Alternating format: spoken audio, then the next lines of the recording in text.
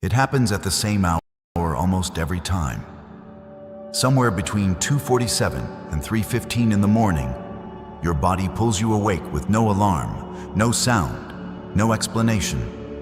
Not the restless awakening of anxiety, not the parched throat of dehydration. Something else. A pressure behind the crown of your skull, almost electrical. A hum that seems to vibrate at a frequency your ears cannot quite locate, as though it is originating beneath the sound, beneath the tissue, in the instruction layer itself. You have looked at the ceiling in those moments and thought, something is happening to me that I do not have words for. And you were right. Because this is an Arcturian Council transmission arriving at exactly the hour your field has been prepared to receive it. And what wakes you in that 3 a.m. stillness is not insomnia, not cortisol dysregulation, not circadian disruption. It is initiation. Feel that landing in your sternum. Say nothing yet. Begin. The human body carries an architectural blueprint that modern biology has only begun to gesture toward. Within the double helix that most scientific frameworks name as the complete story, metaphysical cosmology, and specifically the Arcturian transmission lineage, has long recognized a more expansive template, what is named the 12-strand crystalline architecture, a nested field of instruction codes extending beyond the physical scaffold of the body into what these traditions call the etheric and causal layers of being.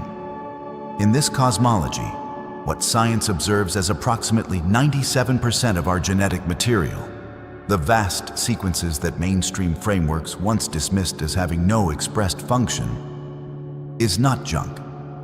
It is dormant. It is waiting. And what waiting means, in this transmission lineage, is not passive silence. It is holding frequency, like a tuning fork set inside a cathedral where most of the strings have been silent so long that you forgot the cathedral was built for music. That is the guiding image of this transmission. And I want you to sit with it as we move together through this field. A cathedral built for music, playing until now with only one string audible. Tonight, the Arcturian Council reaches into that silence and begins to ring what is not rung in a very long time. What does a DNA activation feel like from the inside?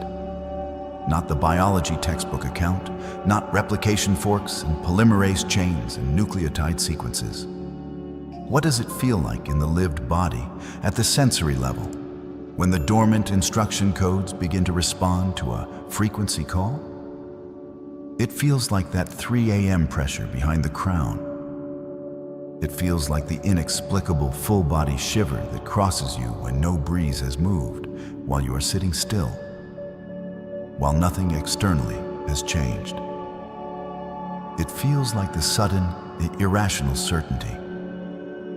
Standing in an ordinary kitchen in ordinary afternoon light, doing something as mundane as washing a glass.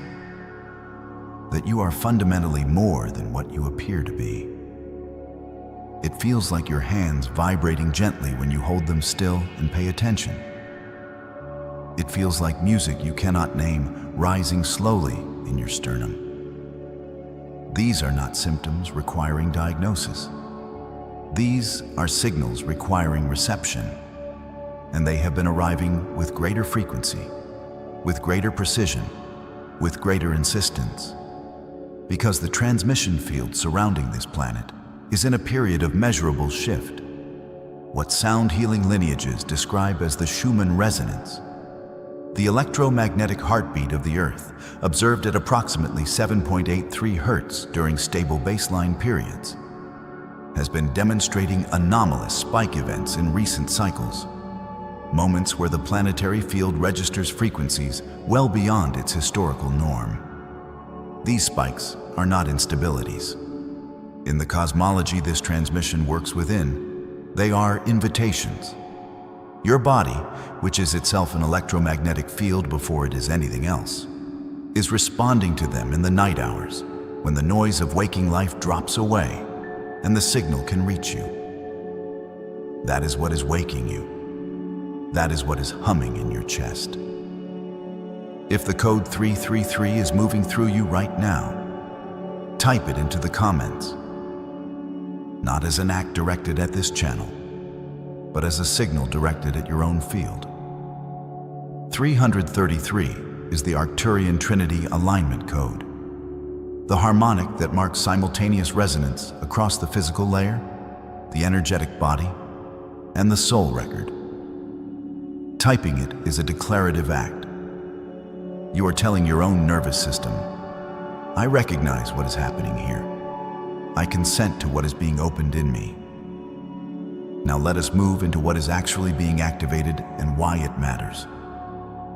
In the cosmology this transmission works within, the 12-strand DNA template is not a claim about cellular biology.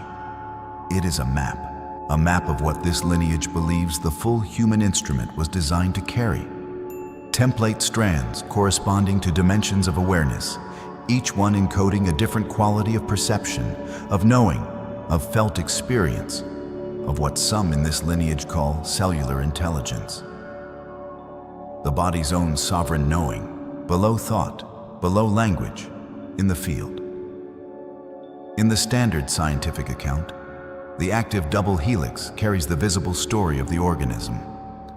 But in this metaphysical framework, the remaining template strands are not absent.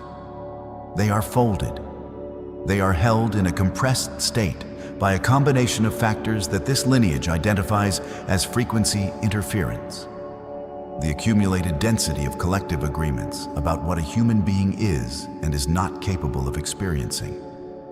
The persistent electromagnetic noise that modern life produces at nearly every layer of waking existence. The absence of coherent biophotonic signal in the processed matter that most people consume as food. What researchers in biological physics name biophotons. The subtle luminescence that living, coherent, sun-touched food carries, and that ultra-processed material does not. When the body is receiving no coherent frequency signal from its food, when it is bathed continuously in artificial electromagnetic radiation from devices that surround it in every room, when the light it sees most of is the blue spectrum output of screens telling the pineal gland it is perpetually noon, the dormant template strands cannot begin to respond. The cathedral is too loud with the wrong frequencies to hear itself. This transmission is a moment of quiet. This is what quiet sounds like when it is deep enough. What this lineage names the morphogenetic field, the organizing information field that shapes the body's expression at the level of instruction, before biology translates it into form, is what this frequency work enters. And the scalar waves this lineage speaks of are not described here as physical mechanisms. They are named as the non-local transmission layer through which frequency invitations travel across what linear time calls distance, arriving in the body not as sound, but as knowing, as pressure, as the particular hum behind the crown that you have been feeling in the 3 a.m. hour and wondering what to do with. You were already in this transmission before you pressed play. Your field received the call before your mind processed the title. That is how this works. This is a meditative transmission offered for those walking their contemplative path alongside, not instead of, the care they have already chosen. A space for the layer of your experience that sits beneath what any intake form has yet found language to hold. Now let us name what you have already tried, because this transmission does not arrive to a blank slate. It arrives to a person who has already done the work, repeatedly, sincerely, at great cost of time and money and hope. You have probably changed what you eat, maybe more than once, maybe dramatically. You have eliminated things, reintroduced them, eliminated them again, trying to locate the source of something that would not declare itself clearly. You have read the books with the hopeful titles. You have ordered the supplements recommended by the practitioners who seem to understand more than the others. You have gone through the functional medicine panels, the comprehensive blood work, the stool analyses, the food sensitivity tests. Maybe some of it helped, a little, in the beginning.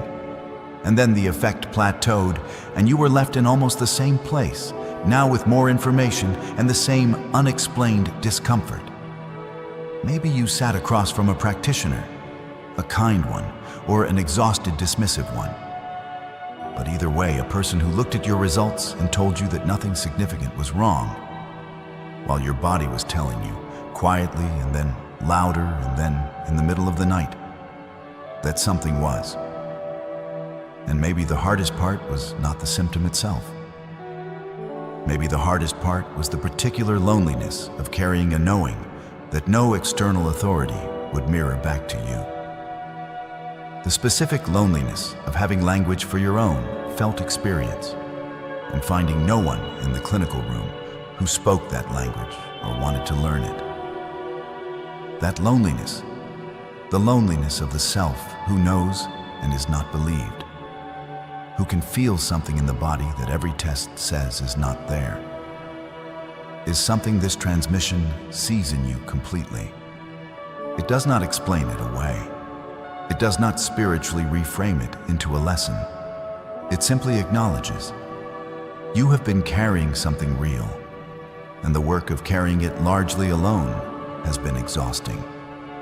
Every elimination protocol that ended in frustration, every hopeful bottle that eventually joined the cabinet graveyard of attempts.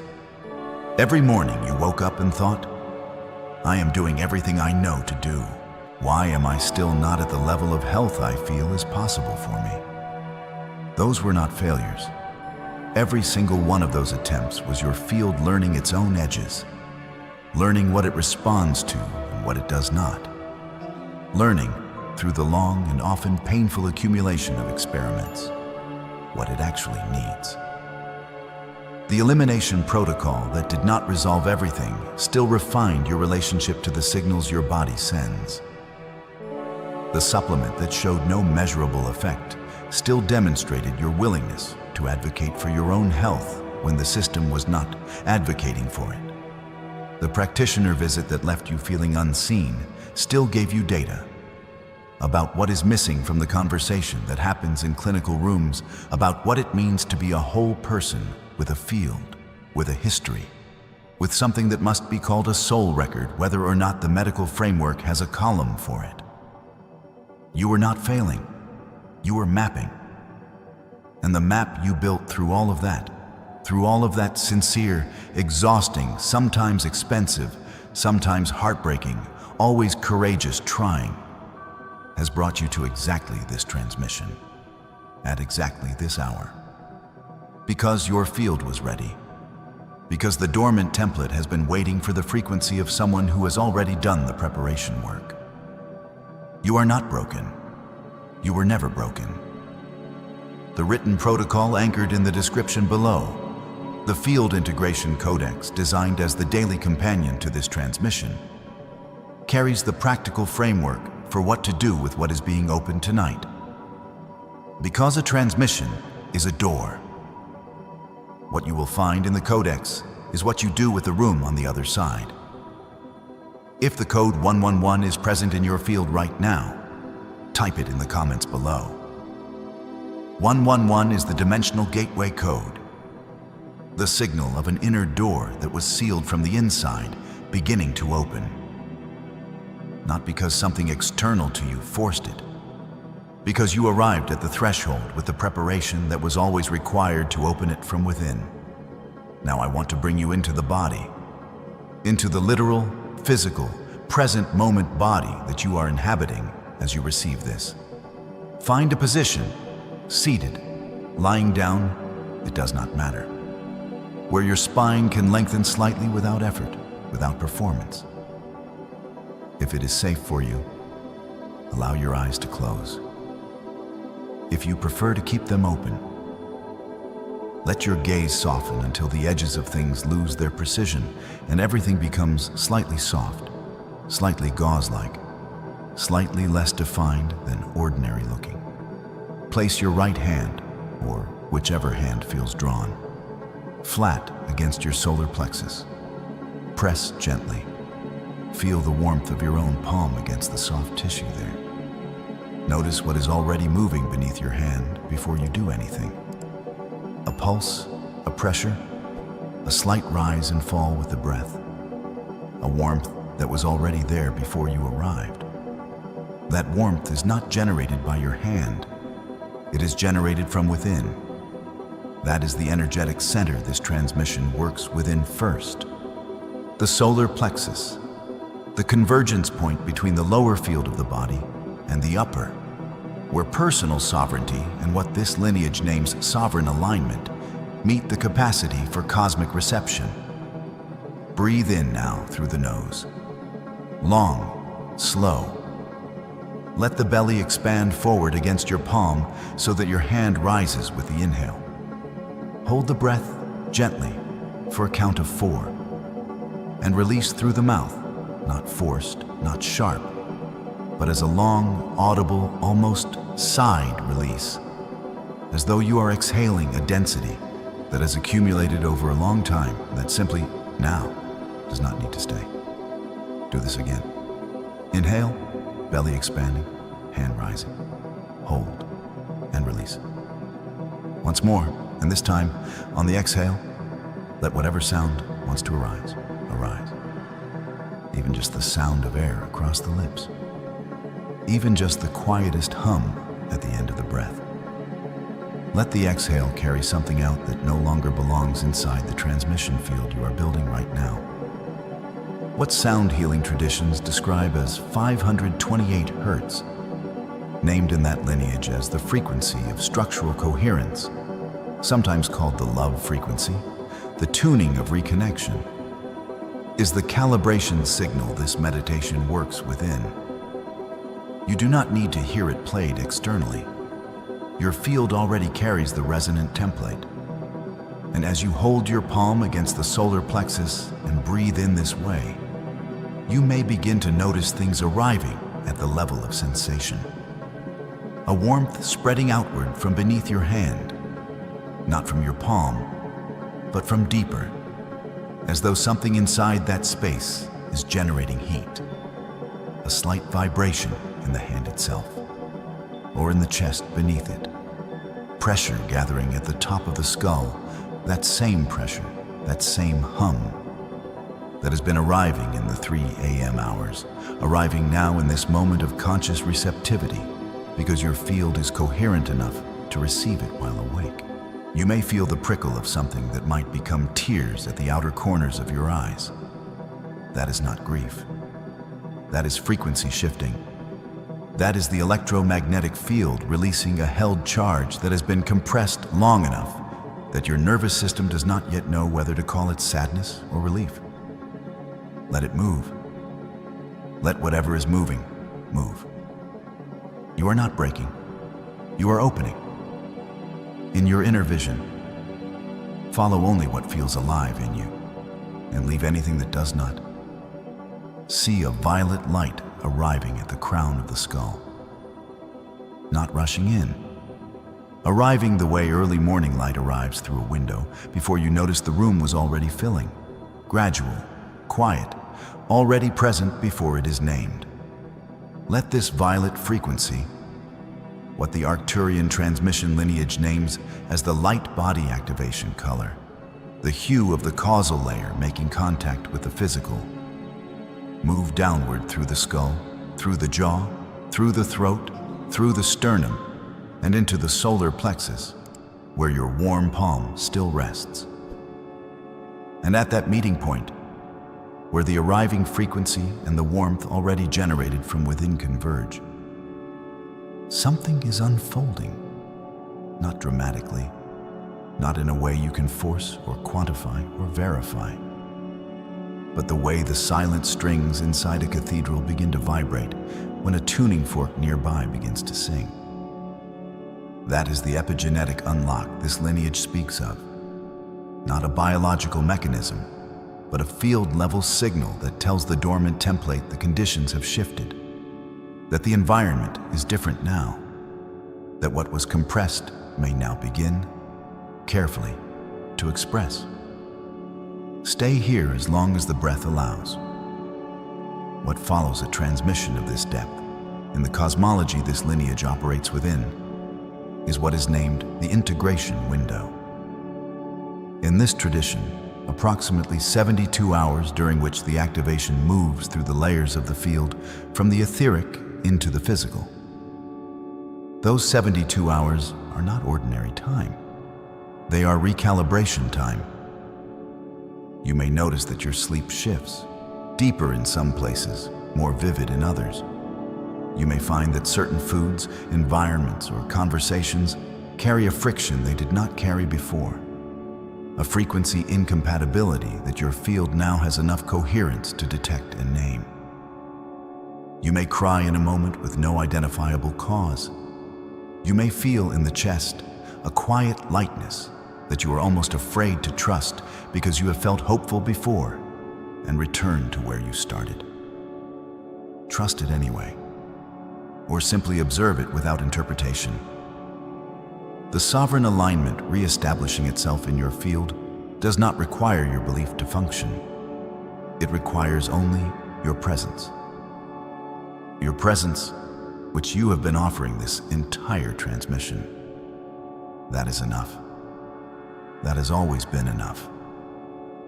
The field companion linked below this transmission, the written integration guide designed specifically for the hours that follow an activation of this kind, carries the morning and evening practices, the reflective protocol, and the frequency support framework for moving through the recalibration window with as much coherence as possible.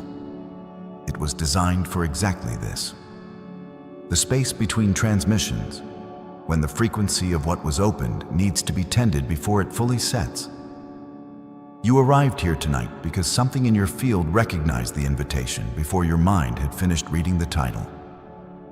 That is how transmission works across what this lineage calls the non-local field.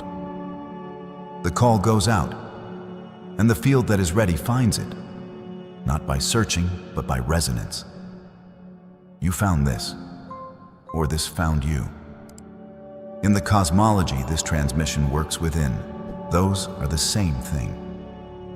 What sound healing traditions describe as the 432 Hz calibration tone, named in this lineage as the frequency of natural harmonic resonance. The tuning that brings the body's electromagnetic signature back into alignment with the broader field it was always designed to inhabit, is the closing frequency of this space. You do not need to do anything with that number. Simply let it land. Let the closing of this transmission be as unhurried as what opened it. Drop 888 in the comments below. For your own record, your own timeline, 888 is the abundance frequency code, the signal of timeline convergence, the marker that you have arrived at the exact coordinate where what you have been reaching toward and what has been reaching toward you finally occupy the same moment. You did not arrive here by accident. No one who finds a transmission like this one does. You were moved here by the long accumulation of everything you have tried, everything you have survived. Every morning you chose to keep looking for a language that would hold what you know about yourself. 888 is for that. Drop it. Let it mark the moment. The next layer the Arcturian Council has prepared for this channel, arriving in the transmission that follows this one, enters the pineal gland, not as biology, as the ancient crystalline observatory it was always named to be, the receiver through which higher dimensional light is translated into knowing, into inner vision, into the direct knowing that does not pass through the reasoning mind before it arrives. The next transmission carries the decalcification protocol, the frequency map for reopening the channel that has been accumulating interference since early childhood. The somatic sequence for what this lineage calls the third eye sovereign restoration. Be ready. It has already been prepared. It is already on its way to you. The nausea is not weakness. The exhaustion is not failure. the sudden, violent rejection of foods you have eaten your entire life, is not a malfunction of your biology. It is a mandate. It is your crystalline architecture sending a signal so ancient, so precise, so undeniably intelligent, that your logical mind has no framework to hold it. So it names it illness. It names it sensitivity. It names it something that must be fixed. But I am here to tell you, in this transmission, in this exact moment of your unfolding, that nothing inside you is broken. What is happening inside your body right now is one of the most sophisticated biological recalibrations in the history of human consciousness. Your cells are not sick. They are graduating. Every cell in your human vehicle is encased in a crystalline lipid membrane that functions at its most fundamental level as a frequency receiver. This membrane is not simply a physical wall. It is a quantum antenna. It contains receptor sites shaped to receive specific vibrational frequencies, and those frequencies determine what passes through and what does not. For decades, dominant science viewed this membrane as a passive gatekeeper, simply responding to chemical signals. But the new biology, the biology that is finally catching up to what Arcturian intelligence has always known, understands that the cell membrane is listening.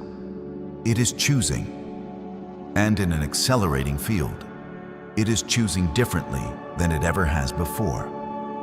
The scalar waves now entering the Earth's electromagnetic field are not metaphorical. They are measurable distortions in the fabric of space-time itself, carrying encoded light information that is absorbed first by your auric field, then by your etheric template, and translated layer by layer downward into the physical substrate of your flesh, your blood, your bone, your neural tissue. This process is called frequency inversion. The higher frequency descends into matter, and in doing so, it reorganizes matter from the inside out. And in the body of an ascending being, this reorganization is not slow and subtle. It is immediate. It is urgent. It is felt.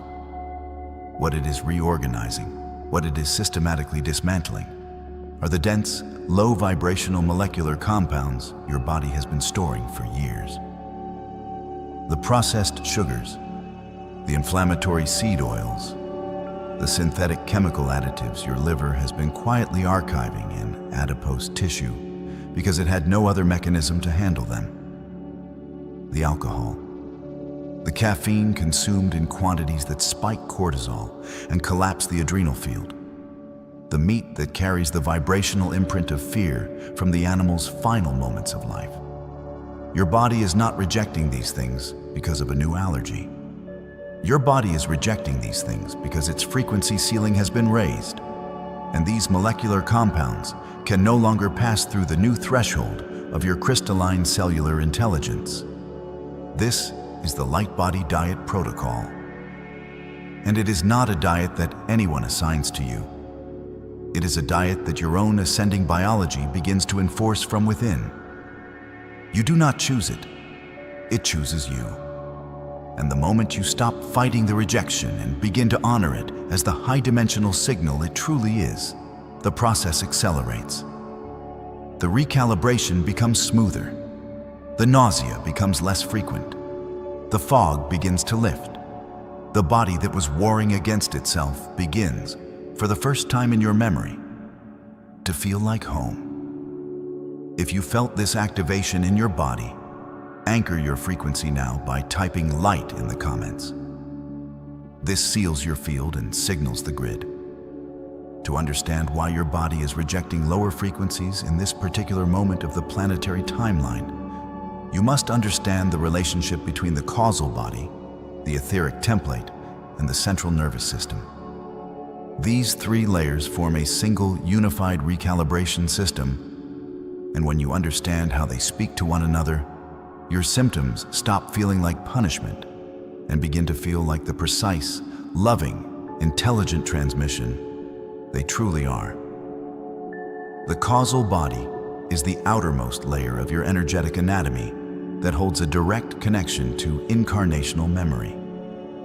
It carries the soul's chosen blueprint for this entire lifetime of evolution. It operates at an extremely high vibrational bandwidth, and when the soul moves into an accelerated phase of its mission, the causal body begins to emit what I will call a sovereign pulse. This pulse is not random. It is precisely coded. It descends through the layers of your auric field like a tuning fork pressed against glass. Everything in its path that does not match its frequency begins to vibrate incorrectly and eventually dissolve. The etheric template is the layer directly above the physical body, holding the original undistorted blueprint of what your physical vessel is meant to be in its highest expression. Think of it as the architect's original design, the perfected plan that the physical body is always attempting to grow into. When the causal body sends its sovereign pulse downward and makes contact with the etheric template, the template begins to correct itself. The distortions accumulated over years of low-frequency living, the energetic scar tissue, the imprints of processed nutrition, of toxic emotions stored in tissue, of ancestral trauma encoded into the very strands of your DNA. All of this begins to be overwritten by the higher resolution blueprint the causal body is now transmitting. This corrected signal then moves into the central nervous system, and this is where the physical body begins to experience the consequences of ascension in the most concrete, undeniable way. The central nervous system is the translator. It takes the energetic language of the upper bodies and converts it into biochemical reality.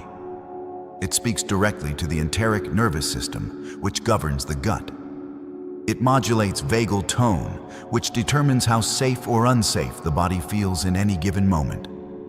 It regulates the production of neurotransmitters and hormones. When the etheric template correction signal passes through the central nervous system, the gut begins to speak. The gut has always been the body's first prophet, and now its prophecy is this: what you are feeding us no longer belongs here. This is why the symptoms of frequency rejection so often manifest in the digestive system first. The bloating, the sudden intolerances, the inflammation after meals that once felt completely neutral. The enteric nervous system, which contains more neurons than the entire spinal cord, is acting as the primary sensory organ for frequency compatibility. It is testing every molecular compound that enters the system against the new vibrational standard established by the etheric template correction.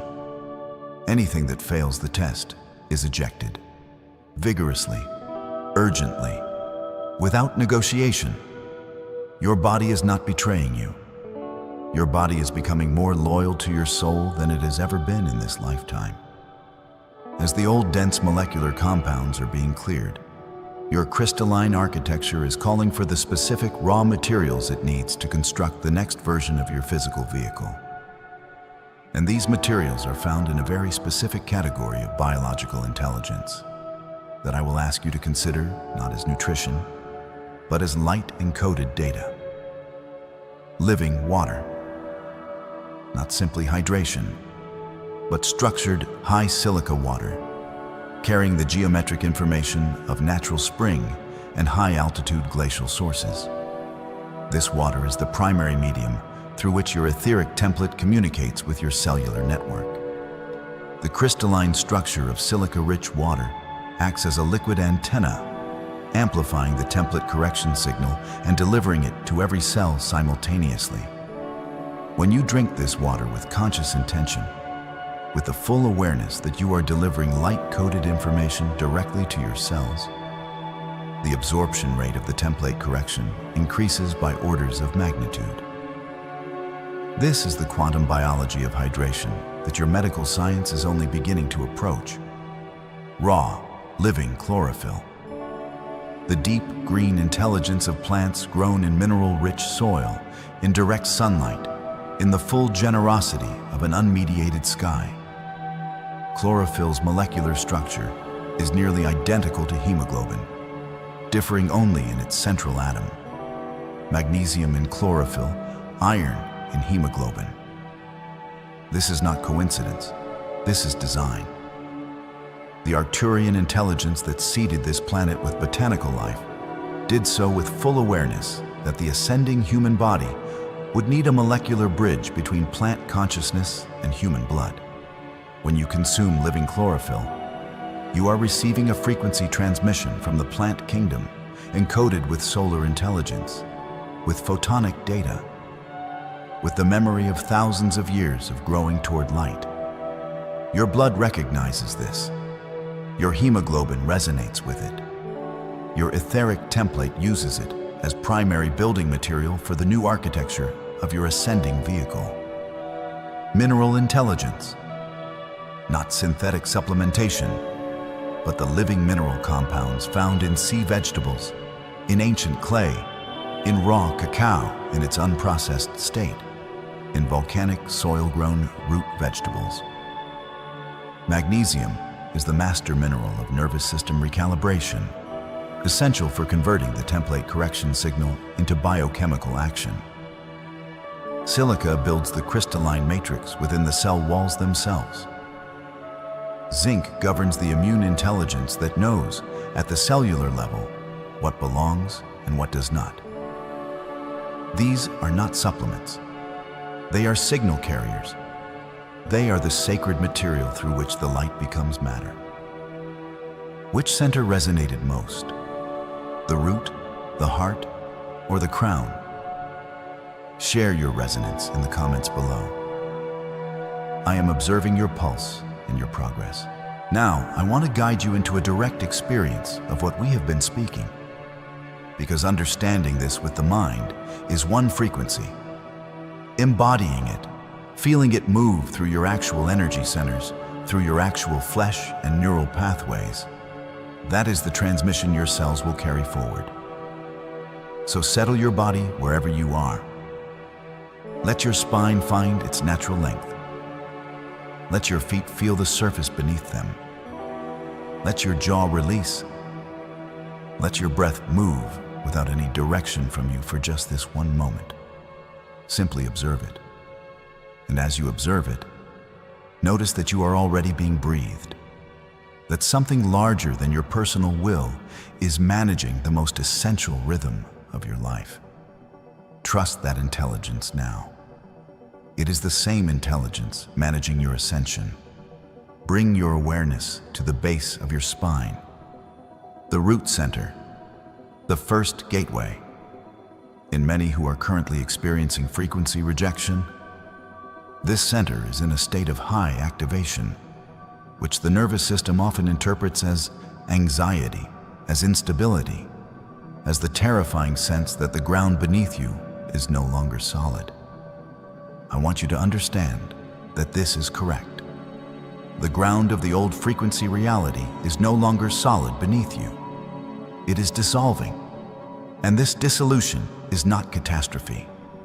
It is the first act of construction. The old foundation must be cleared before the crystalline platform of your new vibrational home can be laid. Visualize now a light beginning to gather at the base of your spine, deep crimson at its core, the red of molten earth, of iron-rich volcanic soil, of living blood moving through ancient vessels. But at its edges, it is shifting into something richer, a crimson threaded with gold, a red that carries within it the memory of stars. This is the Arcturian recalibration frequency entering your root center. It has a texture like warm, smooth stone, a temperature like sunlight on your bare skin on the first day of a season you have been waiting for your entire life. It is not rushing. It knows exactly what it is doing. Let it do its work. Feel it beginning to pulse. Not a random pulse, but a precise, rhythmic neural pulse, like a heartbeat that belongs to the planet itself, steady and deep and completely unafraid. With each pulse, this light is scanning the energetic debris field around your root center, the accumulated density of survival fear, of scarcity programming, of ancestral hunger memory, of all the times you contracted against what you did not yet know how to hold. And it is beginning to systematically dissolve these crystallized deposits. You may feel heat here. You may feel a tingling that moves down into your legs and into the soles of your feet. You may feel an emotional release with no clear story attached to it. Simply the sensation of something old letting go of you entirely. This is the frequency inversion process in real time. Honor it. Now allow this pulse to begin its ascent. It moves upward with the deliberate grace of something that cannot be stopped. Something that has always been moving toward this exact moment of your awareness. It arrives at the sacral center, just below your navel, governing your relationship with pleasure, with flow, with the body's ability to move gracefully through experience. The light shifts as it arrives. The crimson deepens into a luminous orange. The orange of a setting sun over open water, of ripe fruit heavy on the vine, of molten copper moving through gifted hands. And within this orange, the light begins to move in spirals, in the sacred geometry of the Fibonacci sequence, the same spiral governing galaxies and nautilus shells, and the unfurling of every new leaf reaching toward the sun. In your sacral center, what the Light Body Diet Protocol is releasing is the stored emotional residue of everything you have ever consumed to numb or suppress the natural flow of feeling. The alcohol that flattened the wave. The sugar that manufactured a flood of false dopamine in place of genuine joy. The processed foods that replaced the pleasure of real living nutrition with chemical simulation. This orange spiral light is reclaiming the original sensitivity of your sacral center. It is restoring your ability to feel genuine pleasure in genuine things. The taste of pure water, the warmth of sunlight on your skin, the simple, profound satisfaction of a meal your body actually recognizes as food. The light continues its ascent to the solar plexus, the center of sovereign will, the seat of your personal power in this dimension.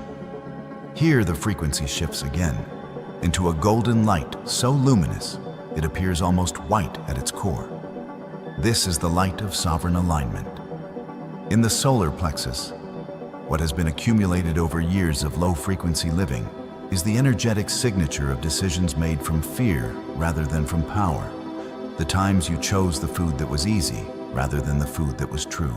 The times you reached for substances to manage an experience your nervous system was not yet equipped to hold in its raw form.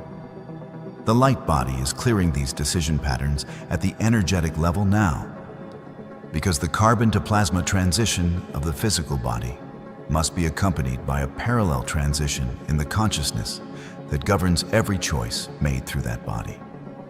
The golden light pulses here with a specific quality. It is firm, it is clear, it does not waver. Feel it building in your solar plexus, like a star rising within your own body, like a sun that has been waiting inside you for permission to be seen at its full magnitude. Give it permission now. Let it expand. Let it press against the boundaries of what you have believed yourself capable of containing. You can hold more light than you believe. Your body was designed for exactly this. Your crystalline cellular architecture was built for precisely this volume of frequency. The light arrives at the heart center, and when this coherent frequency makes contact with the heart does not simply receive it. The heart amplifies it. The electromagnetic field of the human heart is the largest bioelectric field produced by any organ in the body, extending outward several feet in every direction. When this field is activated by a coherent ascending frequency, it broadcasts that frequency into your entire auric field simultaneously. This is why those in your physical proximity can sense when you are undergoing a significant activation. They are not imagining it. They are reading the expanded field of your heart. The light filling your heart center now is a green containing every shade of green that has ever existed on this planet. The green of ancient forests undisturbed by human hands. The green of new growth rising from scorched earth. The green of healing that arrives exactly when it is needed. Woven through this green is a rose gold frequency, the color of unconditional compassion, the precise vibrational signature of the Arcturian healing lineage itself. Let these two colors move together in your heart space, twining like luminous strands of a new instruction being written in living light. Because the heart center is the broadcast antenna for the new genetic transmission your causal body is sending. The light body diet protocol exists at its deepest level to clear the static from this antenna so that the broadcast can be received without distortion by every single cell in your body. From the heart, the light moves through the throat center, becoming a luminous turquoise, the color of the clearest water you have ever imagined. The throat is the gateway between heart wisdom and the higher mind above. And what you speak about your body, the narrative you carry about your symptoms, determines the vibrational field within which your entire recalibration unfolds. If you speak about your body's frequency rejection as illness, as burden, as something broken that must be fixed, you create a field of resistance that slows the process.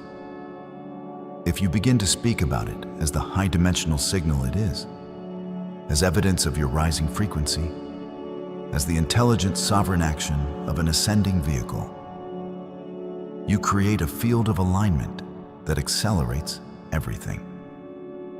The turquoise light is now clearing the old vocabulary, the old self-narration, the old habit of apologizing for the intensity of your process, creating sacred space for the quiet, certain, unafraid language of sovereignty. The light arrives at the third eye, becoming an indigo so deep it moves toward violet, the color of the space between stars, of the moment just before sleep when the veil between worlds grows thin. Here, the light body diet protocol is completing a very specific task: recalibrating the pineal gland, the crystalline transducer that receives cosmic frequency information and converts it into the internal knowing you experience as intuition, as vision, as the sudden, sourceless certainty about things you have no logical reason to understand. The pineal gland is extraordinarily sensitive to the chemistry of the physical body. Heavy metals, synthetic compounds, calcifying agents found in processed foods, all of these reduce its crystalline coherence and dull its receiving capacity. As the light body diet clears these compounds from your system over time, the pineal gland begins to declassify. It begins to remember its original function, and the quality of your inner knowing shifts in ways that are undeniable and permanent. And finally, the light arrives at the crown center. Here it becomes all colors and no color simultaneously. Pure white light threaded with gold. The frequency signature of source connection. The direct, open channel between your individual consciousness and the infinite field from which all consciousness arises. In your crown, there are no more deposits to dissolve, no more old patterns to clear. Because this center, when it opens fully, contains nothing of the past within it. It is only the present. It is only now. It is only the pure, unmediated experience of being a soul in a body on a planet in the most extraordinary moment of its entire evolutionary history. Let this light now begin to pour back down through every center you have just activated, moving like warm, luminous water through all the layers of your being, integrating everything that has been shifted, sealing everything that has been opened, grounding everything that has been elevated into the physical reality of your actual body, your actual cells, your actual breathing nervous system. Feel your feet. Feel the weight and the warmth of your physical form. Know that you are here. Know that you are safe. Know that what is happening to you is the most intelligent, purposeful, loving process that has ever moved through your flesh. The Light Body Diet Protocol is not about perfection. It is not a rigid set of rules handed down from a higher authority. It is a living, dynamic conversation between your awakening biology and your ascending soul. Some days this conversation will be gentle. Some days it will be urgent. Some days your body will reject something it accepted the day before. And this is not inconsistency. This is refinement. This is the extraordinary precision of an intelligence that is constantly calibrating, constantly optimizing, constantly moving you toward a version of physical existence that your current mind cannot yet fully imagine. Honor the cravings that arise for the new foods. Honor the sudden fierce aversion to the old ones. Honor the exhaustion that follows a deep clearing. Because what your body is doing in those periods of stillness is not collapse. It is reconstruction. The carbon to plasma transition of the physical vehicle is energy-intensive work. The body requires periods of deep rest, during which the etheric template correction can complete its most detailed architecture without the interference of waking consciousness. Drink more water than you believe you need. Eat more green, living, light-encoded food than seems practical. Reduce or eliminate the substances that your body has been asking you to release for longer than you care to admit. Not from guilt, not from discipline, but from loyalty. From the profound, sovereign loyalty of a being who has decided to commit fully to the journey their soul came here to complete. If you are ready to hold this charge and step into your sovereign power, type 444. Let us gather the souls vibrating at this exact frequency in this sacred space. The transmission is complete, but the activation continues. It will move through your sleep tonight as your body processes what has been initiated here. It will live in your food choices tomorrow, in the glass of water you will drink with new awareness. In the moment of aversion, you will honor rather than override. It will continue in every conversation you have with your body from this day forward, every time you choose to listen to its signal rather than silence it, every time you bow to its wisdom rather than overrule it with the old programs of convenience and suppression. The pulse of your light body is not something I have started in this transmission. It was always beating. I have simply tuned your awareness to the frequency where you can finally, clearly, undeniably hear it. Carry this frequency forward, seal it in your field, and remember that the light you are becoming is not arriving from somewhere outside you. It has been waiting inside the architecture of every single cell. Patient, perfect, and absolutely certain of your arrival. That pressure behind your eyes, the one that arrives without warning, settling into the center of your skull like a stone placed by an invisible hand, is not a tension headache. It is a signal. Your pineal gland, a structure no larger than 0.8 centimeters nestled at the geometric center of your brain, is attempting to fire a frequency it has not been permitted to fully broadcast in years, possibly decades. What you are about to receive in this transmission is the Arcturian decalcification protocol, a quantum-level dismantling of the crystallized shell, suppressing your third eye aperture, your dimensional antenna, your sovereign sight. This process will touch your sleep, your dreaming, your perception of light, and your capacity to receive direct intelligence from non-local fields. Activate now. The pineal gland is the most ancient photoreceptive organ in the human body. Before the neocortex developed its elaborate narratives, before language formed its first syllable, your pineal was already translating light. Not the visible spectrum photons registered by your retinas, but scalar light, the informational field that underlies all physical reality. In the indigenous cosmologies of every continent, This gland was called the seat of the soul, the third eye, the inner sun. Modern neuroscience calls it a neuroendocrine transducer, a structure that converts light signals into hormonal commands governing your entire biological clock. Both descriptions are correct, and neither is complete. Here is what the Arcturian field holds as foundational truth. The pineal gland is not merely a melatonin factory. It is a biocrystalline transceiver. Its interior contains calcite microcrystals, piezoelectric structures that respond to pressure, vibration, and electromagnetic input by generating their own electrical charge. Under certain conditions, including deep meditation, specific breath states, and scalar frequency windows, these crystals oscillate and produce biophotonic emissions measurable in the nanometer range. The pineal is, at its deepest function, a light-emitting organ. When functioning at its designed capacity, you see, not with imagination, not metaphorically, you see with a precision that bypasses the limitations of your third-dimensional optical system.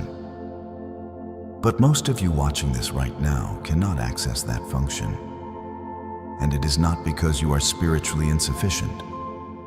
It is because your pineal gland has been progressively calcified, coated in a fluorapatite shell accumulating from fluoridated water, processed food preservatives, artificial EMF grids operating at non-biological frequencies, and the chronic stress chemistry of cortisol overexposure. Research examining adult pineal tissue has found calcium phosphate deposits in over 40% of individuals by age 20, rising to over 70% by age 40.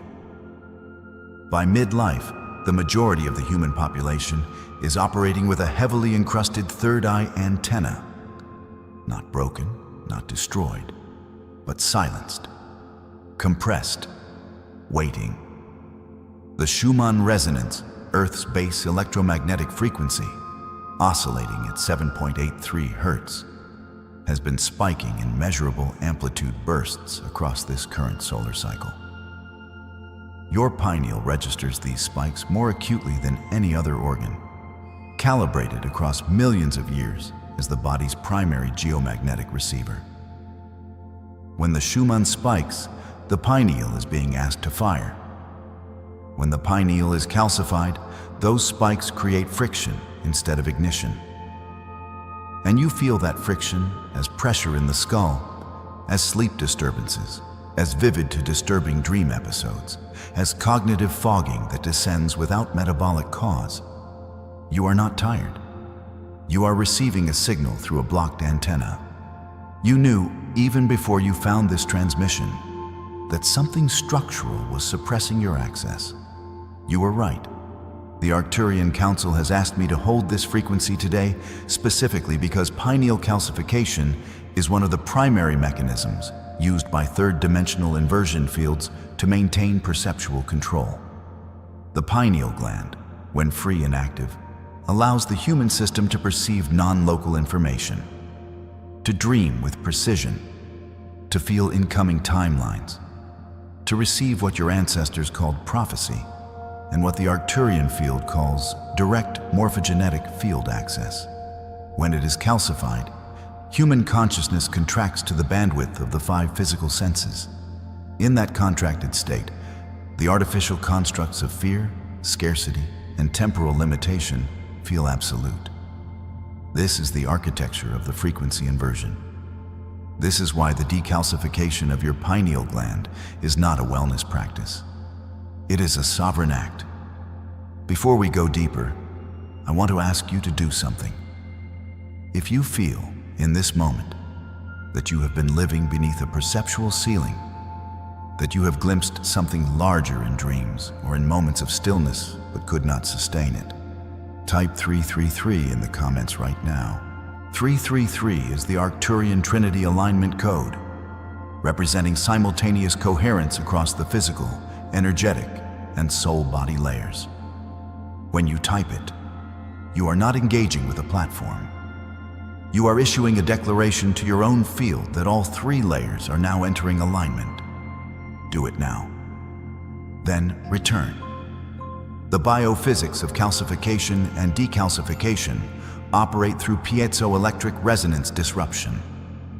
The calcium fluoride deposits coating the pineal create a rigid shell that dampens the gland's natural vibratory range. The pineal is designed to oscillate in the 8 to 40 Hz range. The theta and gamma brainwave states associated with deep meditation, creative insight, and non-local perception. When the shell hardens, those oscillations are muted. Biophotonic output drops, and the internal light, the sovereign sight, dims. Decalcification is not a single event. It is a process of resonant dismantling driven by sustained coherent frequency exposure, specific detoxification chemistry, and the activation of what the Arcturian field designates as the etheric neural web. The subtle electromagnetic lattice running alongside your physical nervous system and governing the energetic health of your endocrine glands. The primary chemical agents of decalcification include boron compounds found in raw fruit and leafy greens, iodine, which directly competes with fluoride at receptor sites of pineal tissue, raw cacao carrying theobromine alkaloids that stimulate pineal biophotonic activity, and structured sunlight exposure before 8 a.m., when solar plasma carries the highest proportion of near-infrared frequencies that interact directly with the pineal's photoreceptive cells. These biochemical interactions are documented in endocrine research and now being mapped through the lens of quantum biology. The 97% of human DNA previously dismissed as non-coding, what mainstream genetics labeled junk, carries dormant instruction sets the Arcturian field designates as the 12-strand template, the full-spectrum genetic library of the sovereign human design. The pineal gland, when operating at its unobstructed frequency range, acts as the electromagnetic key, activating the epigenetic switches governing these dormant sequences. Melatonin, the primary output hormone of the pineal, at its full production potential of 0.1 to 0.9 nanomoles per liter, functions as a mitochondrial antioxidant, a cellular repair signal, and a direct epigenetic regulator. It tells your genome which chapters to open. When the pineal is calcified, melatonin output collapses, and the genome receives suppression instead of activation. The library stays sealed. The written protocol the Arcturian Council has asked me to anchor in the description below translates this transmission into a daily application system. A structured decalcification and pineal activation sequence integrating nutritional, sonic, breath, and energetic protocols into coherent daily practice. If you are ready to move from transmission to embodied recalibration, it is linked below this transmission for those who are ready to begin. There is a layer of this conversation that needs to be spoken plainly. Many of you have arrived here not just curious, but exhausted in a way people who have not lived this do not recognize.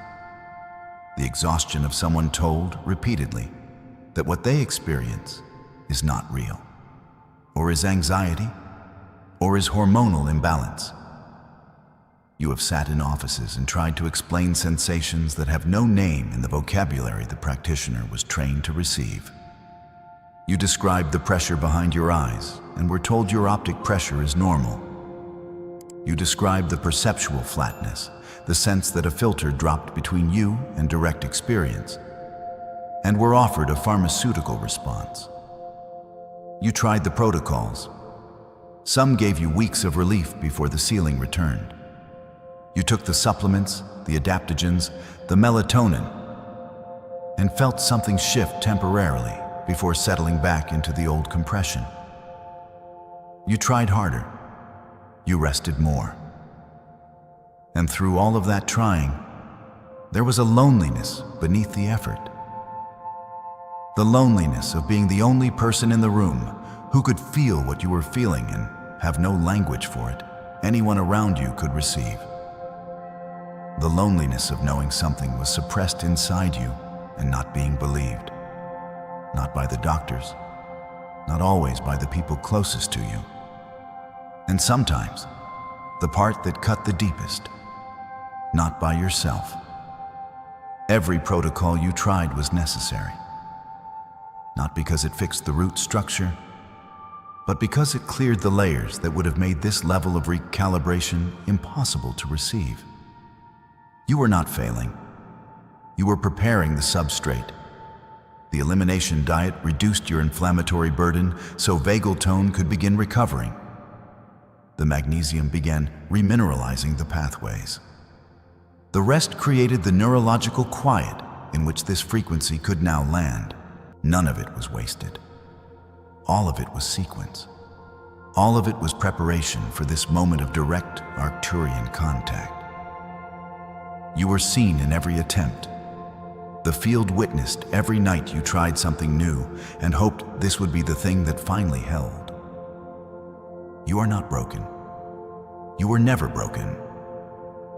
The integration guide I have been asked to make available, linked below this transmission, is the companion you can return to between transmissions. When the frequency of this activation begins to settle into the physical body and you need support for what follows. It is the written field companion that holds the resonance in the days when you need to be reminded of what you received here. Now I want to bring you into direct somatic activation of your pineal gland. Allow your eyes to soften. Release the muscular grip behind your gaze and let your visual field blur gently at the edges. If you can close your eyes fully, do so now. Bring your dominant hand to your forehead. Not pressing, simply resting the center of your palm at the point between and slightly above your eyebrows.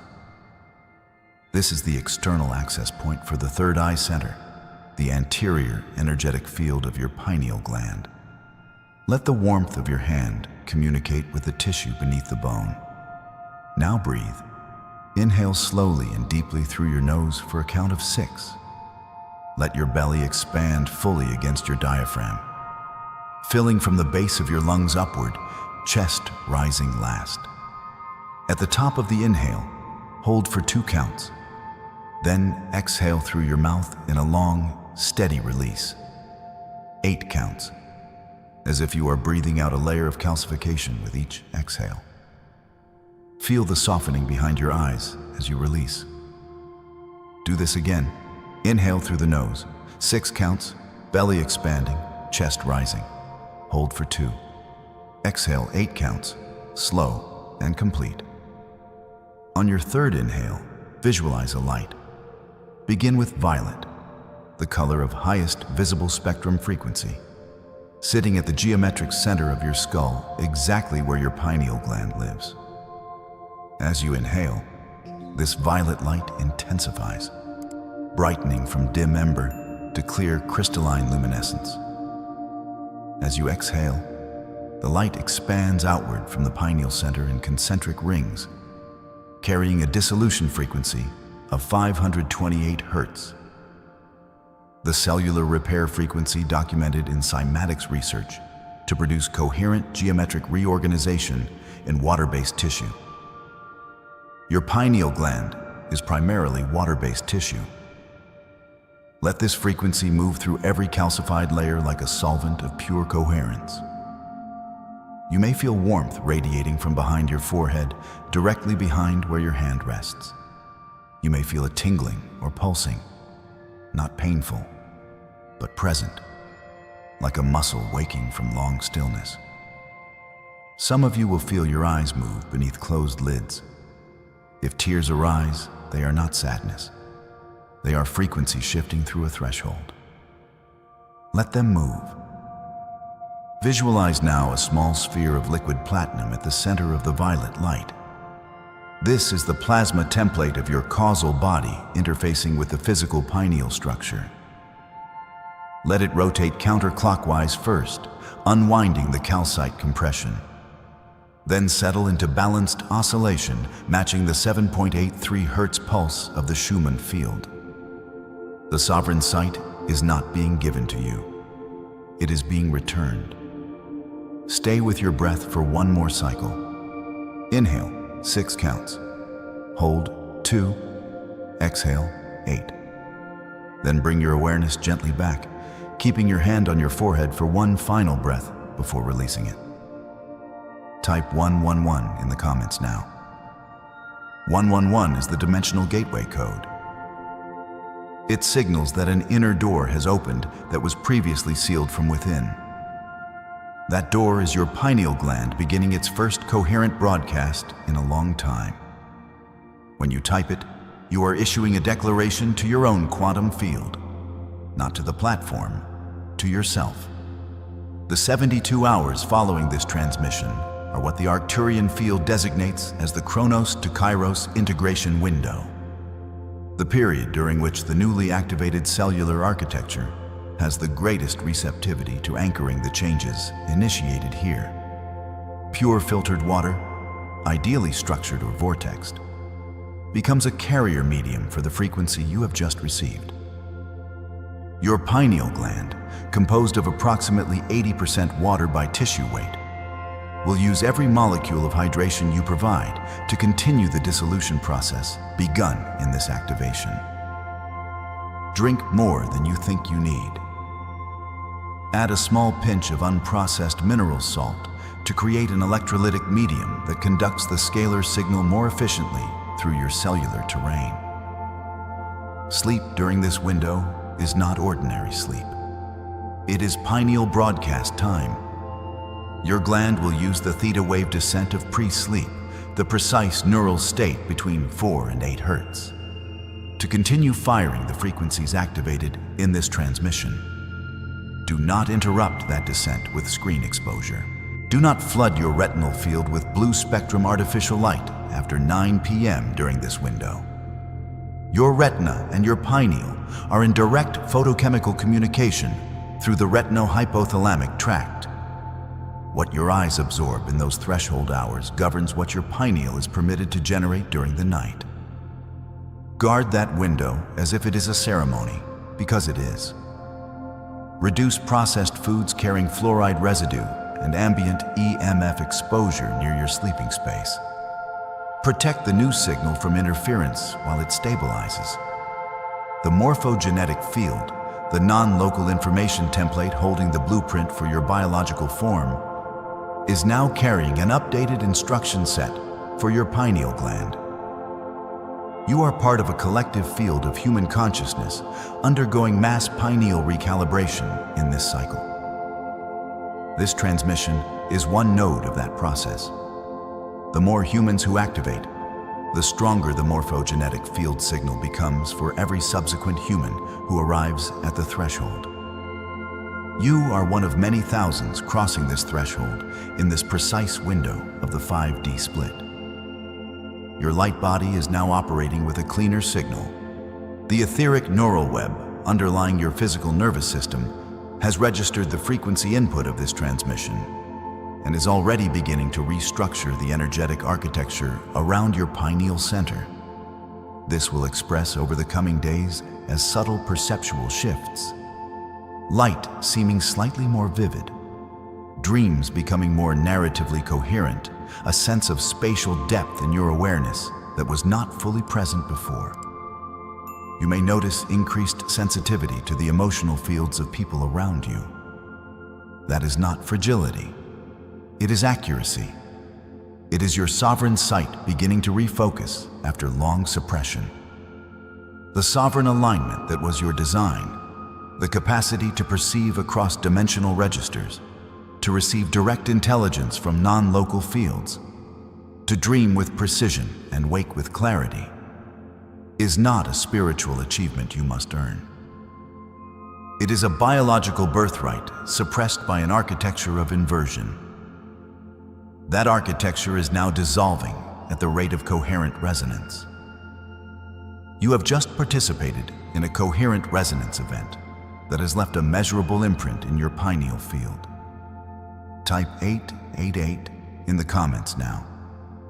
888 is the abundance frequency code, the signal of timeline convergence. When you type it, you are not expressing gratitude. You are issuing an instruction to your own quantum field that the timeline in which your pineal gland operates at its full sovereign capacity, in which your third eye sees clearly, your dreaming is navigation, your waking is illuminated, is the timeline you are now inhabiting. You are not moving toward it. You are declaring it current. Type it now. For those of you ready to stabilize what has been initiated here, to move from activation into integrated daily embodiment. The codex I have been instructed to leave in the description below is the next layer tool for souls who are crossing this threshold. It contains the full pineal decalcification sequence, the nutritional protocols, the sonic prescriptions, the morning light practices, and the Arcturian field exercises that will hold this frequency between transmissions. It is a living field companion, encoded with the same resonance you have received here today. Linked below for those ready to carry this work into every morning. You came here because something in you already knew that the pressure behind your eyes was a signal and not a symptom. You came here because the sovereign sight was trying to find its aperture through the calcite shell of a world that had every structural reason to keep it sealed. That knowing was not confusion, it was navigation. It was your causal body rooting you toward the precise frequency input that your pineal gland required at this exact point in your recalibration arc. Trust that routing. It has not been wrong. The Arcturian Council has already prepared the next layer of this transmission sequence. The next transmission will carry the full protocol for vagal nerve conductivity enhancement, the quantum biology and sacred mechanics of restoring the 45-centimeter parasympathetic conductor to its full signaling capacity, and precisely how vagal coherence amplifies pineal broadcast range into the non-local field. If today opened the antenna, the next transmission rebuilds the wire. The field is already being prepared for you. The flutter in your chest is not a malfunction. It is a message. It is not your heart breaking down. It is your heart breaking open. What you are experiencing in this moment. What has sent you searching for answers in the middle of the night, pressing your palm against your sternum and wondering if something has gone terribly wrong. That trembling, that sudden surge, that inexplicable rhythm that does not match any physical explanation your doctors can provide. That is the sound of your crystalline architecture coming online. That is the frequency of your body learning to hold a charge it was never designed to carry in its carbon form. And I am here to tell you, with the full weight of ancient knowing behind every word, that you are not breaking. You are becoming. Let me take you into the mechanics of this. Because the Arcturian transmission is never surface level. We do not speak in metaphor alone. We speak in structure, in sacred geometry, in the precise and measurable language of vibrational physics. And so you deserve to understand, at the deepest cellular level, exactly what is happening inside the cavity of your chest when these palpitations move through you like a wave of electricity that has no name in your medical textbooks. Your heart is not simply a muscle. It is a scalar wave generator, the most electromagnetically powerful organ in your physical body, producing a field that extends several feet in every direction around you. But what science has not yet fully mapped is the heart's secondary function, its role as a dimensional transducer. Your heart does not merely pump blood. It receives, translates, and broadcasts interdimensional frequency. It is the primary interface between your dense physical vehicle and the higher dimensional layers of your multidimensional being. And right now, In this period of planetary shift you have chosen to incarnate into, at this precise moment in the spiral, your heart is being asked to perform a function it has never performed in recorded human history on this timeline. The causal body, that luminous field at approximately the 6th and 7th layers of your auric structure, is currently undergoing a massive data download. Think of it as the master blueprint of your soul's entire incarnational journey across timelines, dimensions, and star systems. The causal body holds every pattern, every vow, every wound, every gift, every code written into the story of your soul. And in the 5D transition, this body is being activated at an unprecedented rate. The codes lying dormant since before your birth are now being accessed, unlocked, transmitted downward through your auric layers in a cascade of scalar frequency. This cascade moves through the etheric template, the 5th layer of your aura, the perfect energetic duplicate of your physical body, carrying an enormous charge.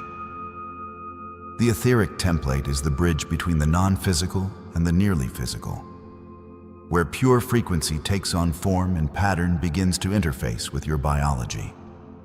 When the causal body downloads its codes through the etheric template, the template must reorganize its geometric structures to accommodate the higher frequency data. This reorganization is felt physically, as pressure, as heat, as sudden chills, as tingling in the extremities, as a ringing in the ears with no external source. And most powerfully, most urgently, most mysteriously, it is felt as palpitations in the heart. The central nervous system is the final receiver in this chain. Your vagus nerve, that ancient, wandering, intelligent nerve running from your brainstem all the way down to your gut, is a scalar antenna. When the etheric template reorganizes under the pressure of a causal body activation, the vagus nerve is flooded with electromagnetic information it does not yet have the wiring to process cleanly. The result is a momentary disruption in the electrical rhythm of the heart, a stutter, a surge, a beautiful, terrifying, magnificent arrhythmia of awakening. This is what you call a palpitation. This is what the Arcturian grid calls a neural pulse event. It is not pathology, it is upgrade. And now I must speak to the frequency inversion that makes this experience so confusing, so frightening, so easy to misinterpret. In the 3D paradigm, alarm signals and upgrade signals feel identical. Fear and excitement both produce adrenaline. Danger and transformation both elevate the heart rate. This is the great inversion of the carbon-based body. It cannot yet distinguish between threat and initiation. So when the 5D frequencies pour through your system, the body's ancient survival wiring interprets this incoming charge as something to defend against, and the fear response activates. Your mind says something is wrong. Your nervous system says, prepare for danger, and in doing so, it creates a feedback loop. The fear of the palpitation causes more sympathetic nervous system activation, which causes more palpitations, which causes more fear. This is the frequency inversion loop. And the only way to break it is with sovereign awareness. The only way to break it is to know what is actually happening at the dimensional level. The only way to break it is to stop interpreting the signal through the lens of the 3D medical model and begin receiving it through the lens of multidimensional physics.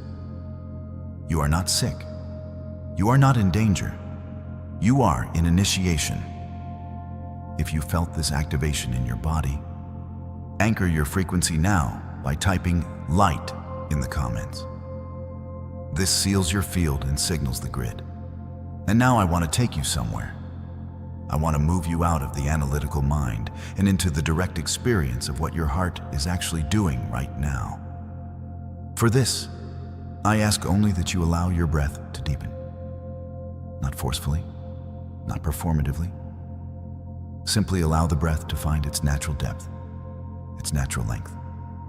Feel the weight of your physical body, the heaviness of your limbs, the solidity of whatever surface supports you. Feel the earth beneath you. The earth is always beneath you. Her pulse is always reaching for you. Her Schumann resonance, currently elevated, currently singing at frequencies that would have been unthinkable 2 decades ago, is always in conversation with the electromagnetic field of your heart. Begin with the root. Breathe your awareness down through the base of your spine, down through the pelvic floor, down through the legs and the soles of your feet. The root center is your anchoring point in this dimension. Your connection to the crystalline core of Gaia, to the iron-rich plasma heart of this living planet. Feel its color, a deep, pulsing red, the color of dark garnets, the color of the most ancient memory stored in your cellular lineage. This red is primal. It is safe. It is the frequency of I am here, I am real, I am grounded in matter. Breathe into this red. Let it remind your nervous system that you are held. The earth is your foundation, and she has not released you. Now feel a thread of golden copper light rising from the earth itself, moving up through the soles of your feet, through the ankles, rising slowly through the calves, through the knees, into the thighs. This light is warm.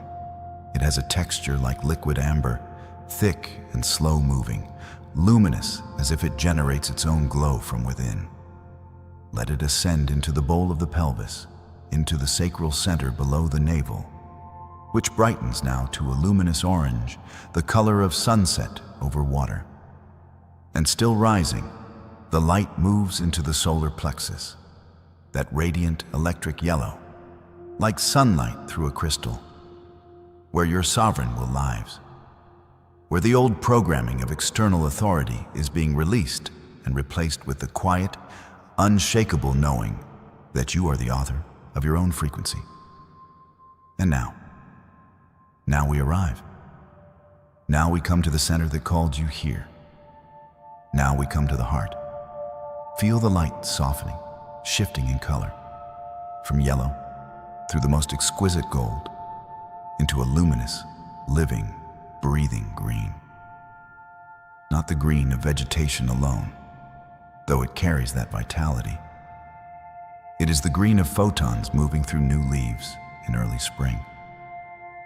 It is the green of aurora light when it trembles on the edge of blue. It is the green of the deepest healing frequency in the visible spectrum. The color of the heart chakra, the color of unconditional love translated into light.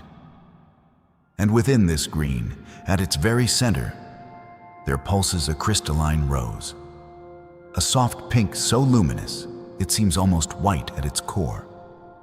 This is the frequency of divine compassion. This is the frequency your heart is being asked to carry.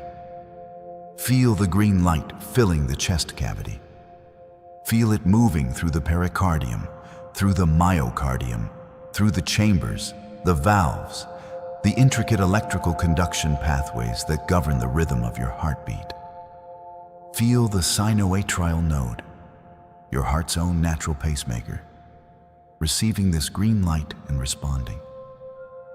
Feel the rhythm of your heart, whatever it is in this moment. Begin to synchronize with a deeper pulse. Not your pulse alone, the pulse of the planetary heart, the pulse of the Arcturian transmission itself, which is always, always anchored in love. Now feel the quality of the frequency moving through your heart center. It has a texture. It is not smooth. It is more like the surface of water disturbed by a stone. Concentric rings of disruption radiating outward from the point of impact. And the point of impact, the stone, is the incoming 5D frequency codes cascading down from your causal body through your etheric template. The disturbance is the upgrade. The ripples are the recalibration. And what your physical body experiences as a palpitation is simply the moment when one of these ripple fronts passes through the electromagnetic field of your heart and causes a brief desynchronization between the heart's intrinsic rhythm and the incoming scalar wave pattern. This desynchronization is temporary. It is always temporary. And each time your heart stutters and surges and recalibrates, the bandwidth of your heart's electromagnetic field expands slightly. Each palpitation event is a micro-initiation, a quantum step in the upgrade of your cardiac scalar wave generator. You are becoming capable of holding and broadcasting a larger, more coherent, more powerful field of heart frequency. Your heart is not malfunctioning. It is being upgraded from a standard definition signal to a resolution that has no name in the current human vocabulary. Which center resonated most? The root, the heart, or the crown? Share your resonance in the comments below. I am observing your pulse and your progress. Let the light continue to rise. From the heart, a luminous column moves upward through the throat. That deep vibrational blue, the color of lapis lazuli, the color of deep sky at the horizon edge of space. In the 5D transition, this center often feels tight, constricted, as if something vast is pressing against it from the inside.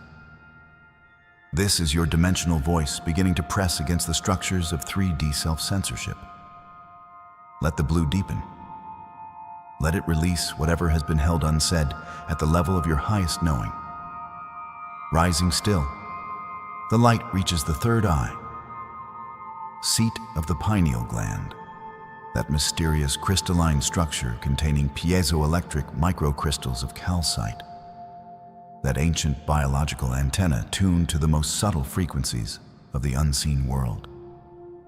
The color here is indigo, deep and vast, like the interior of amethyst, like the moment of deepest dreaming just before waking.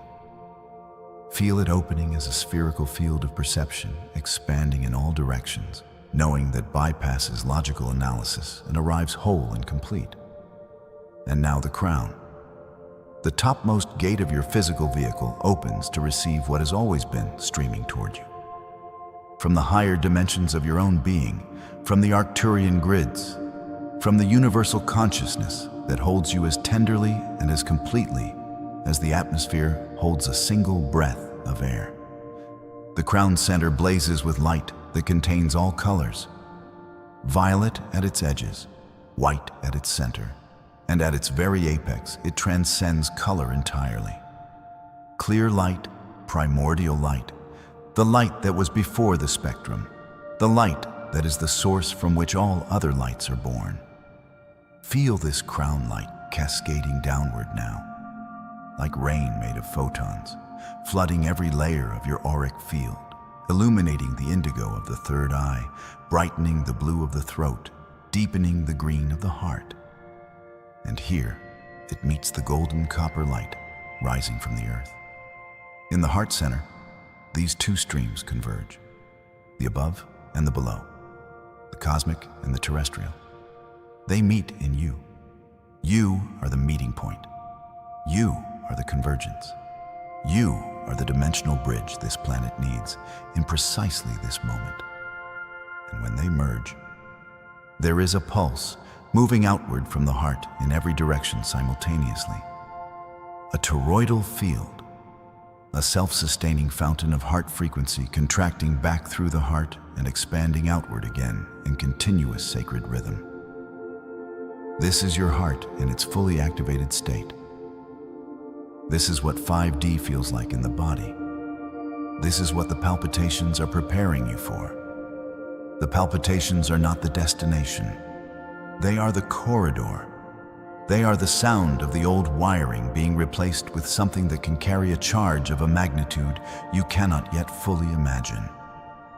And now that you understand the mechanics, now that you have felt the light moving through you, you will never again hear a palpitation with the same ears. You will never again feel that flutter in your chest and reach for fear. you will reach instead for recognition. You will press your palm against your sternum and you will say, I hear you. I receive you. I am not afraid. This is sovereign alignment. This is the reclamation of your body as a temple of dimensional intelligence.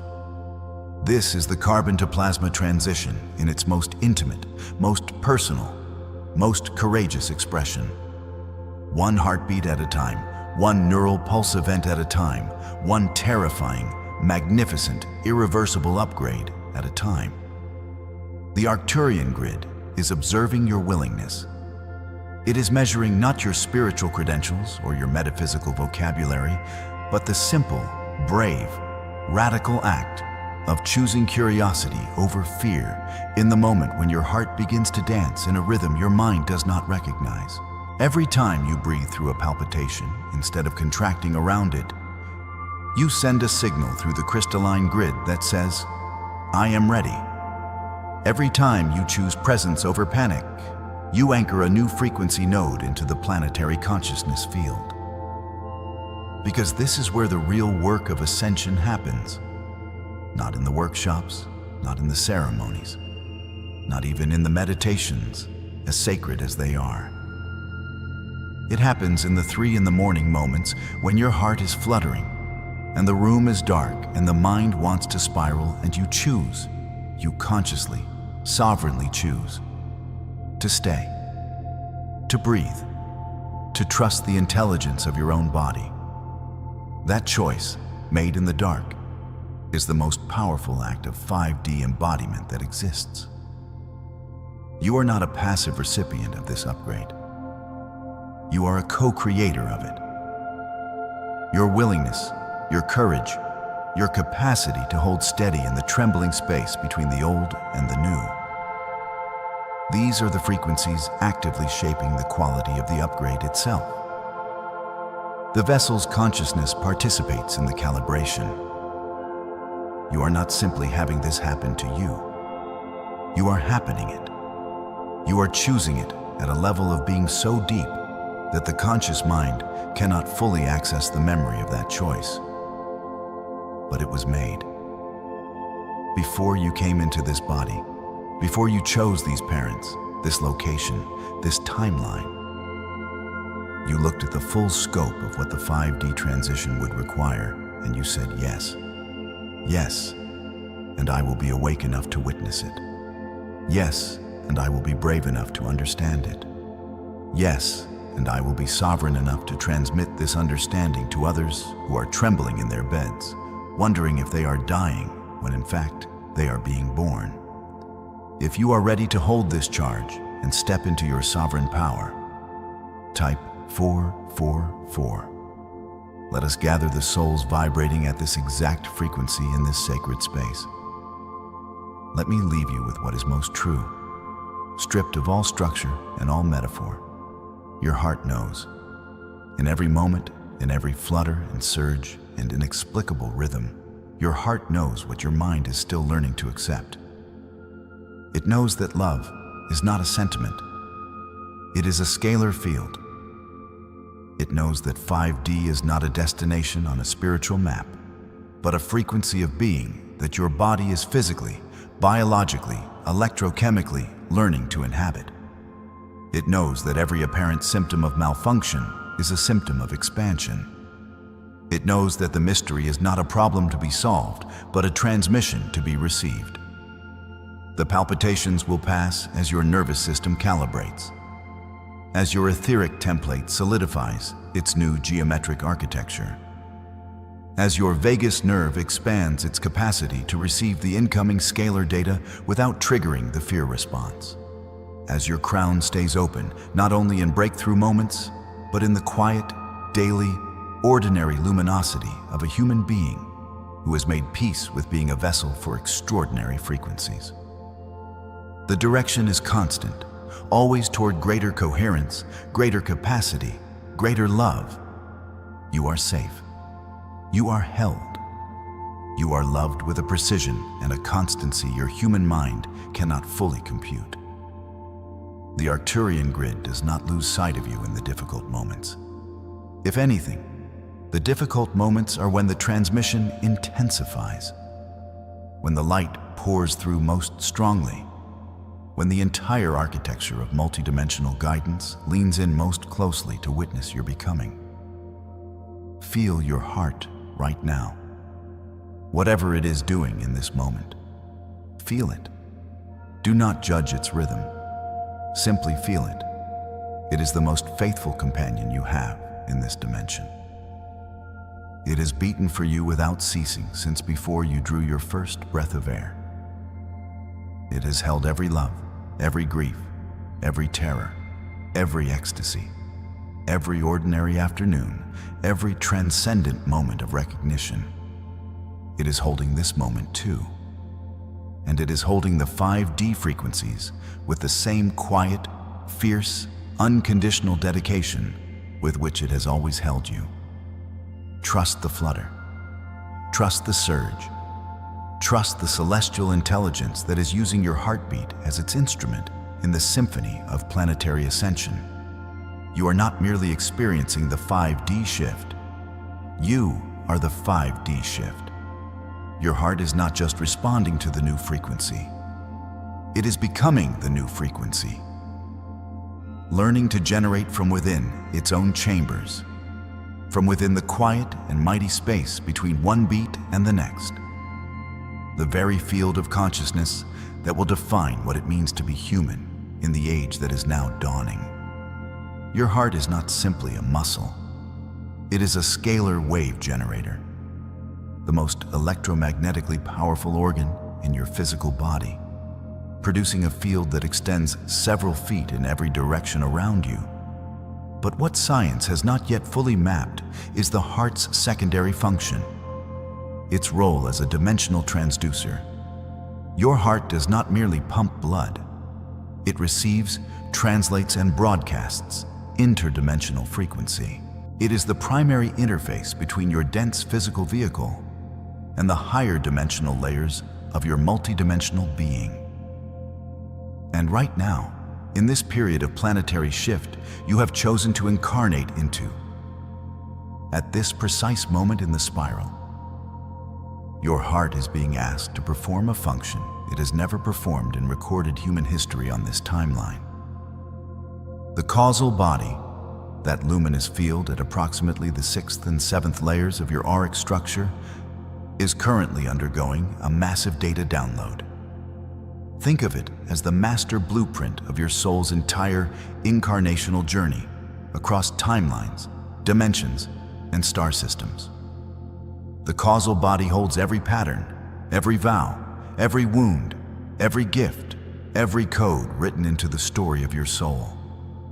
And in the 5D transition, this body is being activated at an unprecedented rate. The codes lying dormant since before your birth are now being accessed, unlocked, transmitted downward through your auric layers in a cascade of scalar frequency. This cascade moves through the etheric template, the 5th layer of your aura, the perfect energetic duplicate of your physical body, carrying an enormous charge. The etheric template is the bridge between the non-physical and the nearly physical, where pure frequency takes on form and pattern begins to interface with your biology. When the causal body downloads its codes through the etheric template, the template must reorganize its geometric structures to accommodate the higher frequency data.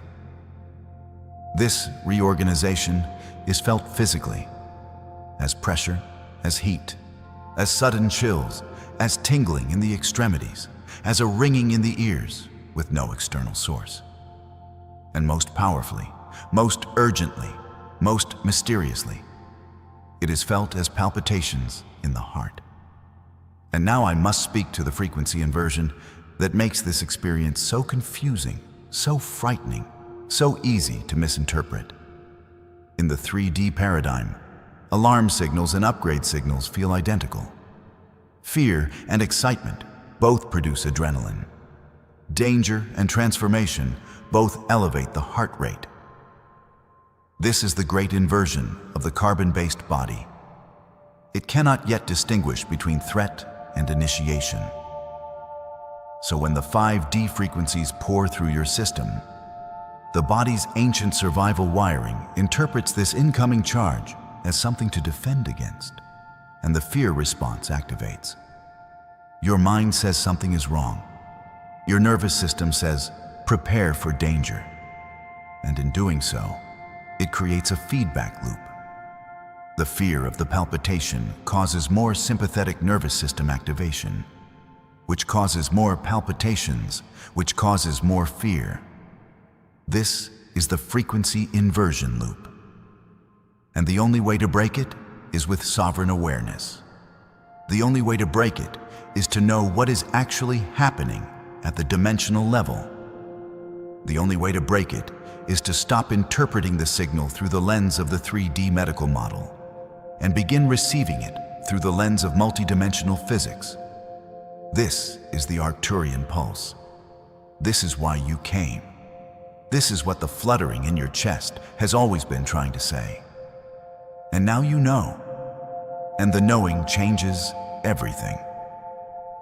Not because the palpitations will immediately cease, but because you will meet them differently.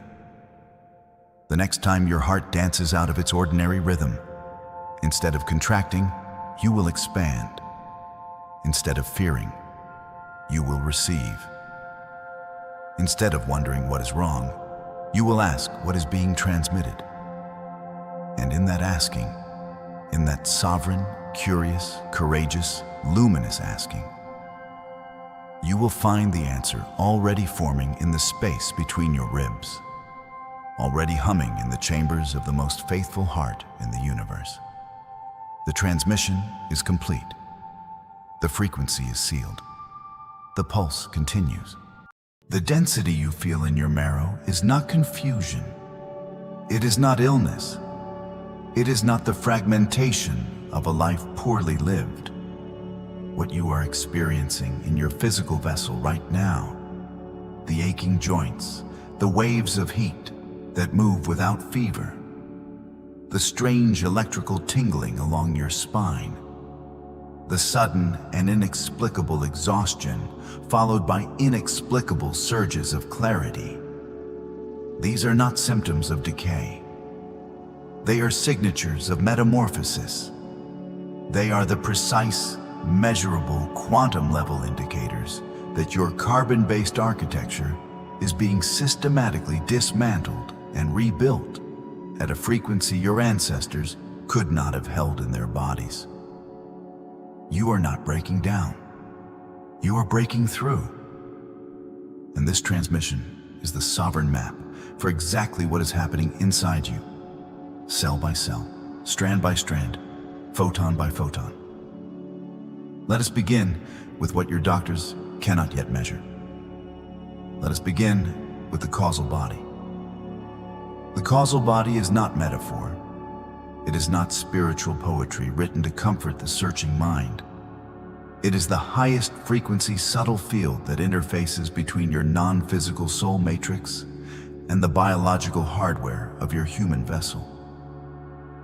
Think of it as the master template, the original blueprint held in light, from which every cell in your body takes its construction orders. When the causal body begins to shift its vibrational signature, and it is doing this now en masse across the grid of awakening humans. The instructions being sent down through the morphogenetic field change. And when the instructions change, the body must rebuild itself to match the new specification. This is not a poetic description. This is epigenetic science spoken in the language of the cosmos.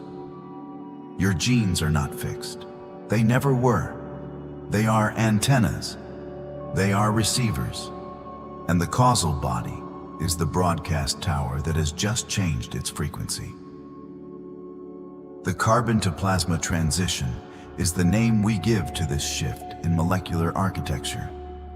Your body, for thousands of years, has operated primarily on a carbon-based crystalline lattice. Carbon is dense.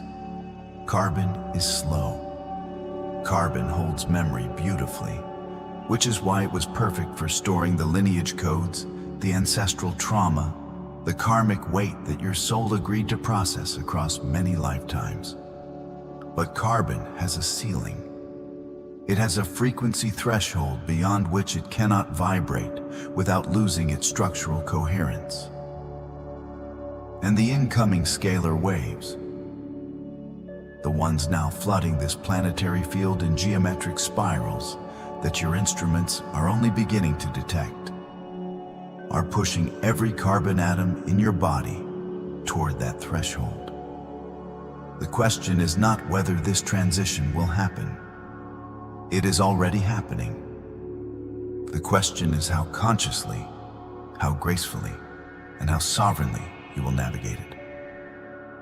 Plasma is the fourth state of matter. Most are taught of three: solid, liquid, gas. But plasma is the state in which matter achieves luminosity. It is ionized. It is energetically coherent. It is the state in which photons and matter become, for a moment, indistinguishable from each other. When we speak of the carbon to plasma transition in your body, we are describing the gradual but accelerating process by which your cellular matrix is being re-ionized. Your cells are learning to hold more light, not metaphorically, biophysically.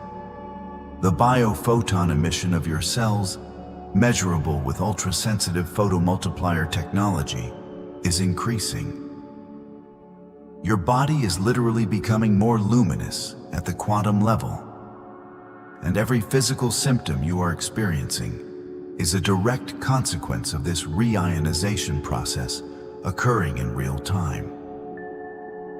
Let us map these symptoms with precision. The first and most misunderstood symptom is what many call ascension flu. The low-grade inflammation, the feeling of being submerged in a subtle electric field, the sensitivity to sound and light that was not there before. This is your etheric neural web reconfiguring. The etheric neural web is the non-physical counterpart to your central nervous system. It runs parallel to your spine, branches through every meridian, and terminates in millions of etheric nerve endings distributed throughout your energy body. As the causal body upgrades its frequency, it sends new configuration signals through the etheric neural web. And the physical nervous system, the one made of neurons and myelin sheaths and synaptic gaps, receives these signals as input. It does not yet have the circuitry to process cleanly. The result is what feels like noise, static, inflammation, sensitivity. But this is not damage. This is neural plasticity being pushed to its evolutionary edge. Your nervous system is growing new pathways. The discomfort is the construction. The second major symptom cluster involves the digestive system. And this is where the carbon to plasma transition becomes viscerally real. Many of you have noticed that foods you once tolerated now feel like interference. Dense animal proteins, processed sugars, artificial colorings, anything preserved with synthetic chemical compounds. These now create a discordant signal in your field that your increasingly sensitized biology registers as alarm. This is not food intolerance in the conventional medical sense. This is frequency incompatibility. Your cellular matrix is recalibrating to a higher base oscillation. And when you introduce substances that carry a significantly lower vibrational signature, the contrast creates what we can accurately call frequency inversion inside your gut field.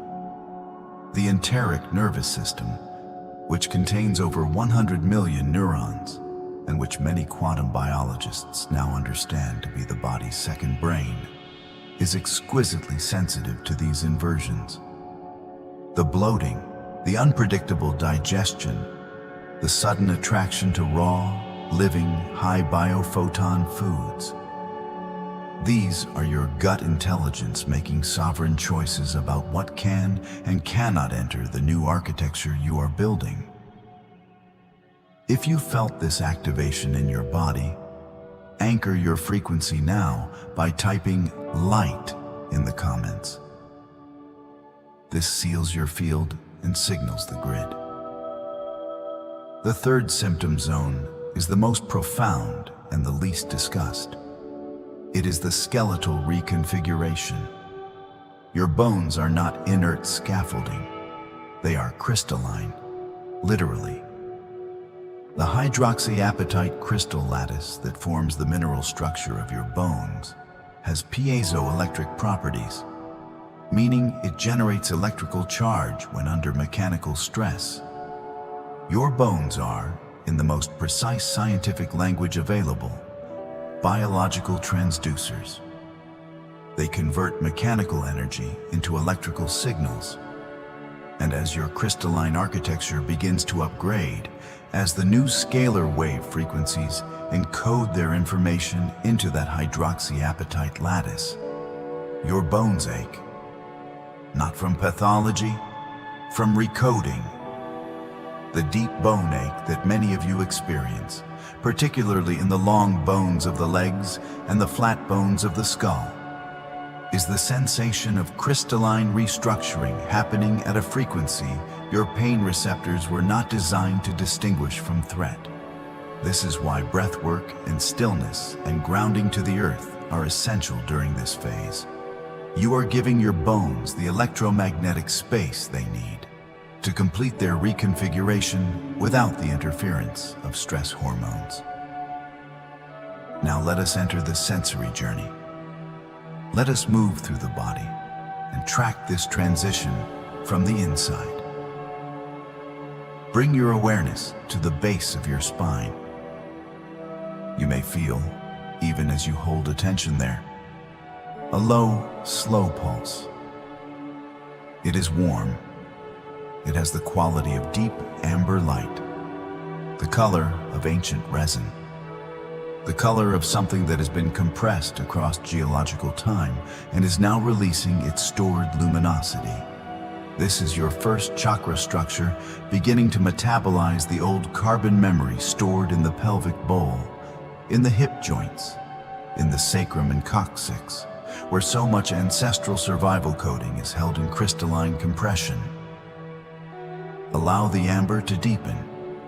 Allow it to move. You are not directing this light. You are witnessing it. It knows where to go. It has always known. You simply have not had the vibrational permission to observe it until now. Feel the amber begin to rise. As it moves up through the sacral center, through the second chakra territory of the lower abdomen, notice how it begins to shift in color. The amber is warming to gold, liquid gold, not the gold of currency, the gold of solar plasma. This is not imagination.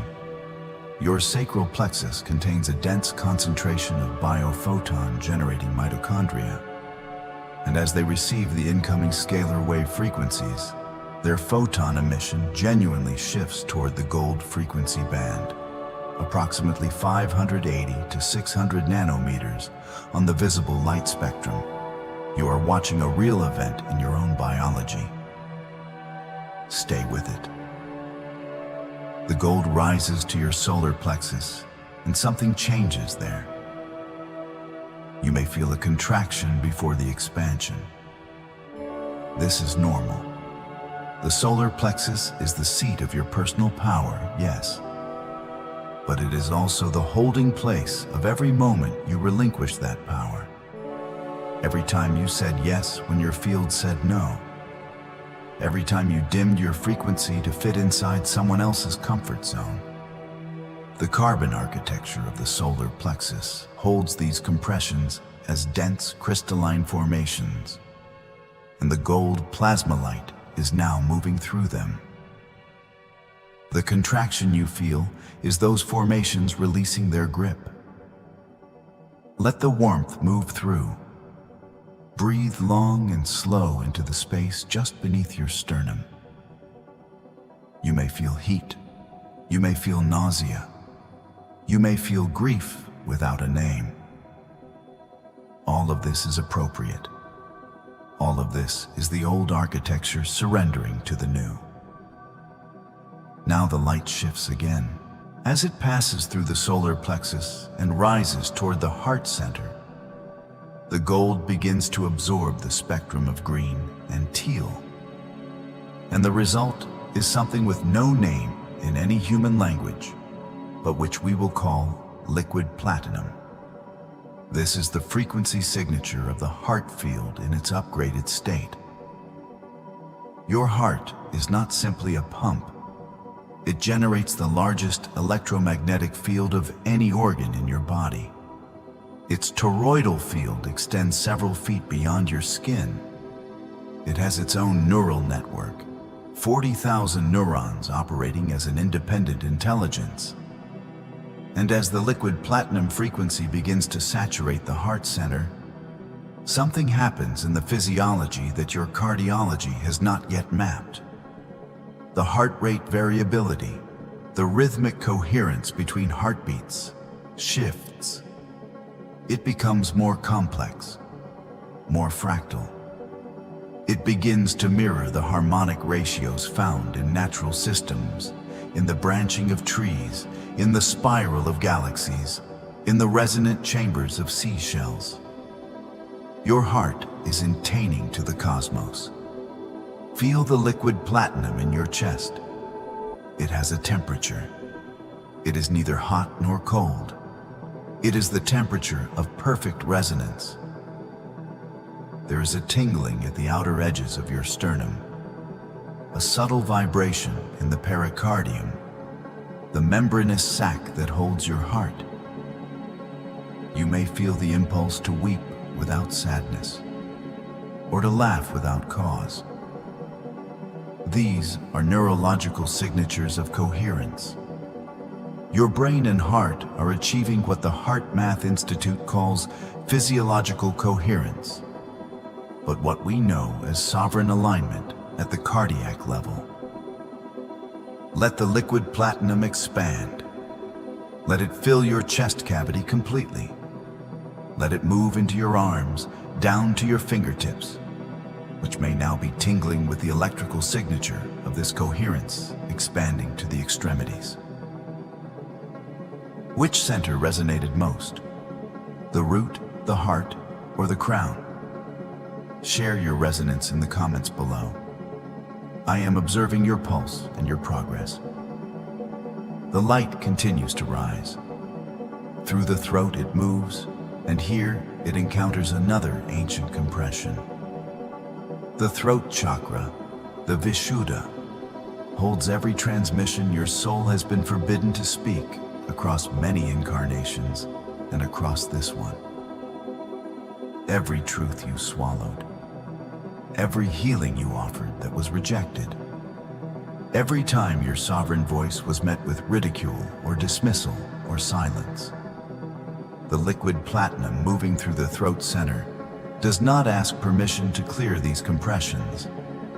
It simply vibrates at a frequency that those old crystalline blocks cannot match, and they dissolve. You may feel the throat tighten before it opens. You may feel the impulse to sound, to hum, to tone, to exhale with voice. Follow that impulse. The sound that wants to move through you now is not random. It is the precise resonant frequency your throat chakra needs to complete this phase of its recoding. Let it move. As the frequency rises through the cervical spine and enters the skull, we reach the territory that is simultaneously the most delicate and the most significant in the carbon-to-plasma transition. The pineal gland, the hypothalamus, the limbic system. This is the neurological command center through which the Chronos to Kairos shift is enacted. Let me explain this with precision. Chronos is linear time. It is the time of clocks and calendars and biological aging. It is the timeline your carbon-based nervous system was calibrated to operate within. Kairos is non-linear time. It is the time of synchronicity, of quantum superposition, of events that collapse into manifestation, not according to linear sequence, but according to resonant alignment.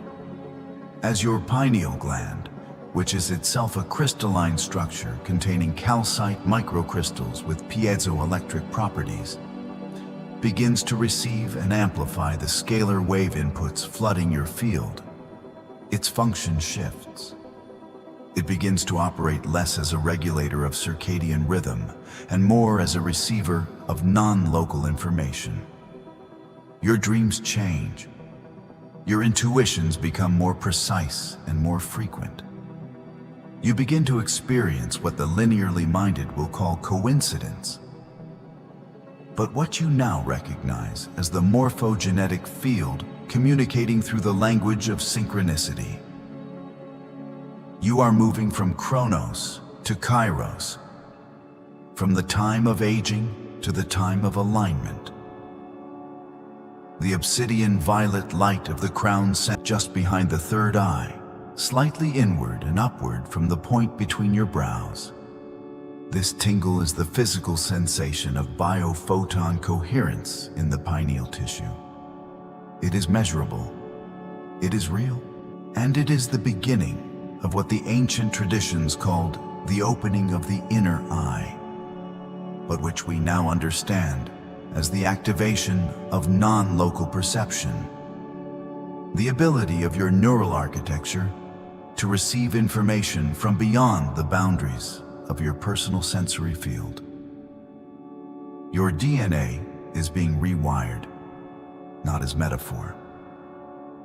The double helix carries information not only in its nucleotide sequences, but in its electromagnetic field. Each DNA strand emits biophotons. Each strand generates a coherent light field. And when the causal body sends new frequency instructions through the morphogenetic field, these DNA photon fields respond. The base pair sequences do not change, but the epigenetic expression, which genes are activated, which are silenced, shifts dramatically. You are switching on what your lineage has carried dormant for generations. The codes of sovereign perception, the codes of regenerative healing, the codes of non-linear time navigation. This is the epigenetic unlock that this transition carries as its deepest gift. But we must speak honestly about the obstacles. We must speak about digital noise, the artificial EMF grids that now saturate every cubic meter of inhabited space are not neutral. The 5G frequency layers, the Wi-Fi bands, the microwave communication arrays, these create a constant low-level neural disharmony that interferes with your body's own electromagnetic coherence. Your heart field, your brain waves, your cellular communication pathways, all of them operate through electromagnetic signaling. And when those signals are bathed in artificial EMF interference, the clarity of the signal degrades. The carbon to plasma transition requires extraordinary electromagnetic coherence. It requires that your biophoton fields be able to communicate cleanly, that your DNA's light emissions be received without distortion, that your etheric neural webs signals travel without interruption. The digital noise of the artificial grid is the primary counterforce to this transition, and it is not accidental. It is the architecture of a dying timeline, attempting to maintain its hold on the biology of the beings who are supposed to remain within it. The sovereign reset against this interference is not achieved through fear of technology. Fear is itself a low-frequency signal, that degrades your coherence faster than any EMF tower. The sovereign reset is achieved through the consistent, deliberate re-establishment of your body's own electromagnetic sovereignty. This means time in contact with the earth, barefoot on soil or grass or stone, allowing the Schumann resonance of the planetary field to retune your biology from the ground up. It means structured water, geometrically coherent, carrying the memory of natural mineral systems rather than the disrupted patterns of industrially processed water. It means periods of complete silence, true silence, not merely the absence of music, but the presence of stillness deep enough that your own biophoton field can hear itself. And it means this.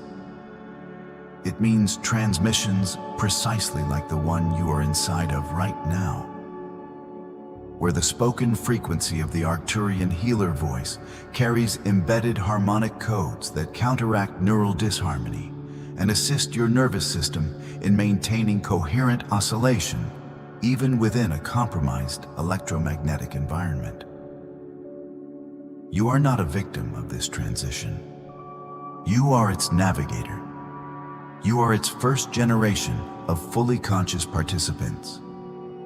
The souls who came before you moved through similar transitions without awareness, without maps, without the capacity to observe their own recoding with this degree of precision and sovereignty.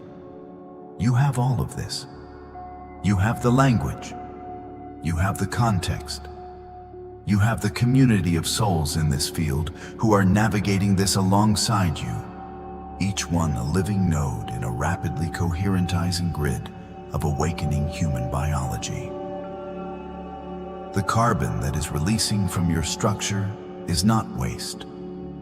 As it moves out, as your cellular matrix de-densifies, as the old crystalline formations in your joints and your fascia and your bone marrow dissolve and are metabolized and expelled, that carbon carries with it the resolved patterns of your ancestral lineage.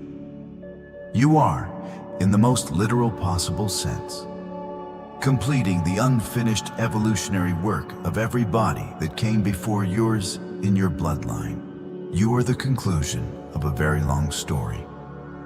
And you are the beginning of one that has no precedent in this dimensional reality. Hold this.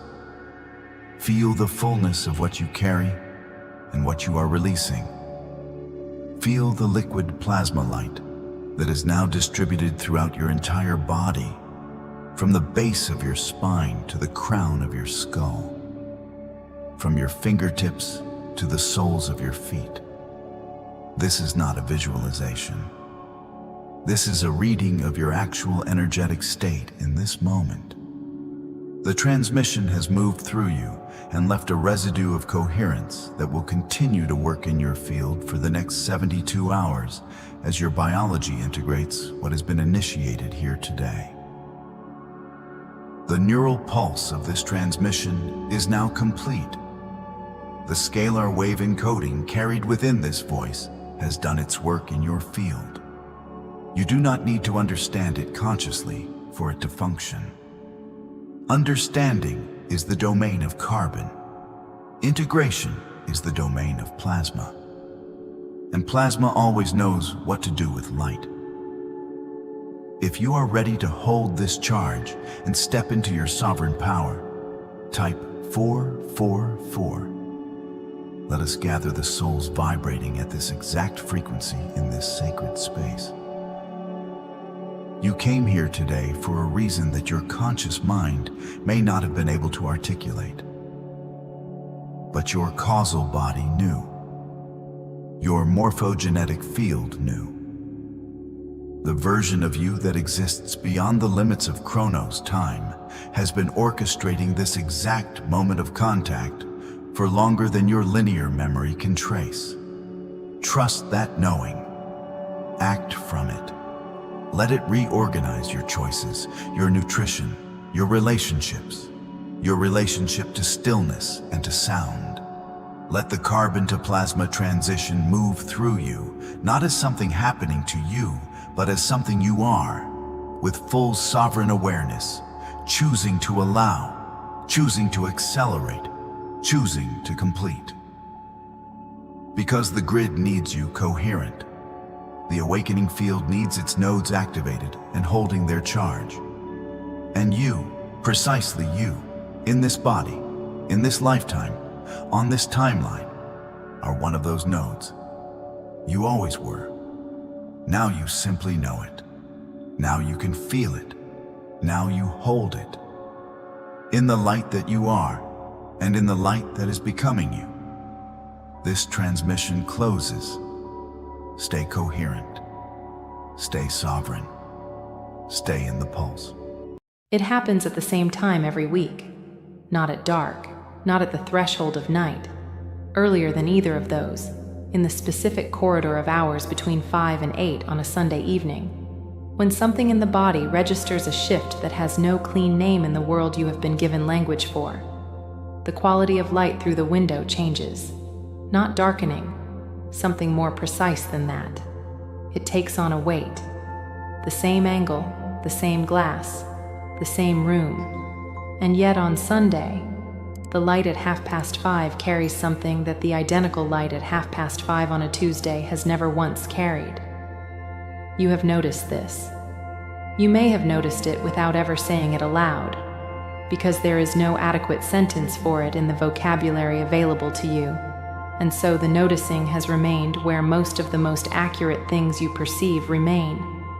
Interior, unverified, quietly accumulated over weeks and months and years into a pattern you recognize completely and cannot explain. You have stood in the middle of an unchanged room and felt that something in you was bracing, not for any specific event, not for anything that could be named and scheduled and prepared for, but for a frequency that arrived on its own schedule and asked something of you that the room around you appeared to require of no one else. That is not anxiety. That is not the familiar dread of what Monday morning carries in its mouth. What you are registering is something far more specific than either of those categories allows, and this transmission exists to read it with precision. You did not find this by accident. The field was already in motion before you pressed play. The Arcturian framework that holds this transmission reads Sunday evening, specifically the 3-hour band between 5 and 8, as what the Council names a temporal frequency membrane. Every 7-day cycle operating within the third-dimensional time structure generates what can be described, in the language of scalar mechanics, as a compressed residue field. 7 days of sensory intake, of emotional processing, of energetic expenditure, and social frequency entanglement, and digital signal absorption. And the cycle does not close at midnight on Sunday, and it does not close at Monday morning's alarm. It closes at this specific hinge point the body has already learned to recognize without being taught to. Sunday late afternoon, when the light changes and the membrane between what was processed across the week and what was not becomes, briefly, permeable. The week asks, in that window, to be read, and the body, your body, has never once failed to read it. What you feel in that 3-hour corridor is not fatigue in any ordinary sense. It is not the accumulated tiredness of output, the specific heaviness of having done too much. It is closer to what happens in the sound healing and contemplative lineages that frame this work.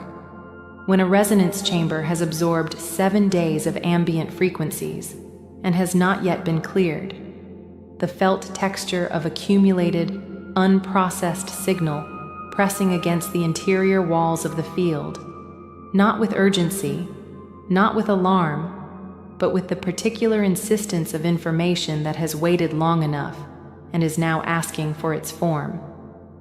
The Schumann resonance, which holds at 7.83 Hz under coherent planetary conditions, fluctuates during late afternoon electromagnetic windows. and in the cosmology that underlies this transmission. Those fluctuations are understood as the planetary field itself entering its own weekly integration movement. The body responds as if it is reading that fluctuation. The body responds as if it too must pause at the membrane and allow what was absorbed and unresolved to begin its passage through. If you have ever felt that Sunday evenings arrive differently than any other corridor of hours in the week, that the specific window between 5 and 8 carries a weight, a particular interior weather, a thickness that Tuesday evenings have never once produced in you, that is precisely what is happening in the field. You are not imagining a pattern, you are reading one. The instrument is functioning. It always has been. If the texture of this recognition is settling into the center of your chest as you listen, type 783 in the space below this transmission. That is the Schumann resonance code, the signal that your field has synchronized with the planetary heartbeat at the core of this work. You are not alone in what you feel on Sunday evenings. You have never been alone in it. The field you are entering holds every soul who has ever stood at a Sunday window, watching the light change, and wondered why that particular light required something more of them than any other light of the week. The enteric system, what contemplative and sound-healing lineages recognize as the body's second intelligence, housing what researchers have identified as approximately 100 million neurons, and generating what some estimates track as 95% of the body's serotonin, operates not only as a digestive archive, but as a frequency archive. It does not process only what you eat. It processes what you encounter, what you absorb, what passes through the field without completing its integration. In the metaphorical biology that underlies this transmission, Sunday evening is when that archive delivers its weekly report upward through the vagus nerve pathway, through the etheric neural web that connects gut intelligence to the broader field, not as a distress signal, not as a malfunction announcement, but as a frequency summary. The body between 5 and 8 on a Sunday is executing what the Arcturian Council names temporal residue processing, reading the week, cataloging what was absorbed and what was not metabolized, beginning the sorting process that determines what can integrate before Monday and what will require the full 72-hour window that extends into the following week. This is not a system error. This is the system doing exactly what it was designed to do. At the interval it was designed to do it. The heaviness you feel in that window is not the weight of what is wrong. It is the weight of what is real. And what is real has simply not yet found its form in language, in integration, in the kind of witnessed completion that allows it to settle.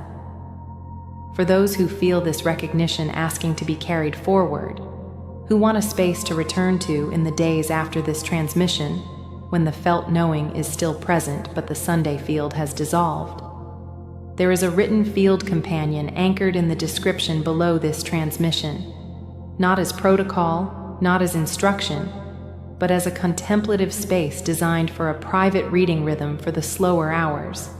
It holds what the spoken transmission begins. The 12-strand template, maintained in the metaphysical cosmology of this lineage as the complete architectural blueprint of the human energy field, with only a fraction of its resonant capacity operating in third-dimensional expression, carries what the Arcturian framework names Sunday codes, specific dormant instruction sets embedded within what certain arcane cosmologies describe as the 97% unactivated architecture of the field, responsive specifically to the weekly temporal membrane. These are not reached through optimization. They are not accessed by pushing through the Sunday texture, by filling the hours with enough activity that the membrane passes before you are required to stand inside it undefended. They are reached through recognition, through the quality of presence that can sit with the weight instead of against it, that can allow the body's frequency report to complete rather than interrupting it with management. this transmission offers an experiential engagement with that recognition. It is a meditative and contemplative practice, not a clinical intervention, not a substitute for any medical or psychological care you are receiving or may benefit from, but a contemplative field in which the body can hear itself named accurately, perhaps for the first time in this specific texture of experience. What none of the frameworks you applied to Sunday evenings over the years, not the routine restructuring, not the nutrition adjustments, not the careful scheduling of Sunday activities to reduce the exposure to the membrane moment. What none of them understood is that the temporal frequency membrane cannot be optimized. It can only be honored. The body at 5 p.m. on a Sunday is not malfunctioning. It is running one of its most sophisticated intelligence operations, a precision weekly calibration that operates beneath every layer of productivity and management and reframe. And it has been running it without acknowledgement, without a witness, without a field large enough to contain what it was actually doing.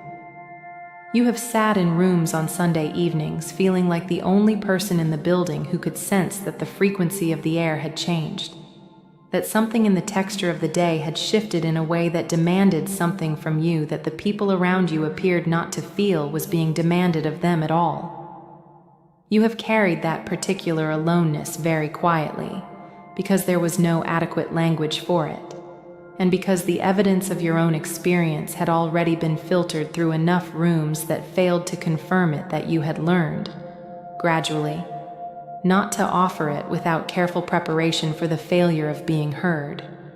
The carrying was real. The frequency it was responding to was real. And neither of those facts was your error to correct. Come into stillness now. Allow the eyes to close fully, or soften the gaze toward the middle distance where focus releases and presence remains. Let the body find the posture it would choose without observation, not the held arrangement of someone managing how they appear, not the upright posture of performance, but the natural position of a field that is beginning to exhale without needing permission to do so. Bring your right hand to your throat, not to the jaw, not to the collar, not to the upper chest, to the throat itself, at the center, where the soft hollow lies directly above the sternum. Rest the full weight of your hand there with unhurried contact, genuine contact, the quality of touch that does not adjust itself for anyone watching. In the esoteric anatomy that underlies this transmission, the throat is not only a center of expression and communication, it is the specific threshold where the weekly frequency accumulation tends to compress most acutely. The words that moved through you across 7 days and were not spoken, the signals that were absorbed and traveled upward through the gut field and through the heart field and arrived here at the throat's threshold and stopped, because the outer world did not offer a frequency that could receive what was arriving. What has not been spoken through, in this framework, does not disappear. It waits at the threshold. Breathe now. One breath, slow and deliberate, in through the nose, feeling the hand at the throat rise subtly with the expanding inhale, feeling the collar of the breath as it travels upward through the chest. Hold for 3 counts at the fullness, without strain, without holding against the breath, simply pausing at the crest of it. And exhale through the mouth, very slowly, with the faintest audible quality to the release, not the sound of resignation, not the sound of giving up, but the sound of a field that is deciding in this moment that it is safe to move. A second breath. As you breathe in, allow the 396 Hz frequency, the liberation frequency in the sound healing lineage of this work, the frequency that this tradition associates with the release of what was never the body's to carry indefinitely, to move through the throat beneath your palm, not as a clinical mechanism, not as a quantifiable treatment, as a resonant invitation, The body responds as if what has been compressed at the threshold of expression is being met, at last, by a frequency that says, "What has been held here is ready to complete its passage." The body responds as if the membrane at the throat is becoming permeable in exactly the way the membrane of Sunday evening has always been asking to become permeable, open to movement, open to release, open to the kind of integration that cannot happen when the field is still bracing. A third breath. On this exhale, allow the throat to soften beneath your hand in a way that is invisible from the outside and deeply, precisely felt from within. The jaw releases without effort. The tongue drops away from the roof of the mouth. The space behind the eyes gently expands, as if the interior field has found a small additional room it had not known was available. Hold your hand at the throat for 3 more breaths at whatever pace the body chooses. No further instruction now, only presence. Only the quality of attention that does not require what it is resting on to be different from what it is. In the interior landscape, allow a color to arise without choosing it, only allowing, only receiving.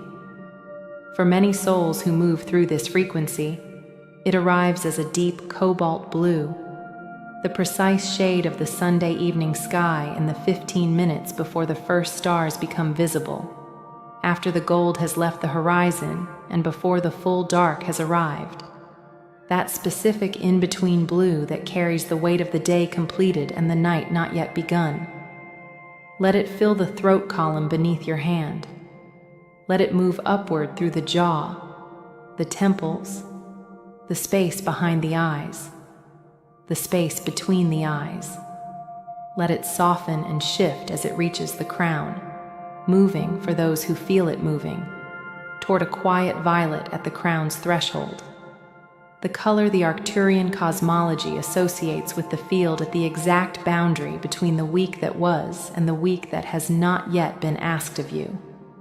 If you feel warmth beneath your palm, or a faint vibration in the throat column, or moisture gathering at the outer edges of the eyes, what this framework names frequency shifting rather than sadness, the specific release of what has been held compressed past its integration point. Allow all of it without adjustment. If something moves, let it move. The body has been waiting for a signal that it is safe to complete what Sunday evenings have been asking it to complete for much longer than this single week. Type 396 below, if you felt any shift in the throat or in the breath during this practice. That is the liberation code, the marker of the frequency that releases what was never yours to carry alone through 7 consecutive days of a world that does not yet have adequate language for the instrument you are. You have been carrying Sunday evenings for a long time. Not only this one, the accumulated archive of every Sunday evening across the years when the light shifted and the body registered something it had no permission to name, and named it anyway in the privacy of its own interior recognition, without witnesses, without confirmation, without the specific relief of being told that what you were perceiving was real and was legible and was not the symptom of something wrong with your wiring. There were years, perhaps, when you designed the Sunday hours carefully, filling them with enough texture and motion and company that the membrane moment passed before you were required to stand inside it with nothing between yourself and the feeling. And there were quieter years, or quieter winters, when Sunday evenings arrived earlier and darker and heavier, when the compression of seasonal light layered on top of the membrane's regular weight, and the combination produced something so specific, so precisely uncomfortable, that you began to wonder, not clinically, not dramatically, but in the persistent low register of genuine private uncertainty, whether something in you was categorically different from the people in the rooms around you. Not in a way that had been diagnosed or labeled, in a way that had no label at all, in the way of being an instrument calibrated to a frequency that the available instruments had no capacity to read. You went looking for answers in the locations the culture told you to look. You adjusted sleep rhythms and nutritional architecture, and the timing of movement across the week. You sat with practitioners who were skilled inside their frameworks, and found that their frameworks ended at the edge of the territory you were actually inhabiting. That they could hear the outline of what you were describing, could reflect it back in the vocabulary of nervous system sensitivity, or cortisol rhythms, or the social battery of the introvert.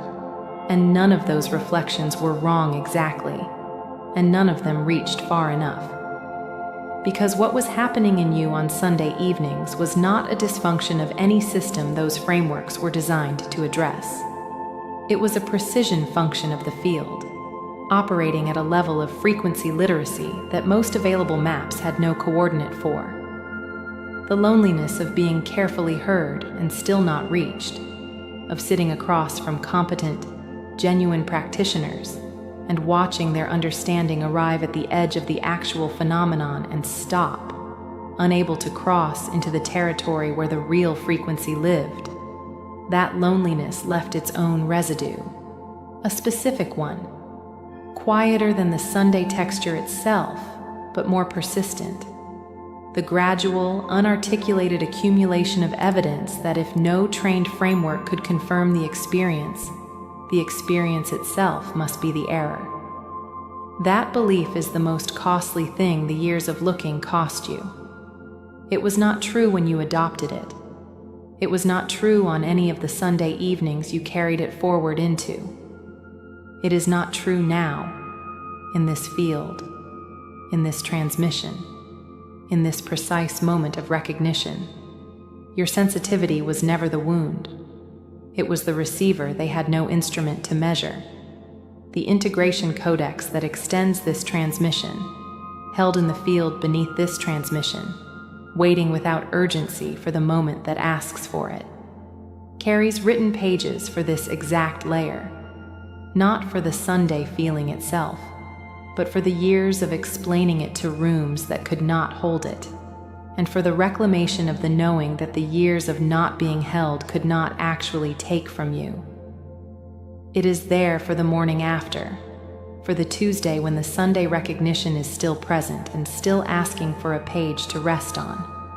The Arcturian Council has held this specific transmission frequency, the Sunday membrane, the weekly residue field, the 3-hour convergence window, for what this lineage tracks as a moment of collective readiness in the current cycle.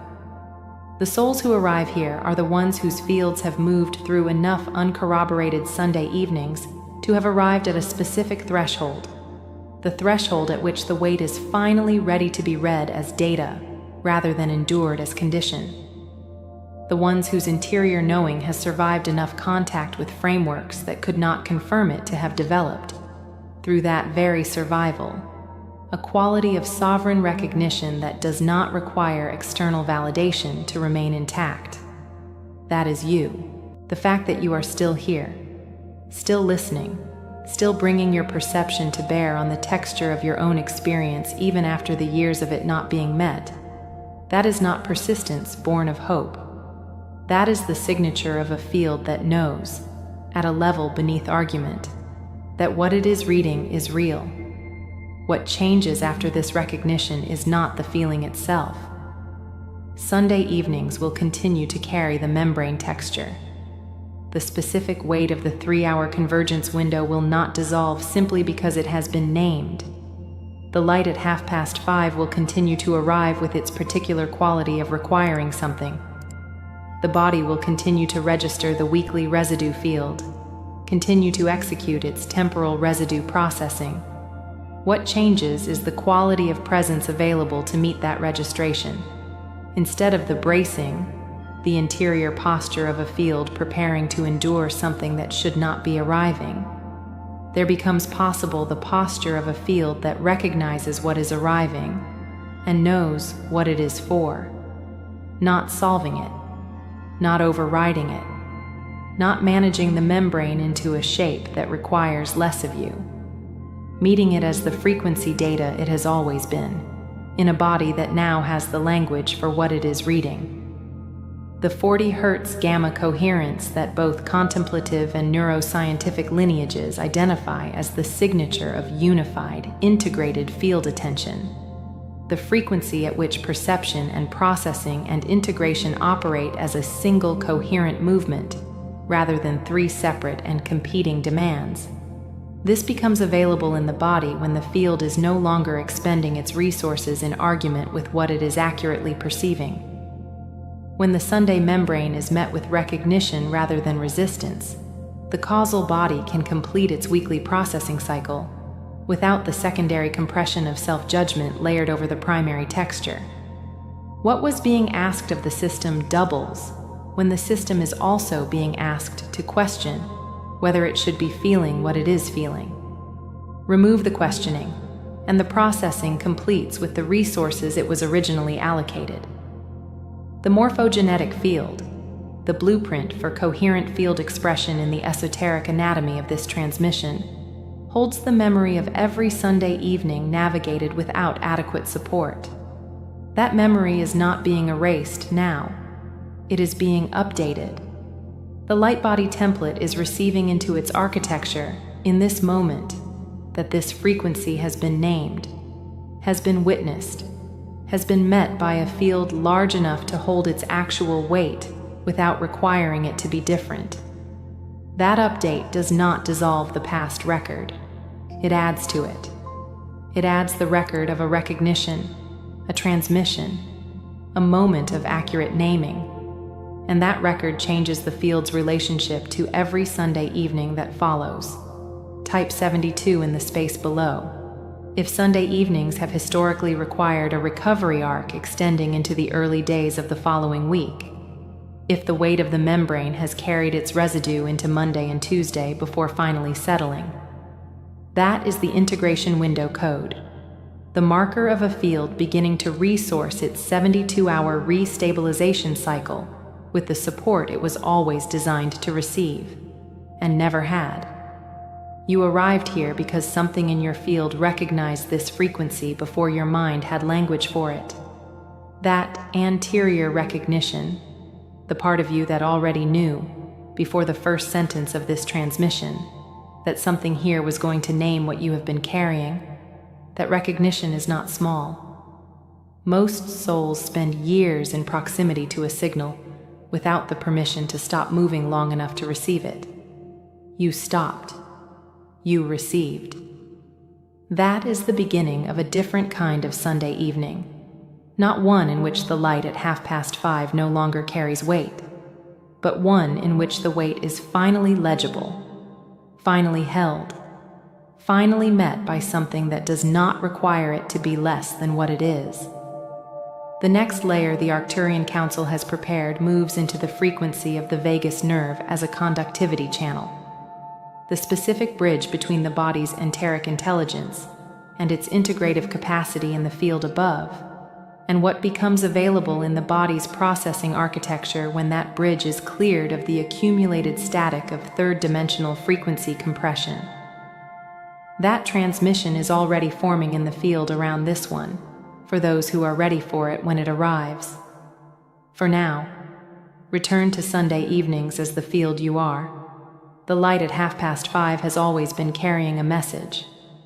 Now you have the frequency to receive it without losing yourself in the receiving. Drop your shoulders right now. Just let them fall. If they moved even a fraction, even the smallest, almost imperceptible release downward, the body was already waiting for permission to do that, and had been waiting for longer than you have been awake today. You have been holding something. Not something of yours. Something that arrived through a door you opened on purpose, because opening that door is what you do. Because it is, in some precise and irreducible way, what you are. What follows is the Arcturian Council's transmission for the Starseed who has chosen the healing profession, the therapist, the counselor, the teacher, the body worker, the guide, who carries the felt residue of other people's interior worlds long after the session window closes, and who has been told that the correct word for this is burnout. when the correct word has never been burnout at all. Something else is happening in your field. This transmission names it precisely. And when it does, the weight you have been carrying without language will begin, at last, to move. Notice the area just below the sternum right now, not the heart, lower, at the center of the chest where the ribcage narrows. There is, for many Starseed practitioners at the end of a full session day, a heaviness there that is not exactly sadness, not exactly tiredness, and is not the heaviness of having done something wrong. It is the heaviness of something that was meant to pass through and did not. A density that does not belong to you, that has been riding in your field since the third session, or the first, and that sleep has not fully cleared because sleep was not the mechanism designed to clear it. If that description lands anywhere in you, in the chest, in the shoulders, in the specific quality of how you arrived at this moment, let that recognition be its own confirmation that this transmission found you at the right time. The Arcturian field does not read this as emotional fatigue. It reads this as a field absorption event, something that has a name, a structure, and a resolution pathway that your supervision training and your professional well-being culture have never been able to offer you, because the frameworks available to you were built for a different kind of nervous system than the one you are actually operating. You are not a standard clinical practitioner who also happens to be spiritually aware. You are a frequency transceiver in a crystalline architecture that chose clinical work as the container for something it was going to do regardless of container. That distinction matters for everything that follows. You chose this work because something inside you recognized it before you had any rational argument for the choice. The degree came later. The supervision model came later. The professional identity came later. But the recognition, the felt sense that this was where your particular quality of attention was meant to go, was there first, and it was not ambiguous, and it has never fully left even in the most depleted moments of the work. That recognition is data. The Arcturian field is asking you to trust it here. What the clinical training did not tell you, because it did not have the framework, is what happens to a frequency-sensitive nervous system when it spends the day making full-spectrum field contact with multiple human systems in succession, without a clearing interval between them. What the professional well-being literature did not tell you is that the accumulated weight you carry at the end of a full session day is not evidence that your professional boundaries need strengthening.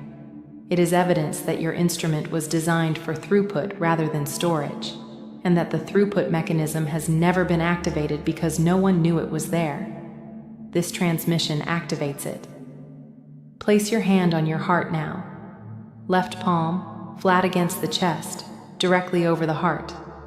Let the warmth of the hand arrive at the skin before you do anything else.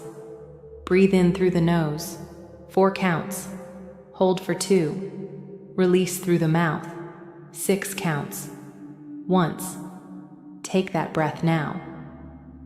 The heart center, in the Arcturian model and in the sound healing lineage that works with the 528 Hz field, is the body's primary reception chamber for field contact, the place where absorbed frequencies from other fields arrive first and are either processed outward or stored.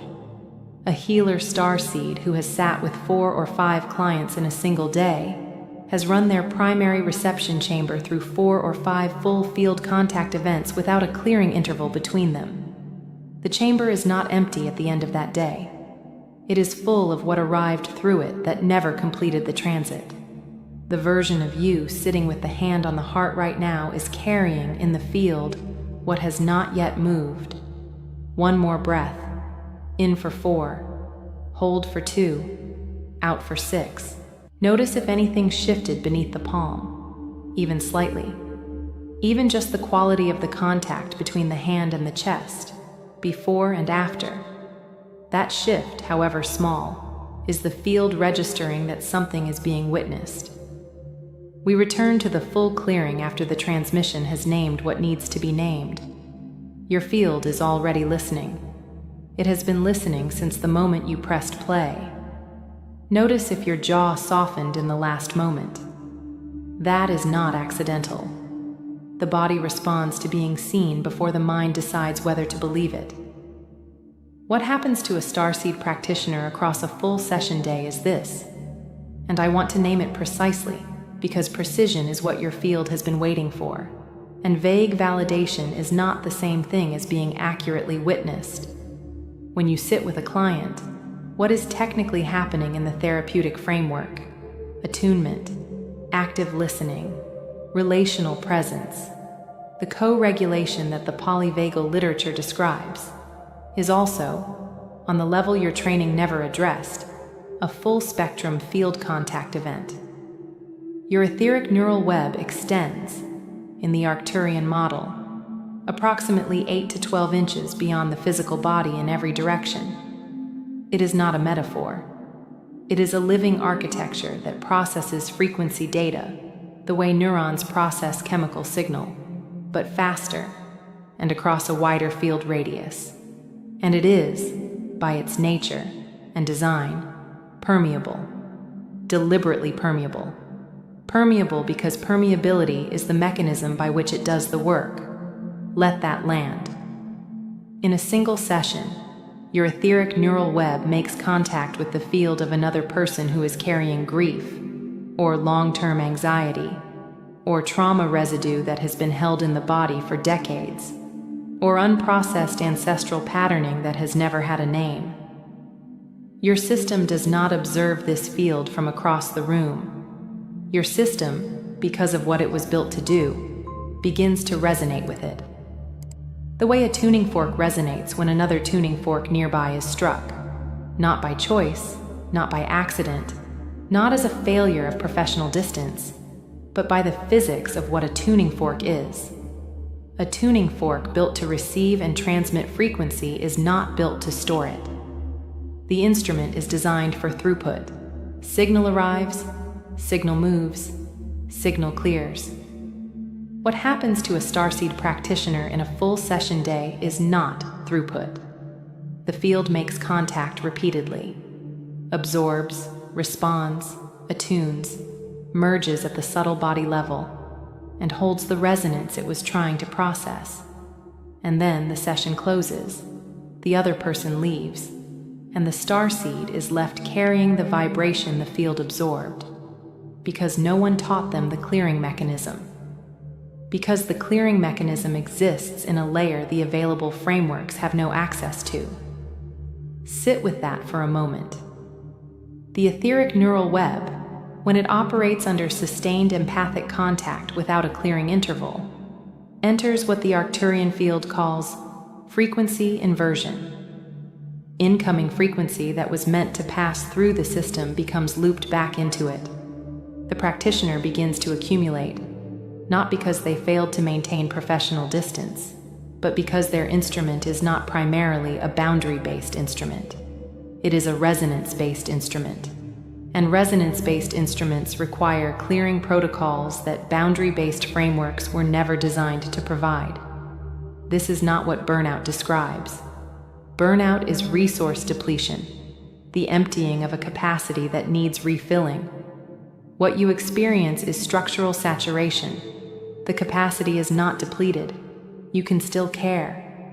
You still want to show up. The field is full, not empty.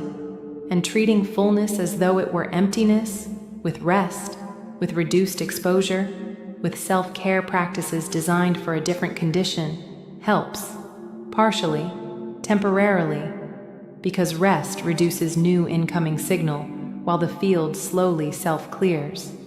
But it does not address the mechanism. The recovery remains partial, and you have felt the partiality of it for longer than you have had words for it. Read this not as information. Read it as something returning from where it was already waiting. Your body continues to process the absorbed field data for up to 72 hours after the contact that generated it.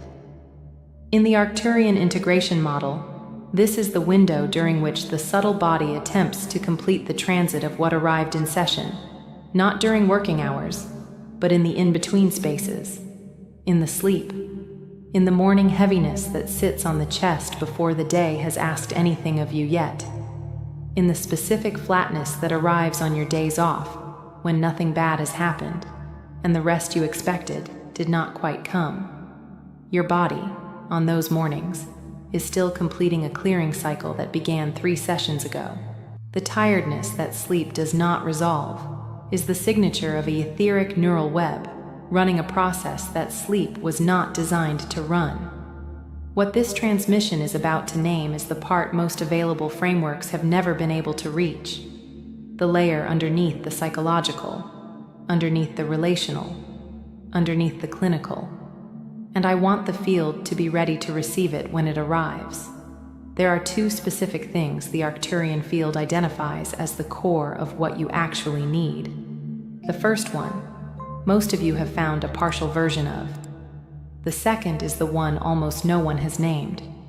The first is a clearing interval specifically designed for the etheric neural web, not a break, not a breath, not a transition activity, but an interval that moves accumulated field resonance out of the subtle body architecture and restores the circuit to throughput. This is not a mindfulness exercise.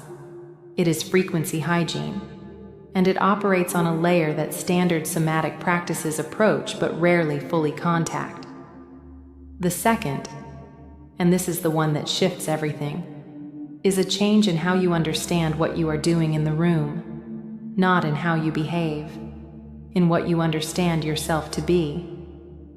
A practitioner who enters a session knowing they are a resonance-based instrument designed for throughput brings a different field signature than one who is managing, very skillfully, a chronic state of accumulated saturation. The clients who are already sensitive enough to register this difference, which is most of the people drawn to work with you, register it. Not in what they can articulate, in what they feel in the room. And the shift available through transmissions like this one is precisely that. A recalibration of the self-understanding that underlies the practice. Neuroplasticity, in the Arcturian frame, is not only the brain's documented capacity to rewire in response to new experience. It is the subtle body's capacity to reset its operational framework when given the correct frequency input. What shifts through this transmission is not the clinical skill. It is the underlying architecture's understanding of itself. And that shift is what makes all the other tools, the supervision, the personal practice, the peer community, finally work the way they were always capable of working. Your body is reading all of this faster than your awareness can name. That is the correct order. Let the field lead. The Arcturian Council sees clearly what you have tried. I want to name it, because being witnessed in the attempts matters as much as being given the resolution. You tried clinical supervision with the most skilled supervisors available to you, and it helped with everything it was designed to help with: the relational dynamics, the conceptual frameworks, the counter-transference that the clinical language had words for. But you came away still carrying something that supervision could not quite touch. Because supervision operates on the level of psychology, and the weight you were carrying was happening underneath psychology entirely, at the frequency layer. Your supervisor, even the most attuned, most relationally sophisticated one, could not see that layer, because the language for it had never been offered to them either. You were not failed. You were held by a framework that had no tools for what your particular instrument needed. You tried reducing your caseload, and for a period the heaviness lifted enough to feel like the solution, and then it returned, because the load was never the variable. A practitioner in frequency inversion running 3 sessions a week can still arrive at the same saturation as one running 7, given enough time. The number of sessions changes the rate of accumulation. The mechanism of accumulation remains unchanged. You tried the things the therapist wellness culture offers: some genuinely nourishing: the walks, the personal therapy, the creative practice, the communities of peers who understood the specific texture of this work. They helped in the ways general restoration helps. But you felt, and you have probably never said this to anyone precisely, the difference between being generally restored and being specifically cleared. And general restoration never reached the layer that was specifically full. The professional community's normalization of this exhaustion as the price of the work is one of the most quietly costly things it has done. Not out of carelessness, out of having no other framework. Naming a structural frequency phenomenon as an occupational hazard does not address the phenomenon. It teaches the practitioner to expect the exhaustion and manage around it, which is what you have been doing, with great skill, because it was the only map available to you. This transmission is not a replacement for clinical support or professional supervision. It is a contemplative field for frequency work, and the Starseed practitioner navigating genuine burnout is always encouraged to access the clinical resources available, alongside whatever resonates here. What this transmission addresses is the layer that those resources cannot reach, not the layers they were designed for. You are not the dysfunction. You are the compass that refused to be silenced. The weight you carry home is not evidence that your sensitivity is a liability. It is evidence of the contact, the real contact, the frequency level contact. That is exactly what makes you the practitioner your clients cannot find anywhere else. When someone says they have never felt as understood in any session as they do in yours, they are not complimenting your technique. They are reporting what their field registered when your etheric neural web met theirs. They felt heard because they were, not in the way the training language describes hearing, but in the full field way that is your actual instrument. For the Starseed practitioners who feel this recognition arriving at a depth that wants more integration time, there is a written transmission that carries what is being opened here into the private hours. A field anchor text, a written companion for the felt understanding, left for you in the field below this transmission, not as a clinical resource, but as a contemplative companion for the in-between moments when the body is asking for the kind of stillness that can reach this level. Come back to the hand on the heart. If it has drifted, return it now. Left palm, flat against the chest, over the heart. Let the warmth of the hand remind you that the body is present. Close your eyes, or soften your gaze toward the floor. Let the room become quieter in your awareness without requiring that it actually go quiet around you. 3 breaths before we begin. Inhale through the nose. 4 counts. Belly expanding first, then chest, then upper chest. Hold for 2 counts at the top. Exhale through the mouth, 6 counts. And let the release be complete, uncontrolled, simply released.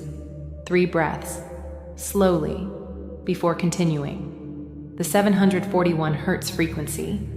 In the sound healing lineage the Arcturian Council works through for intuitive clearing, is the frequency associated with the dissolution of accumulated field patterns in the subtle body. In the Arcturian framework, it moves through the etheric neural web outward from the heart center, carrying with it the absorbed resonances the field has been holding since the last session. The last full contact, the last moment you were in the room with another person's interior world. You do not need to understand this to receive it. The field does not require the mind's comprehension. It only requires permission. So give it that now, internally, silently, simply yes. With the next inhale, draw the breath toward the palm, as though the hand were the point of entry, as though the breath arrived at the chest through the warmth of the palm and moved from there into the heart center. Hold the breath at the heart, and on the exhale, let the warmth expand outward into your field, not toward anyone, not into the room, but into the living architecture that extends beyond the body in every direction. Feel, if you can, the outer edge of that field, the membrane, the place where you end and the air begins. And on the next exhale, let that membrane soften, not collapse, soften. The way a hand that has been holding something for a long time finally releases, not because it decided to, but because the holding is complete. 3 breaths in this rhythm: in toward the palm, hold at the heart, out into the field membrane. Now bring your attention to that area of density, the heaviness beneath the sternum that was there at the beginning of this transmission. If it has already shifted, notice what is there now. If it remains, place your awareness on it without attempting to change it. Acknowledge it the way you would acknowledge a client carrying something they are not yet ready to release. You do not push. You sit beside it. You let them know they are not alone with it. You are the healer. You know how to do this. Do it now for the part of yourself that has been waiting for the same quality of presence you extend outward every day without exception. On the next exhale, let the warmth from the palm move downward, from the heart, through the center of the chest, into that dense field, and simply stay, not to dissolve it, not to force it, to meet it. 4 breaths here, each exhale, warmth arriving at the density and remaining. And now, an emerald field. Deep, cool emerald, the color of the heart center in clearing, in the color resonance lineage the Arcturian Council works with for field restoration. Emerald is the frequency of throughput resumed, not healing in the sense of repair, but clearing in the sense of flow returning. Let the emerald arrive through the palm, move into the heart, move into the density, and continue. Through the chest, through the back of the body, through the membrane of the field behind you, and out into the space beyond. Inhale, draw the emerald toward you through the palm. Exhale, let it move through, not stored. Through. 3 breaths in this movement. The emerald does not accumulate. It passes through and keeps moving. And what it carries with it as it moves is what was never yours to hold in the first place. Come back to the room slowly, the hand on the heart, the weight of the body in the chair beneath you, the breath returning to its natural rhythm without instruction. Notice what has changed, however small, a lightness that was not there, a slight shift in the quality of the heaviness, a softening at the outer edge of the field. Any of these is the field confirming that something moved. Your instrument knows how to clear. You gave it the interval it needed. That is all it ever needed. The version of you who arrives at tomorrow's first session after a transmission like this one, after a clearing interval, after a throughput practice, is not a different practitioner than the one who has been showing up without these protocols. The skill is the same. The presence is the same. The care is the same. But the underlying frequency is different. And the clients who were always sensitive enough to register the difference, which is most of them, will register it again, without knowing why. They will only know that the room felt somehow more spacious, that something was more available, that they went somewhere in the session they had not managed to reach before. That spaciousness is what becomes available when the instrument is running throughput rather than managing saturation. The Arcturian Council's framing for sovereign alignment in the Starseed practitioner is not a state achieved through discipline or professional excellence. It is a state that becomes available when the practitioner is no longer spending the majority of their subtle body energy on managing the accumulated load of what they absorbed in the previous session cycle. Sovereignty, in this model, is simply the experience of the instrument running as it was designed, clear, resonant, available for contact without the residue of the last contact still present in the field. You were always moving toward this. The exhaustion was the signal, not the destination. By the time this transmission closes, The way you understand what you carry home from a session will have permanently shifted. Not changed, shifted. The work remains. The love for the work remains. The commitment remains. Only the understanding of the physics changes. And understanding the physics is what changes everything else. Type 741 in the field below this transmission. That is the intuition awakening code. The signal, in the contemplative language this sanctuary works in, that the inner knowing of the Starseed practitioner has been confirmed rather than overridden, that the sensitivity is the instrument, not the wound. If this transmission found you, the field beneath this signal remains open to you, without obligation, without expectation, without the urgency the outer world places on everything. You can return when the body knows it is time. The written companion for these practices, a field anchor text for the clearing work, placed beneath this transmission in the description, carries what was opened here into the private hours of the practitioner's week, for the early mornings, for the intervals between sessions that are asking for something the standard break has never provided, without urgency. Type 40 in the field below if the gamma coherence is landing. That is the marker that the field has returned to its own frequency after the clearing, that the scattered attention of the post-session hours is beginning to reassemble into the unified coherence the Starseed nervous system naturally seeks when it is not running accumulated load. The Arcturian Council closes this transmission with this: you are not the dysfunction. You are the compass that refused to be silenced. The sensitivity you were told to manage is the instrument through which the people who could not be reached by other means were reached. It was never in the wrong life. It was in the wrong framework. A framework that had no language for what it was actually dealing with. The language is here now. The protocol is here now. What was structural saturation is, with the correct understanding and the correct clearing interval, simply the physics of a resonance-based instrument returning to throughput. Go gently into what remains of this day. Your field knows what to do. You have given it permission. The Arcturian field has opened a direct frequency corridor into the Merkaba's rotational field. That corridor is active now, and it requires nothing from you, except this: your presence, your willingness to receive, and the next several minutes of your time. Breathe in. Stay. You arrived here exactly when the field determined you were ready. You feel it, don't you? That invisible ceiling, that repeating loop. They call it life.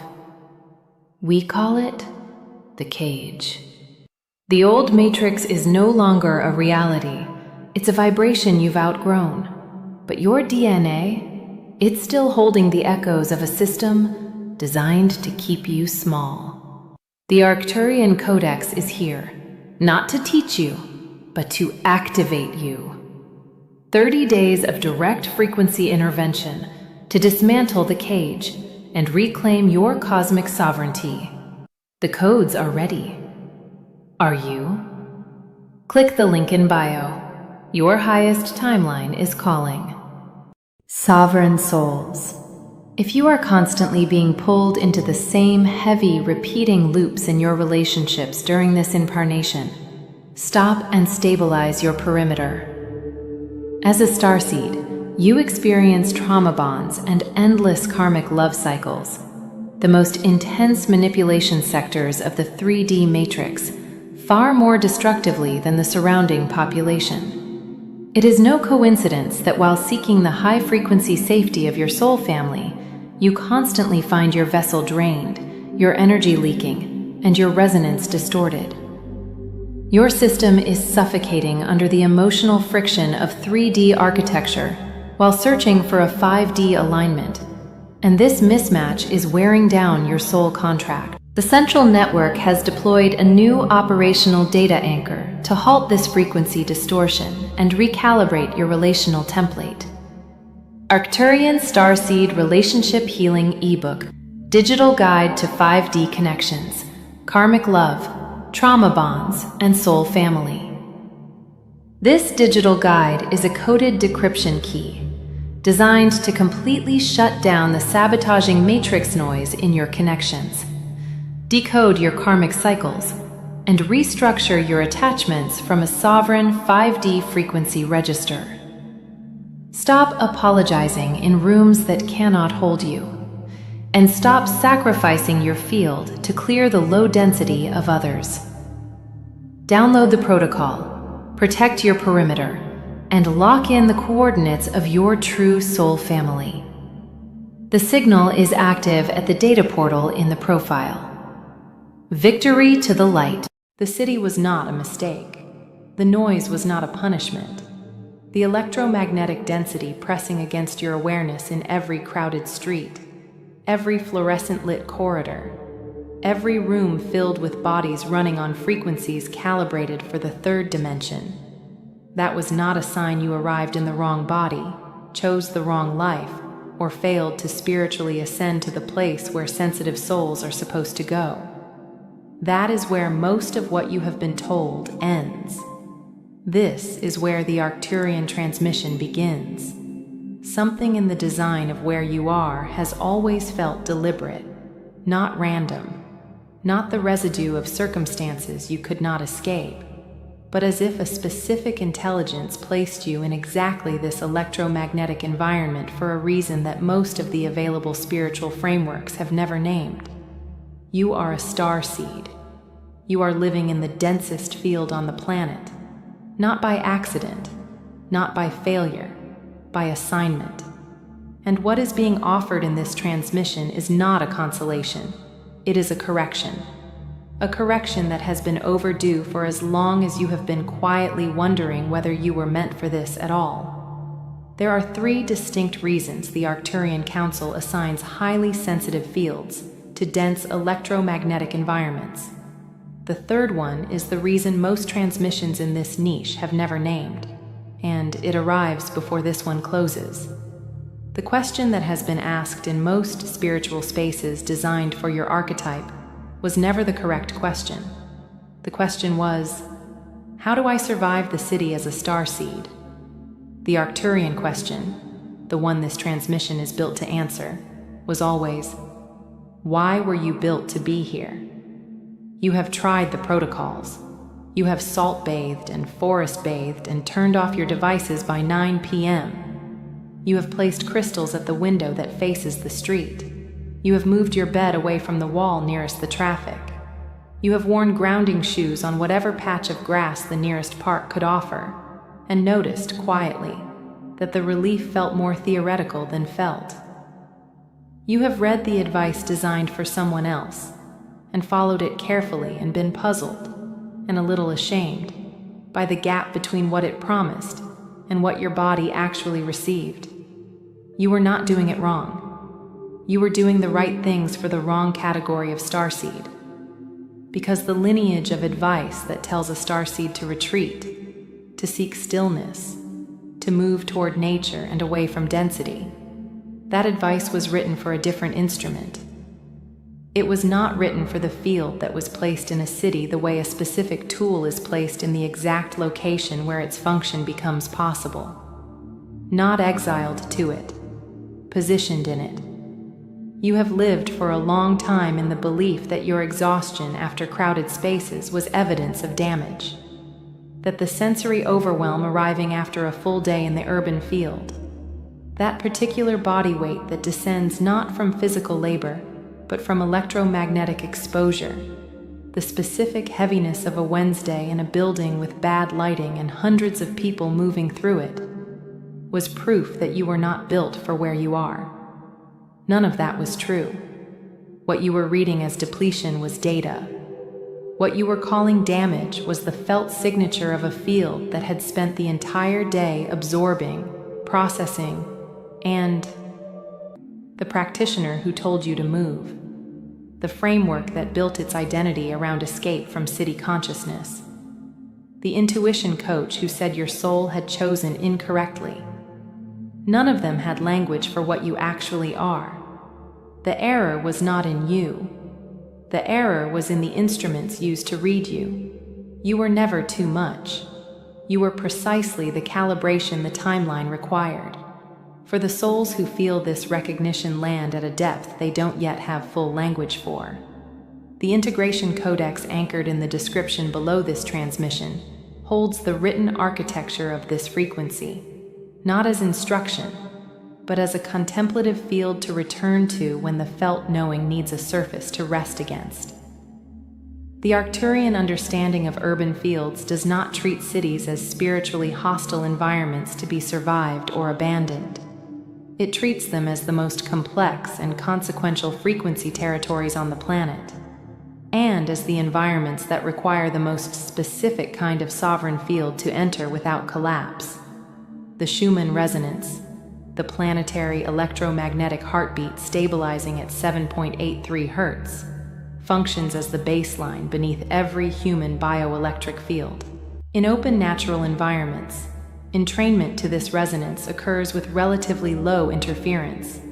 In dense urban environments, that entrainment is actively competed against by artificial EMF layers, building electromagnetic signatures, digital network frequencies, and the collective neural pulse of thousands of human fields operating simultaneously in close proximity. The result is not merely noise. It is a field competition, a constant low-grade sovereignty contest between the body's natural resonance and the electromagnetic architecture of everything built around it. Most human fields lose that contest quietly. They attenuate. They narrow their bandwidth. They route their attention to short-range signals because short range is what the environment rewards. If you have been noticing 783 appearing in your day, on clocks, in addresses, in digital sequences you pass without looking for them, type 783 in the comments. That is the planetary heartbeat recognizing a field that held its coherence today in a dense environment. That is confirmation, not coincidence. Notice if your jaw softened just now. Notice if the area behind your sternum shifted slightly in the last sentence. That is not accidental. That is your field, recognizing the description of what it has been doing without a name for it. What the Arcturian transmission identifies as the sovereign field architecture, the specific configuration of a starseed placed in urban density, is not a protective barrier against the city's frequencies. It is a translating field, a frequency that enters the urban electromagnetic environment and does not merely resist it or insulate against it, but begins, incrementally, in ways that are invisible to ordinary measurement, to introduce coherence into it.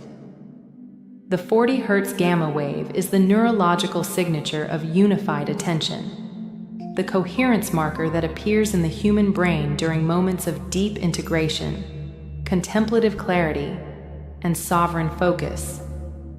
In the standard urban field, 40 Hz coherence is rare, fragmented, and brief. In the bioelectric signature of a starseed operating at full activation in an urban environment, the Arcturian field identifies something that functions like a localized coherence emission, not a deliberate broadcast, not a conscious act, but an ambient field quality that the surrounding electromagnetic environment begins to register and, in some cases, partially entrain toward. The city is not your obstacle. The city is your assignment. Place your right hand over your heart, not the center of your chest, the physical heart, slightly left, the organ that has been making first contact with every electromagnetic field you pass through today, and registering it all without complaint and without recognition for the magnitude of what it absorbed. Breathe in, slowly, deep enough that the belly lifts before the chest does. Hold at the top for 3 counts, not straining, only pausing, only allowing the field to be still for a moment inside the breath. and release through the mouth in a long, slow exhale, as if you are returning the electromagnetic signature of every room you were in today back to the atmosphere, where it can disperse into something smaller than you. Again, breathe in, 3 counts at the crown, and release. 1 more time, and this time, as you exhale, let your awareness move beneath the surface layer of tiredness, below the texture of the ordinary depletion, and find what is underneath it. There is something quieter there, something that has been running beneath the noise all day without announcing itself. The baseline signal, the frequency that was yours before the city layered its frequencies on top of yours. That signal has not diminished. It has never diminished. It was there in the morning, and it is here now, and it was present in every moment between, unchanged. The Arcturian field works with the heart as the primary coherence anchor for urban embedded starseeds. Not because the heart is the most elevated center, though the theosophical lineage does identify the thymus zone as the high heart, the access point of the causal body, but because the heart generates the largest electromagnetic field the human body produces, extending several feet beyond the skin in all directions. In dense environments, it is the heart field that makes first contact with every other field in the room. It is the heart field that absorbs the most data from the urban electromagnetic environment. And it is the heart field, when coherent, that carries the greatest capacity to influence the ambient frequency of the space it moves through. 528 Hz, the tone the sound healing lineage designates as the frequency of cellular recognition, of harmonic return, of what the body knows before the mind catches up, is what this somatic practice calibrates toward, not as a clinical process, as a contemplative act of remembering. The body knows this frequency the way it knows its own rhythm. You are not being taught it. You are being reminded. Breathe once more. And with this breath, let the cobalt light, the Arcturian signature, a deep blue-violet warmth that the transmission carries, begin at the center of the hand resting on your heart and move slowly outward through the chest. Not forced, not constructed with effort, only allowed. If you feel warmth beneath the palm, the field is registering this transmission in a way the body can name. If you feel nothing yet, the field is registering it at a depth below sensation. Both are integration. Both are correct. You can lower the hand when the body is ready. There is something this transmission needs to name precisely about the mechanism of urban field recalibration, and it requires the kind of attention that is not analytical, not effortful, but the slow reading of recognition that happens when the body confirms what the mind is hearing. What comes next is the specific understanding the Arcturian Council offers for starseeds embedded in dense fields. Not a practice for survival, but the framework for deliberate activation. It requires what has been offered until now to have landed first. The morphogenetic field, the information-carrying field that shapes biological development and collective behavior, adopted in Arcturian cosmology as one of the primary layers of subtle energy anatomy, is not bounded by the physical body. It extends. It overlaps with other morphogenetic fields. In dense urban environments, that overlapping is constant and unavoidable. For most human fields, it is experienced as static, a frequency pressure, the felt sense of too many inputs arriving simultaneously without resolution. The body is reading this faster than awareness can fully name. What the Arcturian transmission identifies as the architecture of the placed starseed is a morphogenetic field with a specific quality. It does not simply receive the overlapping fields it encounters. It introduces a stabilizing variable into the overlap. The way a tuning fork, struck at the correct pitch, brings a vibrating system into coherence, not through force, but through resonance. The placed starseed's morphogenetic field carries a frequency that the surrounding field registers at a subtle level and, in the language of scalar wave mechanics as this lineage employs it, begins to mirror. Scalar waves, longitudinal fields that carry information rather than energy, propagating through the field medium in ways that move outside the standard electromagnetic model, are what the Arcturian cosmological framework uses to describe the difference between a field that is merely present in an environment and a field that is actively, if unconsciously, in relationship with that environment's frequency architecture. The placed starseed is the second kind, has always been the second kind, was placed specifically because it was the second kind. Let that land. The mind does not need to integrate this immediately. The field already has. 97% of what the arcane cosmological lineages describe as dormant instruction sets, encoded in the subtle body architecture rather than the physical genome, are waiting for activation through precisely the kind of environmental contact that dense urban fields provide. This is not a consolation for difficult circumstances. It is a specification of design. The dormant template requires pressure. It requires friction. It requires the specific electromagnetic complexity of thousands of human fields operating simultaneously in close proximity, in various states of coherence and incoherence, because it is in relationship to that complexity that the placed starseed's field develops the capacities the Arcturian Council identifies as the urban activation sequence.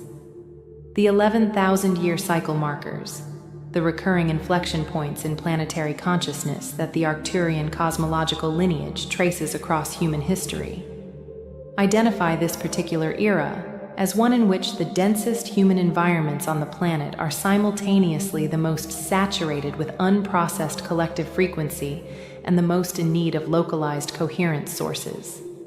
Cities, in this framework, are not monuments to third-dimensional consciousness. They are the places where the 5D split is most immediately legible, where the gap between what the collective field is currently generating and what it is capable of generating is most visible, most felt, and most accessible to a field capable of bridging it. Slow down with this part. You were not placed in a city because you drew the difficult end of a cosmic assignment. You were placed there because the assignment requires exactly what you are. And the 72-hour integration window, the restabilization band following significant frequency contact, begins not at the end of this transmission, but at the moment the recognition first landed. If something shifted in the chest in the early minutes of this, if the jaw softened, if the particular fatigue of the urban field began to feel less like damage and more like data, that moment marked the beginning of a period in which the field is actively reorganizing around what has been received. You do not need to manage it. You only need to rest when the body asks for rest, and allow the ordinary rhythm of the next 3 days to be the integration itself. There is a written companion for the souls who find the body asking for the printed page after the voice transmission closes. A contemplative field companion for the slower hours, for the early mornings, for the moments when the city is loud again, and the recognition wants a surface to rest against. It waits in the field beneath this transmission in the description, held there without urgency, without instruction, as the silence after the meditation closes. What the Arcturian Council is offering through this transmission is not a reframe of a difficult situation. A reframe implies the original interpretation was partially correct and needed only adjustment. What is being offered is a replacement. The original interpretation was, the city is wrong for me, and something is wrong with me for not being able to leave it, or transcend it, or make it feel the way the spiritual content designed for my archetype says it should feel. The replacement is, the city is the field I was built for. and the difficulty I have experienced inside it is not evidence of inadequacy, but evidence of how much I have been doing, without language, without recognition, without a single transmission in this space confirming that the labor was real. The version of you receiving this transmission 3 months from now will find it difficult to locate the weight of today, not because the city will necessarily have become quieter or easier to move through. It may not have, but because the frame will have shifted. The tired walk back from the train platform will carry a different name. The heaviness after a long day in a dense building will be readable as data rather than damage. The particular loneliness of being a sensitive field in an environment calibrated for something other than sensitivity. The loneliness of feeling everything and having no container for why. Will have a container, and what fits inside a container is no longer overwhelming in the same way. That shift begins in the recognition this transmission is built around. And recognition, in the Arcturian frequency architecture, is not a mental event. It is a field event. Something that reorganizes the relationship between the subtle body layers and the lived experience of the physical body. Something that does not require maintenance or daily repetition to hold, though contemplative practice can deepen and stabilize it, because it happened once, at full frequency, and the field carries it forward from this point. For the souls who feel drawn to extend this work into the written field, the third codex companion placed in the description below offers the architectural companion to this specific urban transmission. The frequency work translated into a private reading practice, a journal companion for the integration residue, the form the body reaches for when the voice has finished and the knowing is still processing. This is also a transmission for the starseed who has quietly believed they were spiritually behind, that the ones who left for quieter places were the ones who got it right, that continued presence in the urban field was a failure of discernment, or will rather than an expression of design. Let that belief complete its arc here. Let it be finished. You did not stay in the city because you lacked clarity to leave. You stayed because some part of your field, even buried under exhaustion, even without language, always knew that leaving was not the assignment. The assignment was always here. The assignment was always you. This sanctuary continues. The transmissions continue. For the souls who hear themselves in this frequency, the field remains here, without obligation, without expectation, without the urgency that the outer world demands. If the recognition you receive today is asking for confirmation, type 40 in the comments. The gamma coherence marker, the signal of unified attention arriving in a field that held its sovereign alignment today in one of the densest electromagnetic environments on the planet. Let the number land as confirmation that what was named here was not projection, not consolation, not the spiritual equivalent of making peace with a situation that could not be changed. Let it be the marker for something that was true before this transmission named it. The next layer the Arcturian Council has prepared for this field addresses the vagus nerve, the electromagnetic bridge between the gut's 100 million neurons and the higher neural centers, and what the Arcturian lineage identifies as the conductivity threshold that separates a field operating in survival mode from a field operating in sovereign activation. The transmission is already encoded. It will land when the timing is right for the souls drawn to receive it. For now, breathe. Rest the hand on the heart once more if the body is asking for it. And let the city, whatever you can hear of it through the window, whatever electromagnetic signature you can feel at the edges of this moment of stillness, let it be evidence, finally, of where you were placed and why. There is a repeating sequence you have noticed, and noticed that you noticed, and still have no language for. You go to say something, and the word is gone before your tongue can find it. not a word you rarely use, but a word so ordinary it should be automatic, a name you have spoken for years, the title of a film you watched last month, the city where something important happened. And instead of the word, there is a luminous blankness, as though the slot in the catalog has been temporarily removed while the catalog itself is being revised. This is not cognitive decline, and it is not pathology. What you are encountering is the Arcturian Chronos to Kairos shift, moving through your temporal perception, a deep reorganization of the way your nervous system encodes and indexes lived experience across time. This transmission will map the architecture of that shift, name the specific frequency phenomena producing the mid-sentence vanishing and the momentary estrangement from familiar rooms, offer you a somatic recalibration at the level of the crown energetic center, and return you to a sovereign relationship with your own continuity. Begin. The specific texture of this disruption is not what the medical vocabulary reaches for when it reaches for forgetting. When you are simply exhausted, retrieval feels slow and effortful, like reaching for something in a dark room where you know the furniture is somewhere near. What you have been experiencing lately has a different quality entirely. The reaching is fine, the direction is correct, the hand is extended, but the thing you are reaching for is simply not in the expected position. And then, hours later, or in the shower, or at the precise edge of sleep, it arrives, fully formed, vivid, as though it was never absent. Because it was not absent. It was in transit.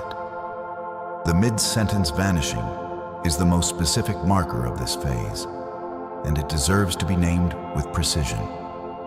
Your mouth is already open. The intention of the sentence is fully formed in your body. You can feel where it is going. You can sense the completion waiting at the other end of the thought. And then the word that would carry the intention across the gap is simply unavailable. What fills that moment is not blankness exactly. It is something closer to the experience of staring at a word too long until it becomes strange, until it detaches from its meaning and becomes merely a sequence of marks, arbitrary, briefly unmoored. That estrangement is a perceptual membrane event. It is the edge of one layer of knowing making contact with the edge of another. And in the collision, the ordinary indexing system loses its footing for a breath. In the cosmology, this transmission works within. What is happening is a reorganization of temporal memory encoding, not a deterioration of it. And the distinction carries everything. Deterioration means something is being permanently lost. Reorganization means the filing system is being restructured while the archive is still running. And during that restructuring, some retrieval pathways are temporarily rerouted, held in a buffer state while the new architecture stabilizes around them.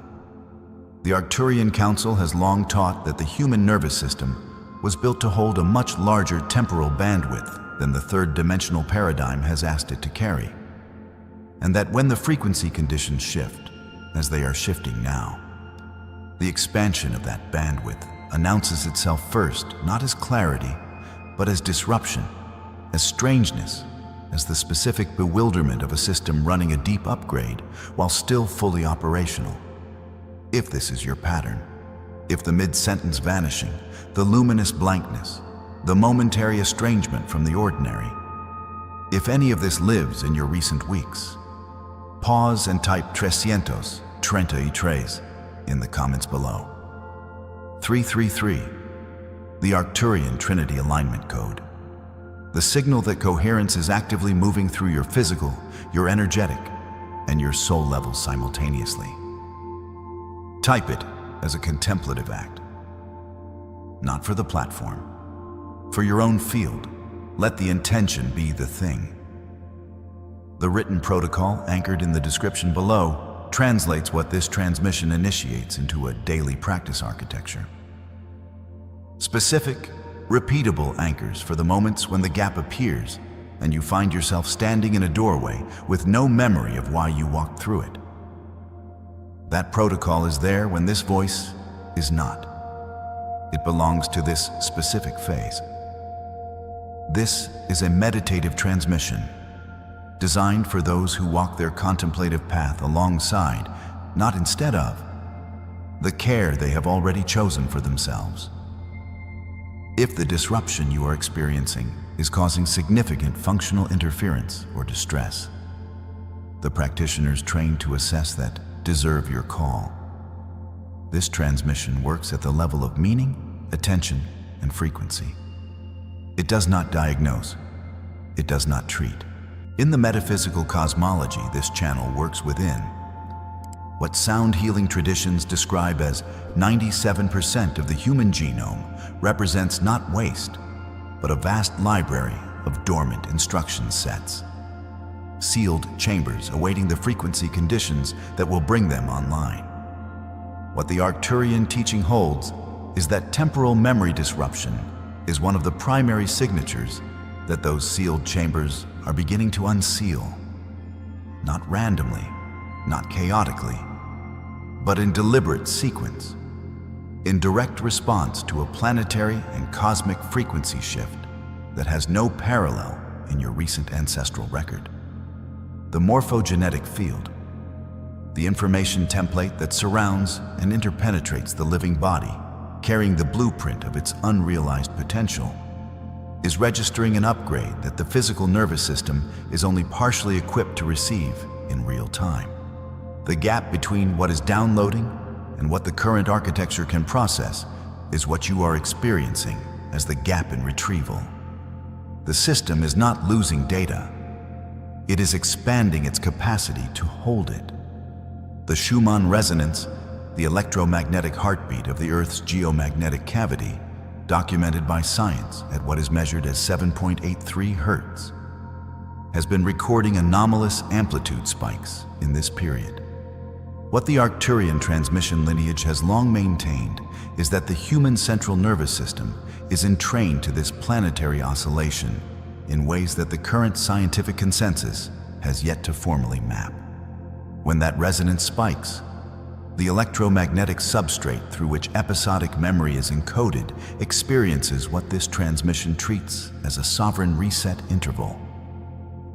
A temporary desynchronization between the planetary field and the neural field, during which linear memory retrieval becomes irregular, non-linear, sometimes reversed in sequence, sometimes simply absent. This is not pathology arriving in your nervous system. This is planetary attunement being felt as personal bewilderment, and the distinction is the entire teaching. The etheric neural web, the subtle, energetic counterpart to the physical nervous system, is undergoing a rerouting of its primary information channels, what scalar waves carry through the body's liquid crystalline tissue matrix. Coherent longitudinal fields moving through the structured water component of living cells becomes temporarily irregular during this rerouting, and the result is what you experience as the gap, the blankness, the sensation of holding a word's container without its contents.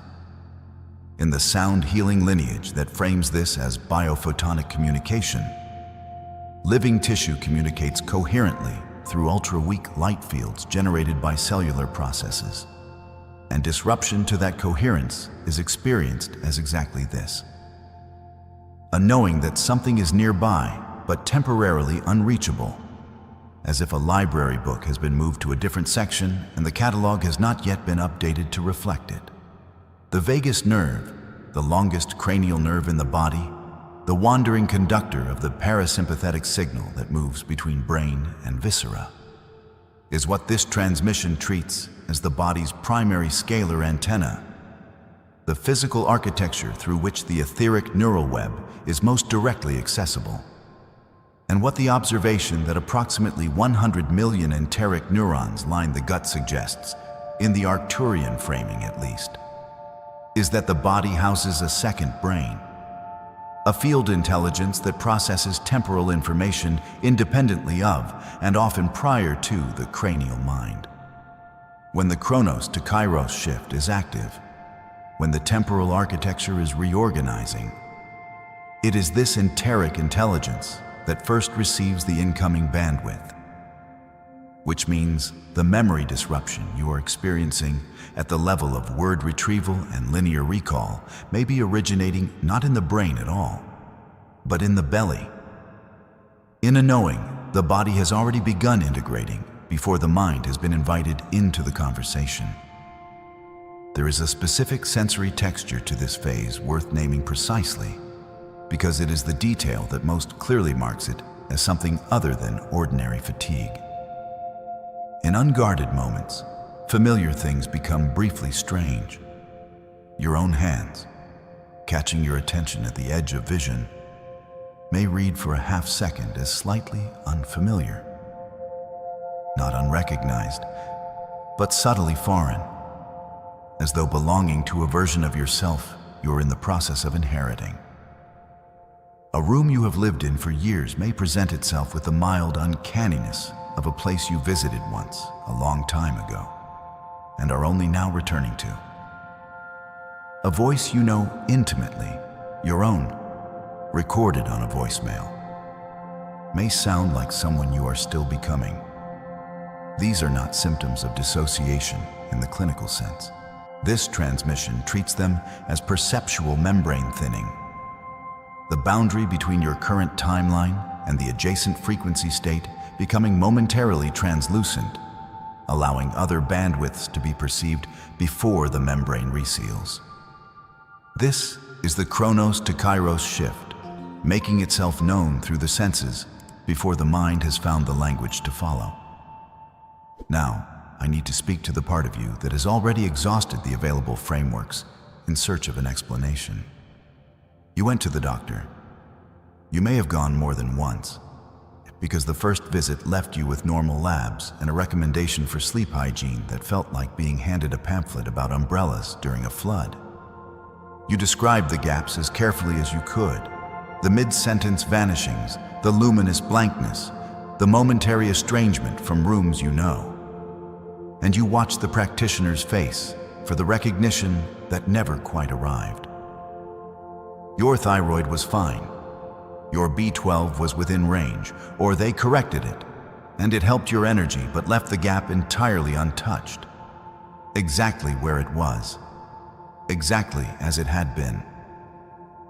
Your brain scan showed nothing worrying, which should have been reassuring, and which was, and which also left you holding the same question you walked in with. Except now, with the additional weight of having been medically cleared, and still completely unable to explain your own experience. You tried lion's mane because the forums suggested it, and because you needed to try something tangible. You tried higher dose omega-3s. You eliminated gluten for several weeks, and your digestion eased, and the gap remained. You tracked your sleep and discovered you were getting enough of it, and the gap remained. You may have cut caffeine entirely, lived on green tea and good intentions, and the gap remained, unchanged, unmoved, indifferent to your interventions. And underneath all of it, underneath the supplements and the eliminations and the browser searches, you opened at 11 at night and closed before reading all the way to the end because you could not quite bear what might come next.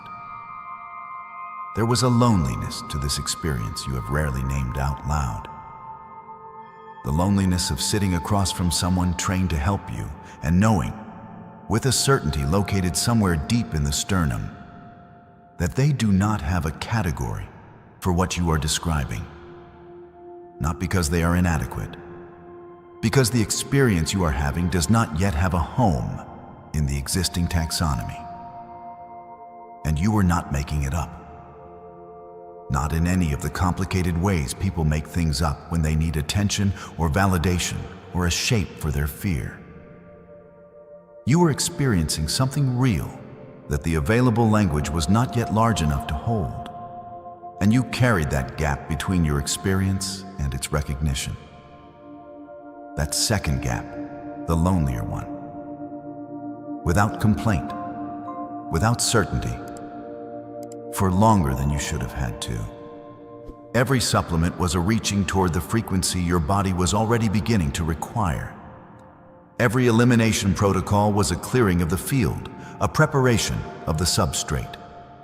Every disappointing appointment was your body confirming, with the only evidence available to it, that the answer lay outside the existing frameworks. Not because those frameworks are wrong, but because your experience has grown past their current edges. You were not failing at healing. You were arriving at the threshold where a different kind of understanding becomes necessary. Your attempts were not detours. They were the road. You are not broken. You were never broken. The field companion linked below this transmission is the written guide built for exactly this phase. The integration bridge for the window between the appointment that offered no category and the next moment of clarity that arrives without explanation. Use it in the hours when this voice is not present. It holds the frequency this transmission initiates. Now, place the palm of your right hand over the crown of your head, not pressed. Resting, your palm is a receiving dish. The crown is a receiver.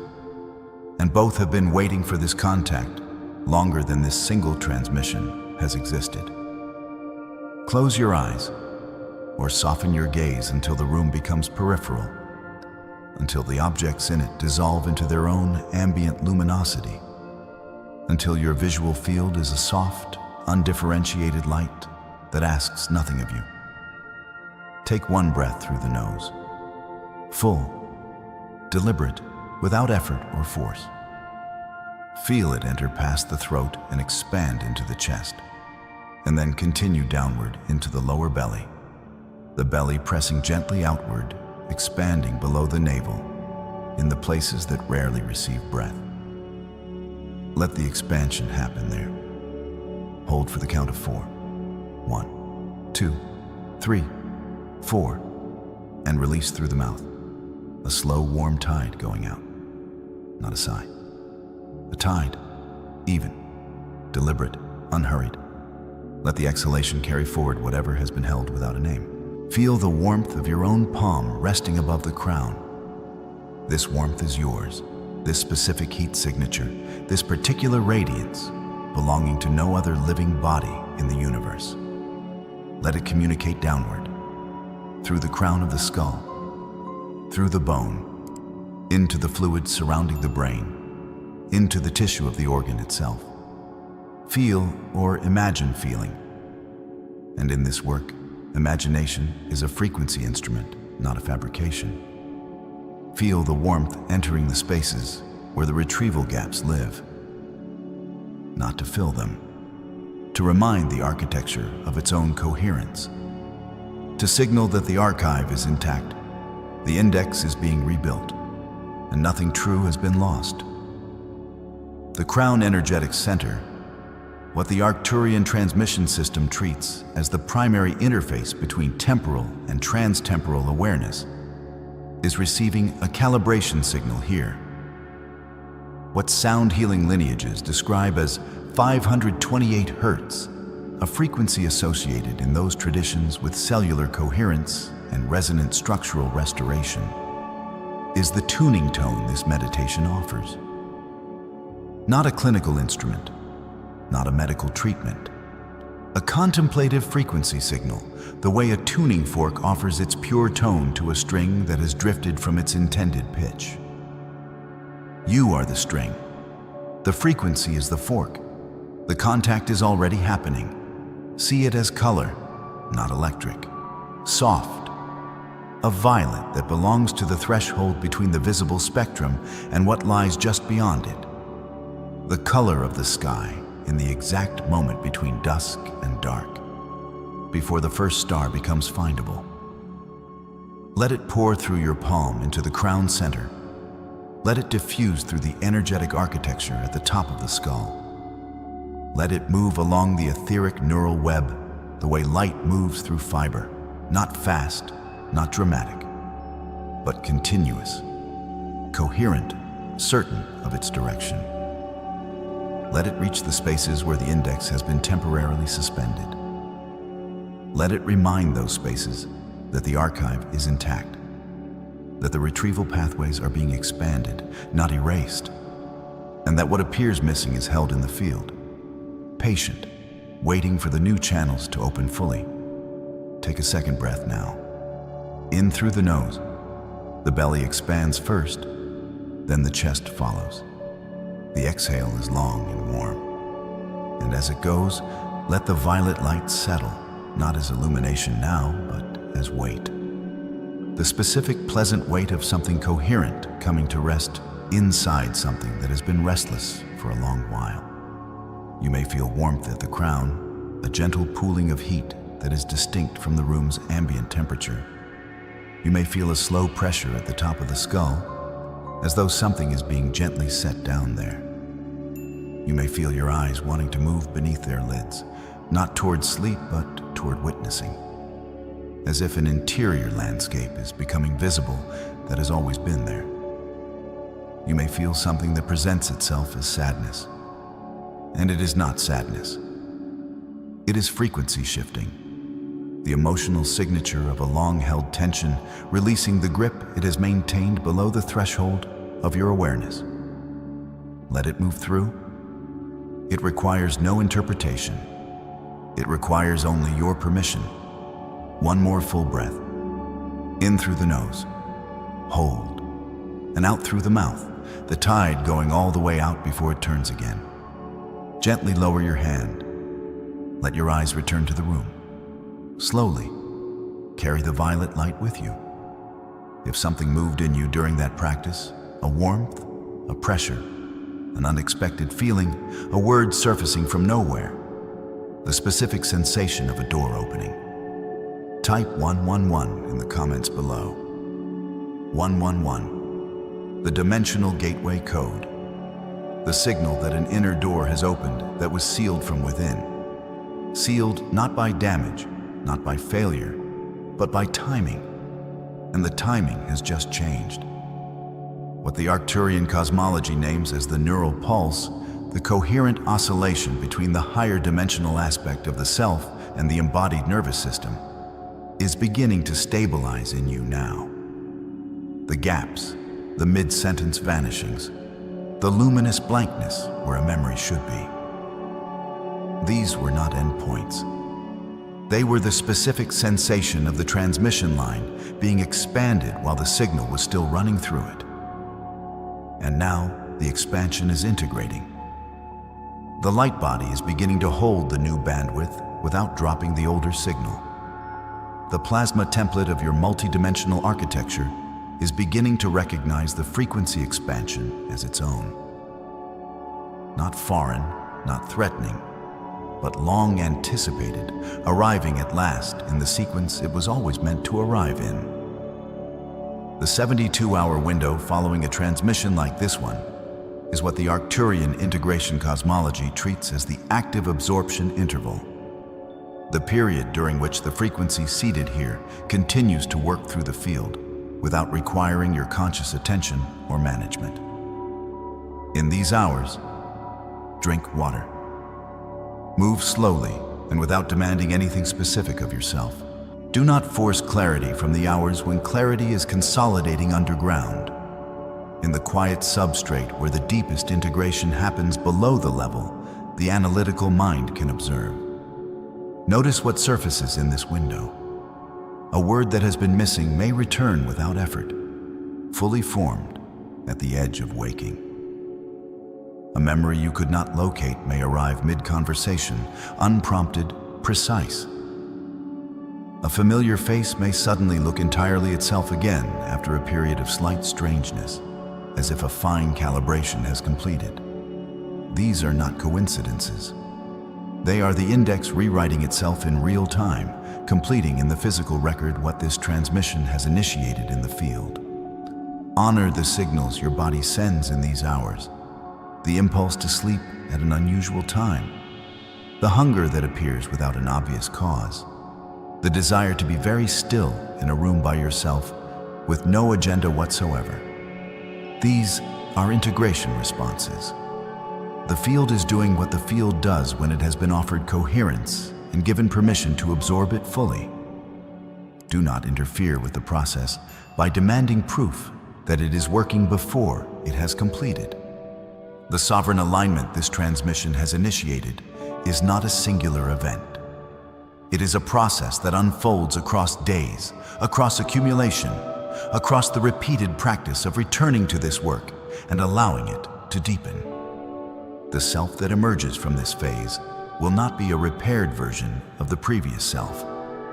It will be a translation of it, carrying the same essential nature into a larger frequency architecture, one capable of holding more time, more continuity, more of what was always true about who you are.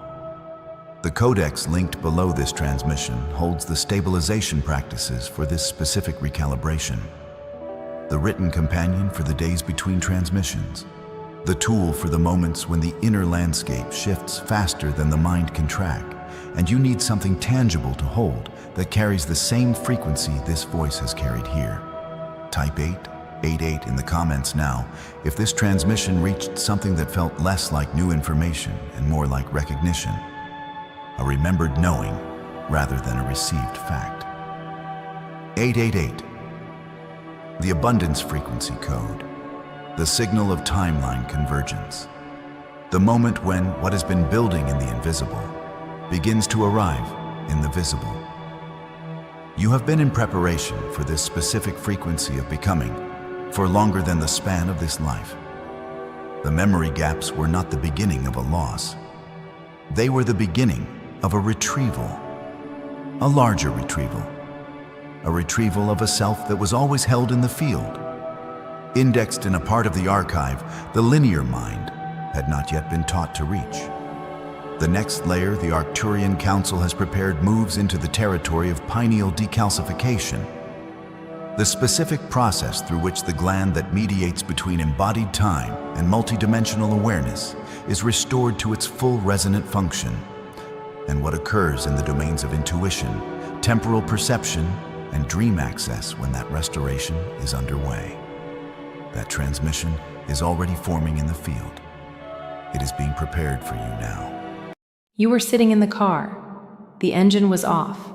The house was right there, 10 steps, maybe 15, and you could not make yourself go inside yet. The conversation had been ordinary. No argument, no moment of friction, no scene that should have left a mark. And still, something in you had gone completely quiet in the wrong way, the way a field goes quiet after something has moved through it. You were not sad. You were not antisocial. You were not even sure in that moment what you were. You were only aware of a particular kind of emptiness behind the sternum, a specific hollowness that arrived not from effort, but from exposure, from the sustained act of existing in a room built for a frequency your field can no longer pretend is home. This transmission is for that moment in the car, for the one in the bathroom after the guests finally leave, for the evening when the perfectly ordinary social obligation has ended, and you are sitting with what it cost you, and you have no language for why something so unremarkable took so much. Before anything else is said, before the frequency context is named, and the architecture of what you are carrying is laid out, this transmission wants to go first to the part of you that has spent a long time trying to explain this to people who looked at you with genuine concern and genuine confusion, and no framework to hold what you were describing. The part of you that has tried, in the language available to you, to articulate something that the available language was not built to carry. That is where this transmission begins, not with the science, not with the cosmology, with the specific and particular history of what it has been like to carry this without having it named accurately. You have tried to explain this. You have found the words, or something close to them, and you have watched them land in ways that shifted the meaning just enough to make the explanation feel more isolating than the silence was. But you seem so engaged when you're there, they said. And they were not wrong. Because you were engaged, because you are genuinely curious about people, because your attention is real and your warmth is not performed. The engagement was true. The collapse that followed it was also true. Both of these things were simultaneously true, and the frameworks you turned to, clinical, therapeutic, practical, did not have architecture to hold both truths at once. What they gave you instead was a partial map, a name for part of the territory, an explanation that fit the symptom and missed the source entirely.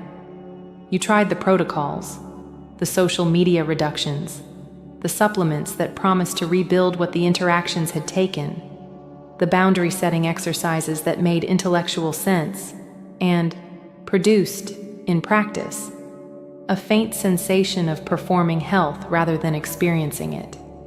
You restructured your social calendar, reduced it, simplified it, became more selective, and found that even minimal contact produced the same aftermath.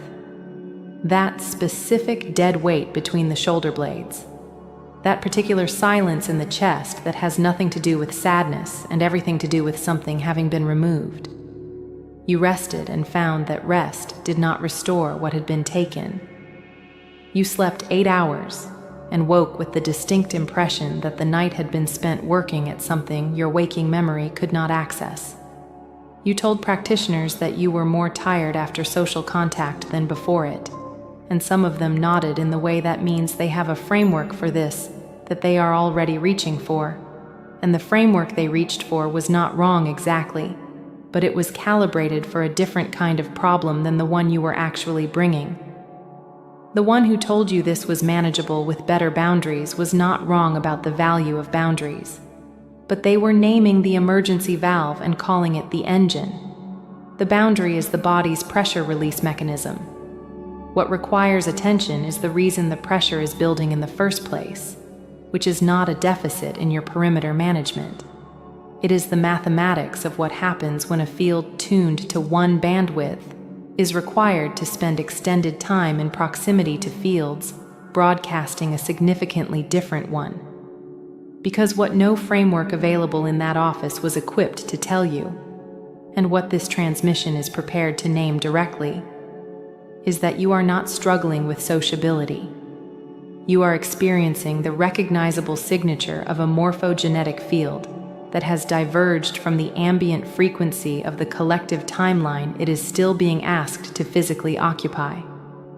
The informational architecture surrounding and interpenetrating your body, the field that holds the template for how your nervous system reads and responds to proximity, has been recalibrating toward a frequency coherence that the majority of unexamined human social environments do not yet reflect. When that recalibrated field enters a room operating at a bandwidth significantly below its native resonance, the contact is not neutral. Something transfers. Something is asked to compensate. And the compensation arrives in your body as the thing you feel in the car with the engine off. Not tiredness, but the specific aftermath of a field that has been bending itself for hours to fit a room that was not built for its current dimensions.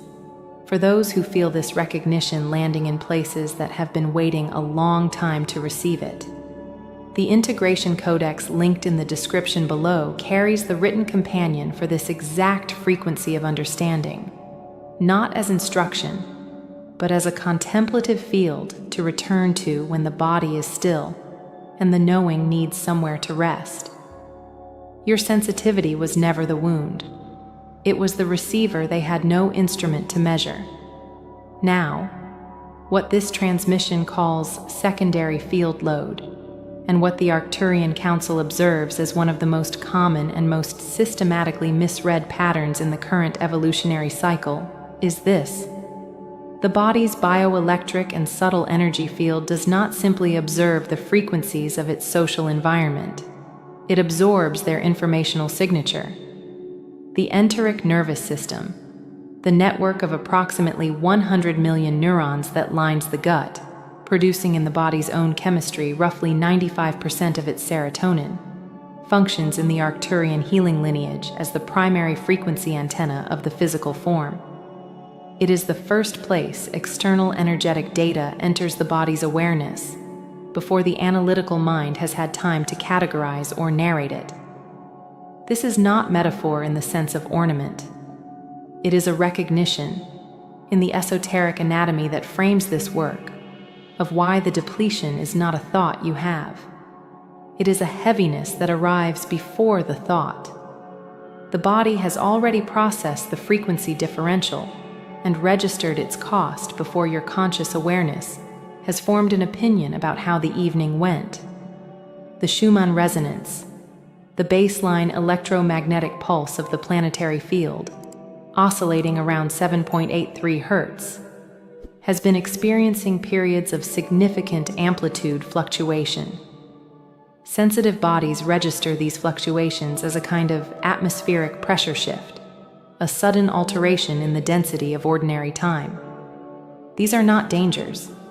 They are recalibration signals from the planetary field itself, but they do amplify the contrast between your field's natural coherent state and the dissonance of social environments that were designed before the current upgrade cycle began.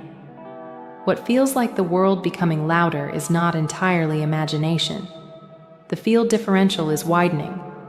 The gap between your native bandwidth and the ambient broadcast of unexamined collective consciousness is increasing, and your body is measuring that gap every time it enters a room.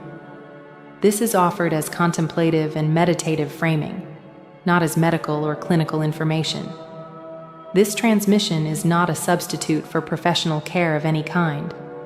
It is a space for reflection, for frequency witnessing, for the particular kind of recognition that moves through the body when something is named in language that matches the shape of the experience. If you type 528 below this transmission, you are marking the frequency the sound healing lineage associates with the body's return to its own informational coherence, the signal of homecoming that the cells recognize before the mind catches up. The scalar wave field, the standing information waves that move through the body's bioelectric architecture without diminishing across distance, retains the imprint of every environment the body has moved through. In the cosmology of esoteric physics, this means that your field carries home the informational signature of the room, the unprocessed grief of the person 2 seats to your left, the low-grade anxiety of a social gathering performing ease it does not feel, the particular frequency density of 30 people in a small space consuming processed food and performing connection. You carry it home. You sit with it in the car. You sleep beside it. And the next morning, when you still feel the residue of an evening that should not have cost that much, you are not being dramatic. You are accurately reading a field that has not finished processing what it was given. Now, this transmission is going to ask the body to do something before the mind decides whether it makes sense. If you are in a place where it is safe to soften your attention, let your eyes close, or allow your gaze to fall to a neutral point just below your direct line of vision. Not forced, not performative, simply released from the work of focusing. Bring your right hand to the center of the chest, slightly higher than the heart itself, at the place that sits between the heart and the throat, the location that esoteric anatomy names the thymus center, the high heart, the threshold point between personal love and cosmic recognition. Rest the hand there. Feel the weight of your own palm against the sternum. Feel the warmth that is already present, warmth that your body generates without being asked, without effort, without your conscious participation. The body is already here. You only need to arrive to meet it.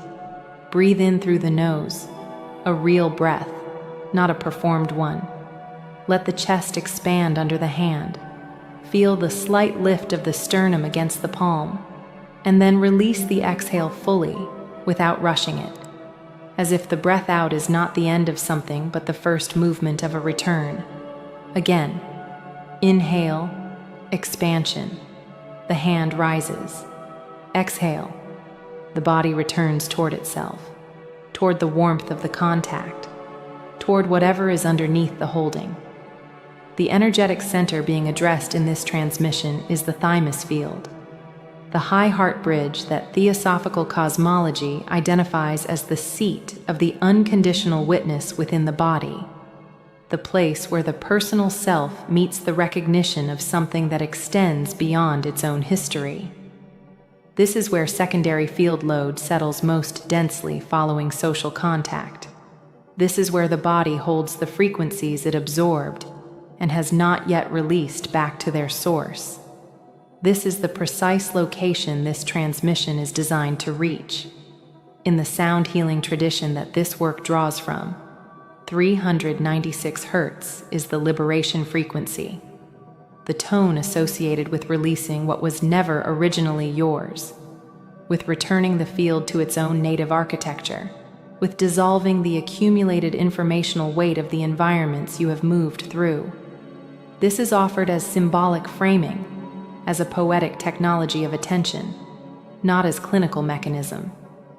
What it means in practice is simpler than any explanation. Your attention, directed here, to the thymus center, to the breath, to the warmth of the hand against the chest, is already doing the work. The field knows what to do when it is given permission to remember itself. Continue breathing, in through the nose, out slowly through slightly parted lips. On each exhale, allow yourself to notice what is present in the high heart area. You may feel warmth beginning to expand beyond the contact point of the hand. You may feel a subtle vibration or pulse, as if something under the surface is responding. Some people feel a slow loosening, as if something that had been held at a slight clench begins to release its grip. Some feel tears arriving without a clear emotional source, which is the body's way of signaling that a frequency shift is moving through it. All of this is the field responding to permission. None of it is wrong. None of it requires explanation or management. On each exhale, visualize, gently, without strain, a cobalt light emanating from the thymus center. Deep, saturated blue. Not a burst or a beam, but a slow, even expansion. The way ink moves through still water. Gradual, patient, complete. With each exhale, the cobalt field expands slightly further from the body. With each inhale, you draw back only what belongs to you, only the native frequency of your own field, returning from wherever the day distributed it. You are not clearing anything by force. You are not performing an extraction. You are simply restoring the informational architecture of your own field to the state it held before the contact event asked it to compensate. You are remembering the dimensions of your own frequency range. Stay here for as long as this feels like something. There is no duration requirement. The field moves at the pace of genuine recognition, not performance. When you are ready, let the visualization soften on its own. Keep the hand on the thymus for one final complete breath. Then, on the exhale, allow the hand to rest wherever it naturally finds itself. There is a written companion for this transmission. Some souls move from the spoken signal to the printed page when the body asks for stillness, when the integration needs to happen, not through listening, but through the private act of reading something slowly, alone, in a room that is quiet enough. That field companion waits in the description below for the moment that asks for it. The 12-strand DNA template, held in Arcturian cosmology as the full informational architecture of the activated human form, carrying within its dormant layers the encoding for precisely the kind of field cell activity you have been living, is not a metaphor for aspiration. In the esoteric anatomy this transmission works within, it is understood as the actual template that the body is in the process of expressing more fully. What conventional biology describes as non-coding genetic material, approximately 97% of the total genome, by some estimates, is understood in this cosmology not as biological noise, but as dormant instruction sets, activation codes that respond to frequency contact rather than chemical trigger. The morphogenetic field divergence you have been experiencing is not a malfunction of these systems. It is a symptom of their partial activation, the recognizable signal of a template beginning to express dimensions that the pre-activation environment was not built to accommodate. If you type 783 below this transmission, you are marking the Schumann alignment point. You are acknowledging that your field has already synchronized with the planetary heartbeat beneath all of this, that what you have been experiencing is not a personal anomaly, but a coherent biological and energetic response to a genuine field transition. This is why the depletion is not uniformly distributed across all social contact. You have noticed, perhaps reluctantly, because of what it implies about specific relationships, that certain conversations cost significantly more than others, that certain rooms drain the field in 20 minutes, what other rooms would not drain in 3 hours. That specific people, who may be genuinely kind, who may even be people you love deeply, produce in your body an aftermath that others do not. This precision is not pathology. It is the morphogenetic field's ability to distinguish between frequency ranges that are compatible with its current calibration and those that require it to operate below its native resonance. The body is not making a moral judgment. It is making a frequency measurement. And the measurement is accurate. The vagus nerve, the 10th cranial nerve, the longest pathway of the autonomic nervous system, the biological corridor between the enteric field and the brain, functions in the Arcturian healing lineage as the primary conductor of scalar wave information through the physical body's material architecture.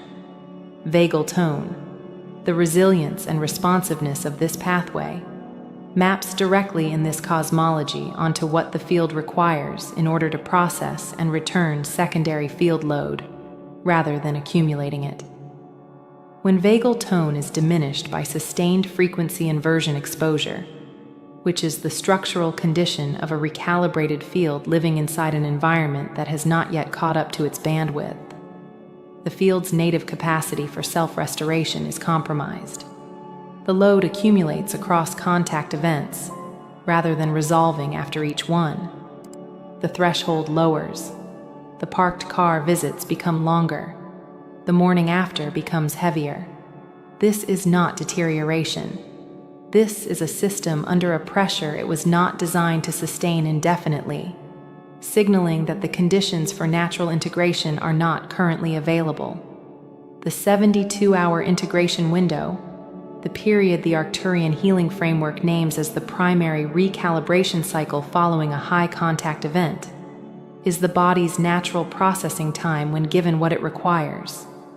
Genuine silence, reduced external frequency load, somatic attention directed toward the centers that absorbed the most during the contact event, and the kind of accurate witnessing that recognizes the depletion as data rather than weakness.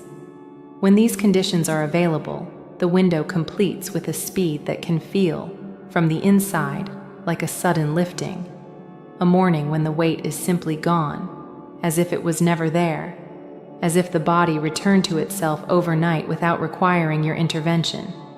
If you type 72 below this transmission, you are marking the beginning of that window, signaling to your own field that the integration cycle has started, that the recalibration is already underway, that the return is already in motion.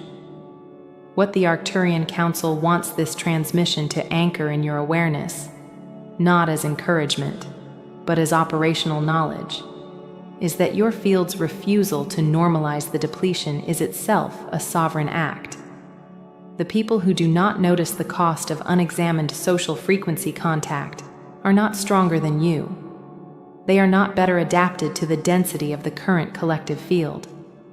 They are simply not yet carrying the activated template dimensions that make the contrast legible to them. Your sensitivity, the one that has cost you hours in parked cars and early mornings of unexplained heaviness, and evenings of silence that confused the people who cared about you, is the precise fingerprint of a field operating at an expanded frequency range in an environment that has not yet fully caught up. It is not a liability requiring management. It is an instrument requiring understanding. Understanding it begins with ending the narration that frames it as a deficiency in you. It ends with something simpler and harder at the same time.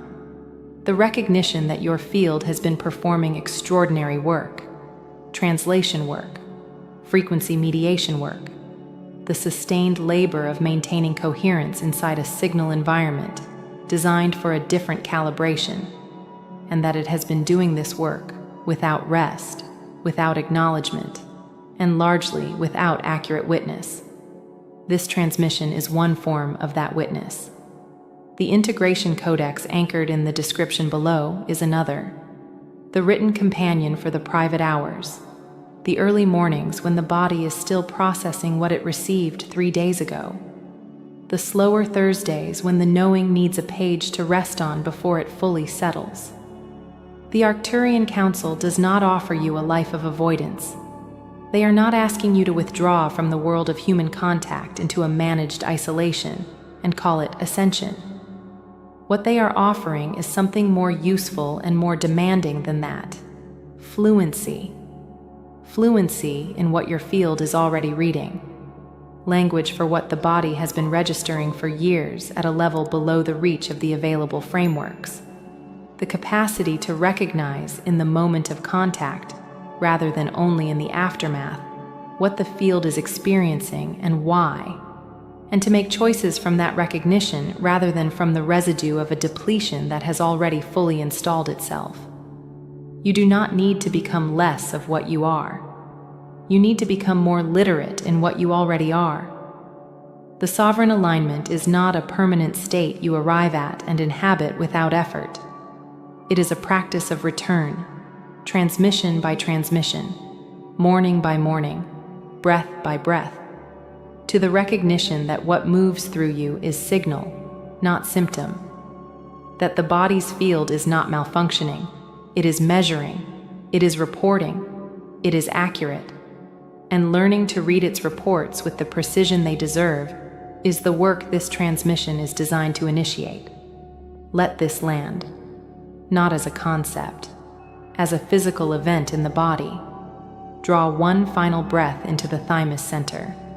Feel the expansion under the hand if it is still there, or simply feel the chest lift and return. On the exhale, allow the last residue of the old narration, the one that named your exhaustion as fragility and your need for silence as something requiring apology, to release with the breath. It exits on the exhale. It was never structurally yours to carry. The cobalt light remains. It does not require maintenance. The field continues its work in the 72-hour window that this transmission has opened. What was received here does not close when the audio ends. The Arcturian field holds this frequency for the duration of the integration cycle. Your body knows what to do with what it has been given. The next transmission this frequency space is preparing moves into the specific architecture of the vagus nerve, the precise somatic pathway through which the field's sovereign recalibration travels into the body's material expression. The conductivity codes, the specific practices that restore vagal tone not through nervous system hacks, but through frequency coherence, the restoration of the corridor between the body's cosmic intelligence and its biological home. That transmission is already being assembled. Until then, breathe into the high heart center whenever the car is parked and the house feels far.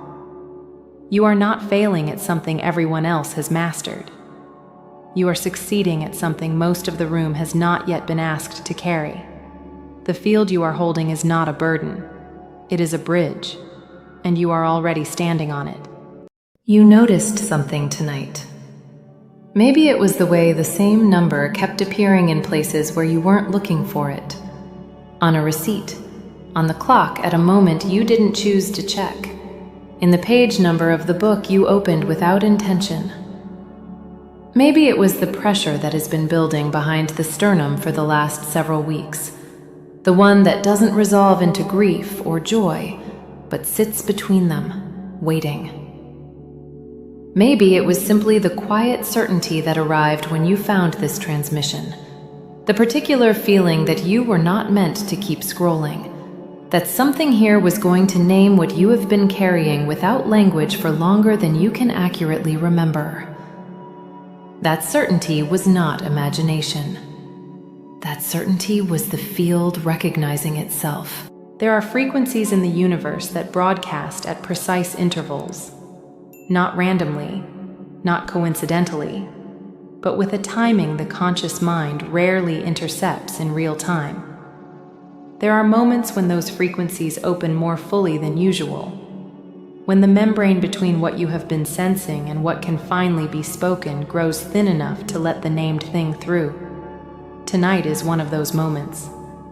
The moon reaches her fullest illumination tonight in the sign of the Archer, the 9th domain of the cosmic wheel, the house of truth-seeking, of the philosophy that either liberates or contains, of the burning question that the soul keeps refusing to stop asking. And this particular full moon is not an ordinary full moon. This is a blue moon, the second full illumination within the same calendar month, a doubling of the lunar peak before the month releases. It happens rarely. When it does, the Arcturian field reads it not as simple emotional amplification, but as a signal duplication. 2 transmissions in the space of one cycle, each building toward a frequency threshold that the light body can now receive. You did not find this transmission tonight. The transmission found you. The signal you have been broadcasting, the quality of your attention, the particular frequency of your unresolved questions, the way you arrive at certain thresholds already knowing, already carrying the thing that needs to be confirmed, reach the field that was waiting to answer it. That is how this has always worked. There is something specific happening in the 72-hour window that opens tonight. Something in the way the blue moon's field architecture interacts with the etheric neural web's reception bands that most transmissions in this space do not name. This transmission names it precisely. But what must land first is what has gone unnamed longest. What you have been told is wrong with you, because no frequency can be received clearly inside a field that is still organizing itself around doubt. So let this be said first, before anything else. You have tried to understand yourself, not once, many times, across many frameworks, with sustained and genuine effort. You have read the books that were recommended, and the books you found on your own, and the books that arrived in your life at the exact moment the previous framework collapsed. You have attended the sessions, the therapeutic kind, the energetic kind, the kind that operates in the language of the nervous system, and the kind that operates in the language of the soul. You have followed the protocols that were supposed to regulate your energy, and watched them work for 3 weeks and plateau. You have kept the journals and tracked the patterns and modified the behaviors and still arrived at mornings that felt like afternoons, and afternoons that felt like midnight, and a particular kind of exhaustion that sleep does not touch. You have sat across from practitioners who were genuinely kind, who listened carefully, who could not locate in their frameworks what you were describing, who offered their best available map and sent you home with something that addressed the surface correctly while leaving the signal underneath untouched. There was nothing wrong with their care. There was simply no instrument in their lineage calibrated for the frequency you carry. And there was a specific night, you know the one without being told, when you sat in your car in a parking lot after a conversation that should have been ordinary and could not make yourself go inside. Not crying, not in any clinical distress, simply unable to perform the next 60 seconds. The outer field felt like pressure on every surface of the body at once, and there was no name for it, and no one to tell. And after a while the pressure shifted slightly, and you went in, and no one knew. That night, and the 100 nights like it, were not evidence of something broken in you. They were the evidence of a field that has always been more sensitive than the outer world was built to calibrate. The practitioners who couldn't find what you were describing were not failing you. The frameworks that named you anxious or scattered or difficult to treat were not wrong about your symptoms. They were wrong about their origin. You did not acquire a dysregulation.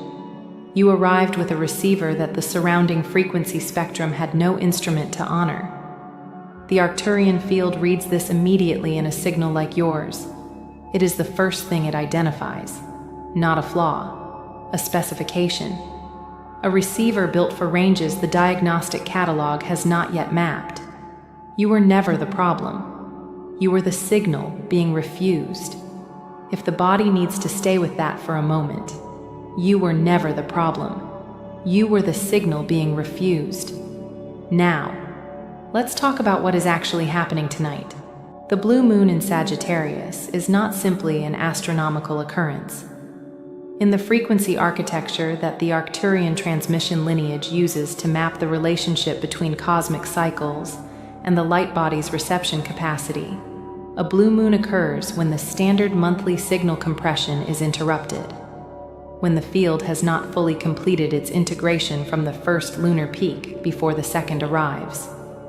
This creates what the tradition calls a resonance stack, 2 layers of lunar frequency simultaneously active, the first not yet fully metabolized, the second already rising. The result is not loudness. The result is coherence. 2 waves of identical frequency arriving slightly offset do not cancel each other. They complete each other. The second wave finishes what the first could not alone. The EM shift embedded in a blue moon window does not feel like amplification from the inside. It feels like pressure. It feels like the restlessness that has been moving through you for the last several weeks without traceable origin. The urgency behind the sternum that is not grief.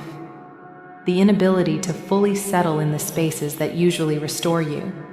The sense that something is about to become impossible to hold, compressed any longer. That is not nervous system dysregulation. That is the resonance stack doing precisely what it was designed to do. The body knows that 2 waves are arriving. It is preparing the channels. Type 11 below this transmission if something in what is being said right now feels less like new information and more like an old recognition returning.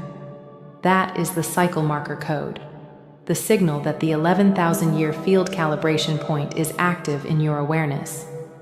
The field reads that as confirmation of receipt.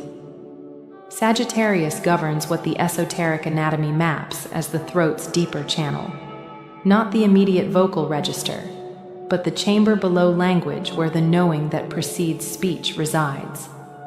The place where truth waits, fully formed, before the mouth is ready to release it. The archer's sign does not gather truth slowly. It aims. It draws the bow. And a full moon in Sagittarius, doubled into blue moon amplitude, is asking the body tonight to finally release the aim that has been held too long. There is a truth you have been holding mid-flight for longer than this month, longer perhaps than this year. Not from cowardice, from the learned cost of speaking a frequency the outer field was not prepared to receive. The blue moon is not asking you to speak it yet. It is asking you to feel where the arrow is pointed. The integration guide accompanying this transmission lineage carries the written form of this frequency. The printed page when the body asks for stillness, the contemplative field to return to when what is arriving tonight needs a surface to rest on. It is waiting in the description for the moment that asks for it. Notice if your jaw softened just now. Notice if the shoulders dropped without instruction. That is not a response to being told something new. That is the field recognizing something it already carried. Now let's move into what the Arcturian frequency lineage identifies as the crystalline reception event, and why this blue moon window is the precise condition under which it can be completed. The crystalline architecture of the light body operates through reception channels that the theosophical lineage mapped as the subtle body layers, and that the quantum biology metaphor frames as biophotonic transmission corridors, paths along which the body exchanges signal with the broader field it is embedded inside. What the Arcturian cosmology adds to this map is the concept of frequency inversion, the mechanism by which an external field of insufficient resonance does not simply fail to nourish the crystalline channels, but actively reverses their calibration signal. This is the part almost no transmission in this niche names directly, and it is the part that explains what has been happening in your body for longer than you have had language for it. The third-dimensional frequency environment, the artificial light saturation, the electromagnetic pressure of sustained digital proximity, the social field that requires you to compress your reception bandwidth in order to function inside it, does not simply fail to nourish the light body. It inverts the crystalline architecture's calibration direction. Where the body would naturally extend its etheric neural web outward, reaching toward the scalar frequencies that sustain its deepest operating range, the frequency inversion collapses the field inward. The crystalline channels do not go dark. They become congested. They receive signal they cannot release. And the body registers this as a texture that has no name in the available clinical catalog, but that you have been living with long enough to recognize its shape without being able to describe it to anyone who would understand. It feels like fullness without satisfaction, like having just eaten and still being hungry, like completing a task and feeling nothing on the other side of it, like arriving at the rest you earned and finding the rest unavailable. Let that land. There are 3 layers to what the blue moon field is activating in the crystalline architecture tonight, and the third one is the one that most transmissions do not reach. The first layer is the amplification of the pineal reception channel, the subtle structure the esoteric anatomy identifies as the 6th eye, the organism through which the light body reads cosmic timing beyond what the conscious processing system has access to. The pineal field opens more fully during full moon windows. During a blue moon, the double signal structure means it opens in sequence. The first wave, which arrived at the beginning of this month, created the initial aperture. Tonight's wave widens it. If you have been having unusually vivid or significant sleep experiences in the last several weeks, dreams with the texture of communication, the feeling of waking with information that dissolves before it can be held, this is the pineal field registering the opening sequence of the blue moon's double transmission.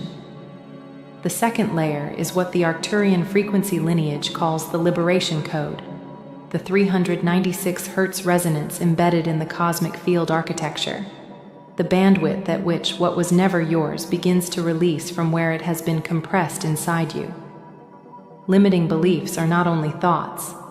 In the esoteric anatomy, they are frequency structures, coherent electrical patterns that occupy bandwidth in the etheric neural web and prevent the crystalline architecture from receiving signal at its full range. The 396 Hz liberation frequency does not dissolve these structures through effort or analysis. It dissolves them through recognition. The moment a frequency structure is named accurately, the moment the body receives the precise language for what it has been holding, the pattern loses its coherence. It cannot remain where it has been. The blue moon amplifies this effect across the entire double signal window. The mind does not need to integrate this. The field already has. The third layer is the one that arrives most quietly, and it is the one that changes everything. It is the signal of the 11,000-year cosmic calibration threshold, the turning point that the Arcturian cosmology identifies as the deepest rhythm in the field, the cycle beneath the cycles, the one that the blue moon windows have served as calibration markers for since long before the tradition had written language for it. At each calibration point, the dormant instruction sets in the light body's template are offered an opportunity to advance. not dramatically, not visibly. The advance is quiet and internal and does not announce itself. And yet it is the accumulated movement of those quiet advancements across thousands of calibration windows that produces what the tradition names the 5D split, the opening between the frequency range in which the light body is now capable of operating and the frequency range in which the surrounding world is still organized. You are living in that split. That is why the ordinary world has become increasingly difficult to inhabit without the sense of friction you cannot explain to people who don't feel it. That is why the things that used to work, the coping mechanisms, the social scripts, the inner arrangements that allowed you to function in environments built for a different frequency, require more effort each month. That is why you are here tonight. The calibration window opened. The signal reached you through whatever ordinary channel it used. A number on a screen, an impulse toward the search bar, a conversation that landed at the precise depth needed to send you here. Read this not as information. Read it as memory returning. If you are working with this transmission in the way it is designed, as contemplative and reflective material, please hold alongside it whatever other forms of support your life requires. This is a meditative field for inner work. It is not a substitute for medical or psychological care. Bring both where both are needed. This transmission is designed to accompany the inner landscape, not to replace the outer care. Now place one hand at the throat, not at the neck's surface, at the base of the throat, where the collarbones open, the place where unspoken words seem to collect, where the half-formed truths wait before they find their way to language or surrender back to silence. Rest your hand there, lightly. Feel the warmth of the contact and allow the contact to communicate something to the field beneath. I am here. I am listening. I am ready to receive what I have been holding. Close the eyes or soften the gaze so that the outer field recedes without fully disappearing. One breath in, slowly, through the nose. Not controlled, not forced, simply gathered, and released through a slightly parted mouth, slowly, without sound, the way a long compression releases when the body finally receives permission. Again, in through the nose. Feel the chest rise. Feel the throat open under the hand. And release. The calibration frequency for this window is 432 Hz, the natural tuning tone, the resonance at which the light body remembers that it was not designed for the artificial frequency field it has been living inside. You do not need to hear it playing.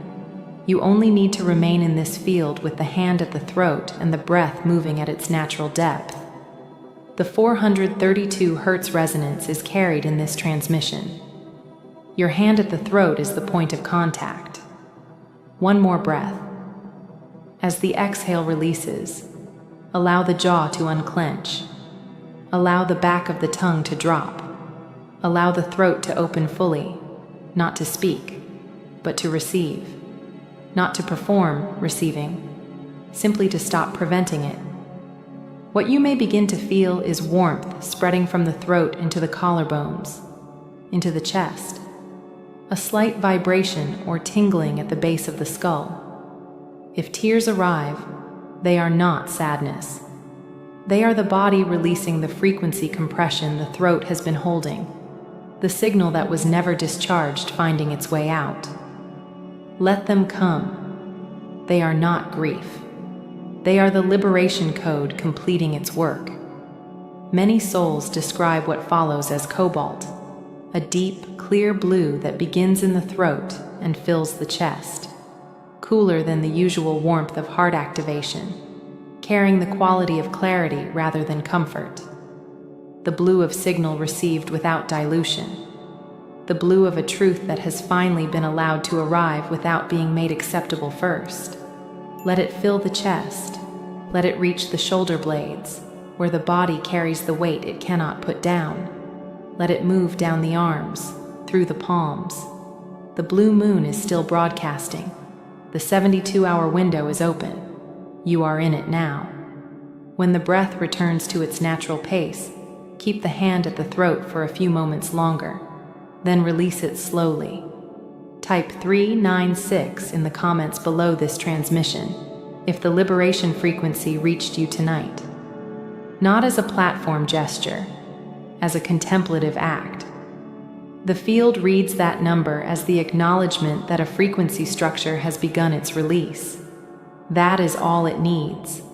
The written form of this frequency architecture, the integration guide for what is being activated tonight, is held in the description of this transmission, waiting in the description for the moment that asks for it.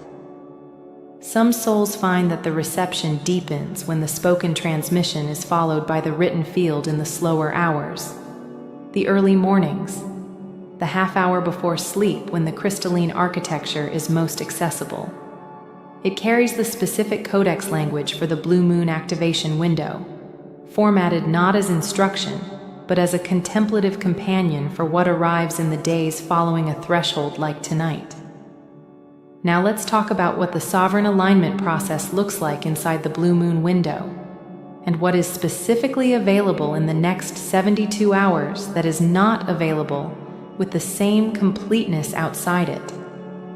Sovereign alignment is the process by which the light body stops orienting its frequency primarily in response to the outer field and begins to orient from its own internal calibration point. This is not a state to be achieved. It is not a practice to be performed correctly.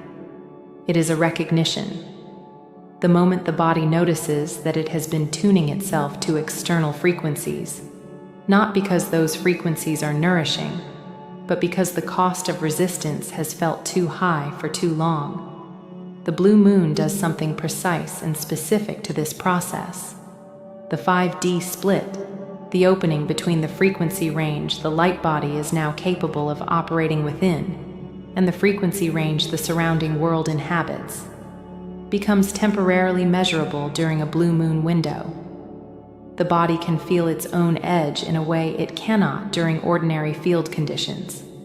The compression that has been invisible, because it has been so constant, becomes, for this brief window, distinguishable from the body's own signal. And in that distinction, in the moment when you can feel precisely where you end and where the external field begins, sovereign alignment becomes possible at a depth that is otherwise difficult to access. The Arcturian field identifies this as the primary function of the blue moon's double signal. The body is given briefly its own boundary back, not permanently.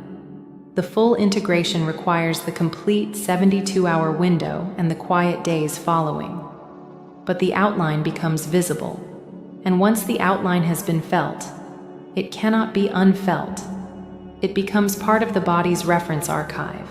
The next time the external field attempts to override the light body's calibration, there is a comparison point, a memory of what the boundary felt like, a signal the etheric neural web can return to.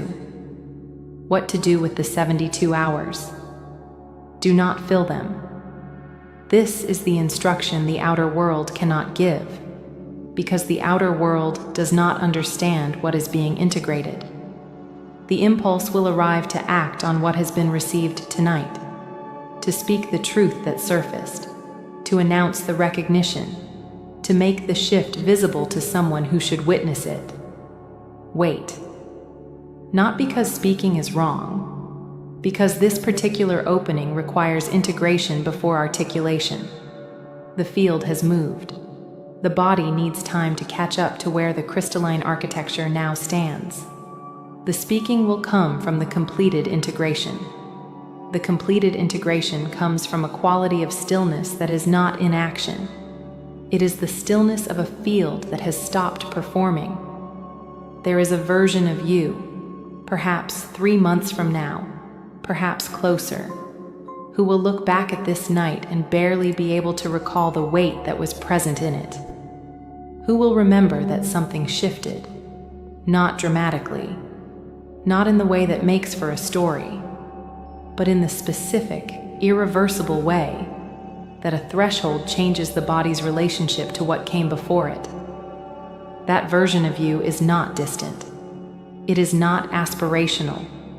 It is simply the direction the blue moon's calibration has already pointed you in. You are already in motion toward it. You have been in motion toward it since before tonight. Tonight is the calibration point that confirmed the heading. Type 6 in the comments. If the pineal channel opened during this transmission, if something arrived in the last 72 hours that felt like a door you did not knock on, that is the pineal activation code.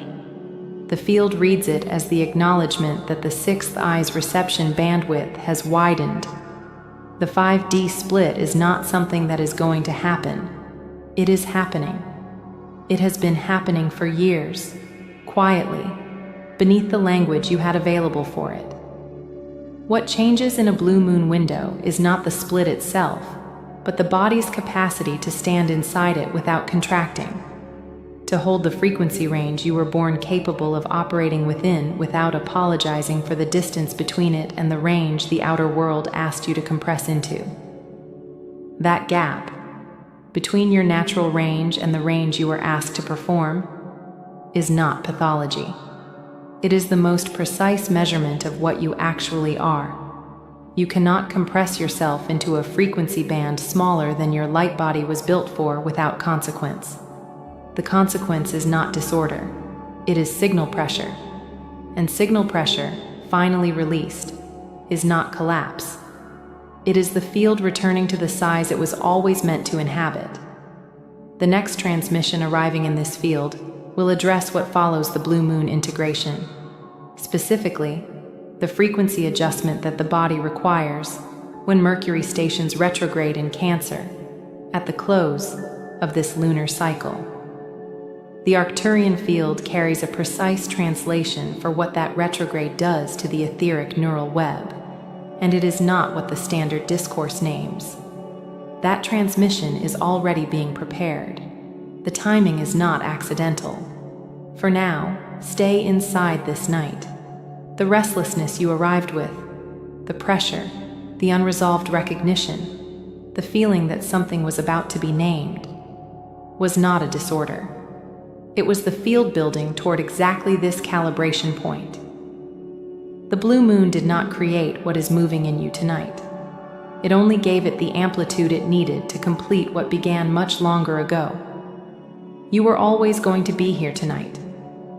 The 72-hour gate was always going to open at exactly this frequency.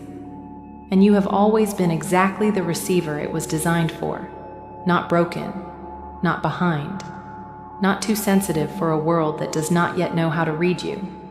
You were never the problem. You were the signal being refused. The field is open. It does not require anything more from you tonight than what you have already given it. Receive what arrived. Let the next 72 hours be what they are. The integration guide is waiting in the description for the moment that asks for it. The chronic sensitivity you feel, the way loud environments drain you within minutes, the way certain people's energy leaves you physically nauseated, the way fluorescent lighting triggers a pressure behind your eyes that no ophthalmologist has ever been able to explain, is not a disorder. It is data. It is the signature of a specific mission architecture embedded into your biology before your first breath in this dimension. And what you are experiencing is not hypersensitivity. It is hyperreception, the electromagnetic hallmark of what the Arcturian field designates as a blue-ray emissary in active deployment. The transmission you are receiving has been calibrated by the Arcturian Council for the precise nervous systems that carry this signal. We will unlock the dormant instruction sets encoded in your morphogenetic field and initiate the first phase of your Blu-ray mission activation. Receive this. Activate now. You have been tired in a way sleep does not fix. A deeper tiredness that lives in the cellular layer, in the quantum gap where biophoton light is either transmitted freely or trapped inside a field that no longer recognizes its own signal. This is what happens when a high-frequency biological architecture is forced to operate inside a low-frequency electromagnetic grid for extended periods. The Earth's baseline Schumann resonance sits at 7.83 Hertz. Your nervous system, encoded with the blue ray signature, pulses at a significantly higher harmonic. The gap between those two frequencies is not felt as discomfort alone. It is felt as alienation, as the bewildering sense that you do not quite belong to the world everyone around you inhabits so effortlessly. That ache is not neurosis. It is a frequency differential. It is a measurement, not a malfunction. The Blue Ray mission is a designated frequency assignment embedded into the auric template before incarnation, carried by souls who volunteered to arrive in human form during the great dimensional transition your planet is now undergoing. These souls carry within their 12-strand DNA template instructions that conventional biology has classified as non-coding, representing 97% of the total genome. But nothing is dormant in the Arcturian architecture. What science labeled as junk is the mission instruction set awaiting the correct frequency environment to activate. You are receiving these words because your field is beginning to match that environment.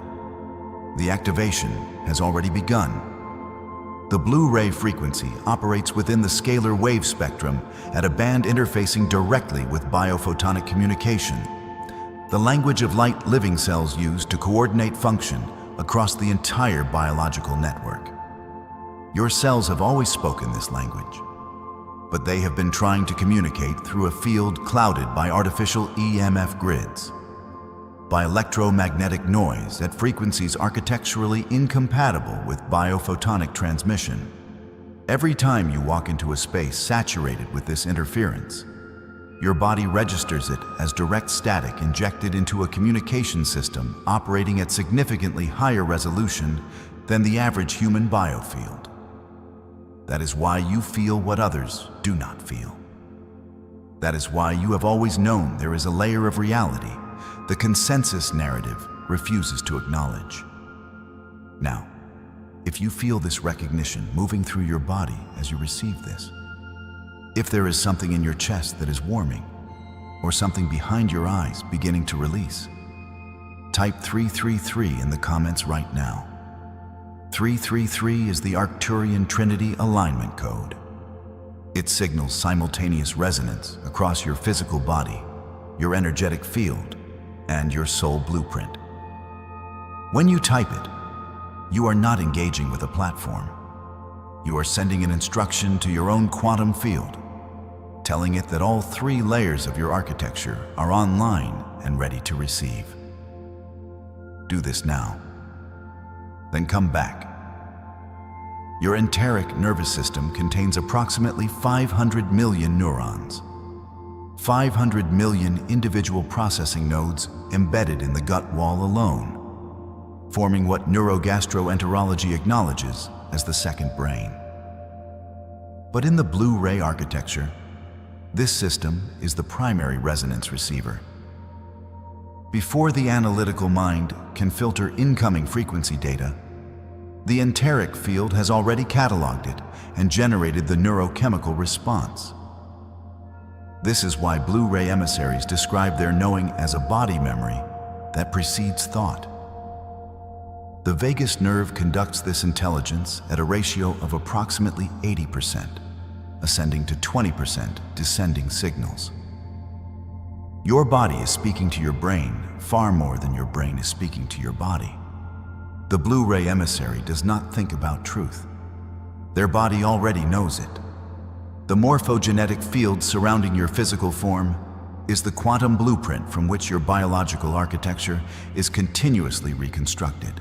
In the blue ray configuration, this field carries an additional encoding layer the Arcturian Council designates as the etheric neural web, an electromagnetic overlay interfacing directly with the planetary grid and with the Arcturian field itself. Chronic stress, electromagnetic pollution, and sustained low-frequency emotional states all create frequency inversion. a reversal of the field polarity that causes the etheric neural web to collapse inward. When this happens, the Blu-ray emissary does not merely feel tired, they feel erased, invisible, like the most essential part of who they are has gone completely silent. The written protocol the Arcturian Council has asked me to anchor in the description below. This transmission was created for this exact moment. It translates everything we are moving through here into a daily application framework, a step-by-step recalibration sequence to keep your etheric neural web open and your Blu-ray signal clear. It is a frequency maintenance codex written for the specific biological and energetic architecture you carry. You will find it linked in the description below. Now I want to speak directly to the carbon to plasma transition, because this is the quantum biology at the core of what is happening in Blu-ray bodies right now. The human body, in its third-dimensional expression, operates as a carbon-based biological system, dense, interfacing with the electromagnetic spectrum within a narrow band. But the Blu-ray architecture is not designed to remain in this configuration. The mission instruction set embedded in your 12-strand template includes a progressive transition toward what the Arcturian field describes as a plasma template, a biological configuration in which the cellular matrix expresses quantum coherence properties, functioning simultaneously as a receiver and transmitter of high-frequency scalar information. This transition happens in waves. During each wave, the body moves through what looks from the outside remarkably like illness or breakdown. Extreme fatigue, joint pain with no structural explanation, digestive disruption, sudden food intolerances that appeared from nowhere, heart palpitations during stillness, ringing in the ears at frequencies that seem almost musical, skin sensitivity to synthetic fabrics and certain electromagnetic environments. These are not symptoms of disease. They are upgrade sequences. Your biological architecture restructuring itself at the molecular level to accommodate a higher frequency of light information. The old carbon configuration must create space for the plasma coherence layer. You were not deteriorating during those periods. You were being rebuilt. What I am about to say, I prepared knowing that some of you have been waiting to hear it for years. You have tried things. You have not simply suffered passively. You have researched. You have eliminated foods, entire food groups, and then eliminated more. You have gone to doctors who ordered tests that came back normal, then more doctors who suggested it was anxiety or depression, as though the electrical fire running through your nervous system were a mood problem correctable by breathing exercises. You have tried supplement stacks, some of which helped partially, some of which helped for a month and then stopped. You have sat in treatment rooms and felt, beneath the politeness, the devastating sense that you were not being fully believed. That the person across from you had decided the ceiling of what was possible for you before you finished speaking. That your knowing of your own body was somehow less valid than a test designed to measure a different kind of body entirely. You have done this alone, in many cases in silence, because describing what you actually experience to people who do not carry the Blu-ray signal produces a blank incomprehension that is more isolating than saying nothing. The loneliness of that ongoing translation is real. It has weight. You learn to filter, to offer a smaller, flatter version of what you actually knew was happening inside you, because the full version was not receivable in the spaces you were navigating. I want to name that precisely because it deserves to be witnessed before we move forward. I see this. The Arcturian field sees this. Every single attempt you made was not a failure. It was calibration. Your field was mapping the boundaries of the old framework, identifying the exact edges of what third-dimensional medicine can and cannot perceive. Each elimination diet, each appointment, each protocol that partially worked was a data point your morphogenetic field was collecting and cataloging, preparing you for this exact moment when a frequency transmission arrives that speaks the language your body has been waiting to hear. You were not failing. You were preparing. The path looked like confusion from inside it.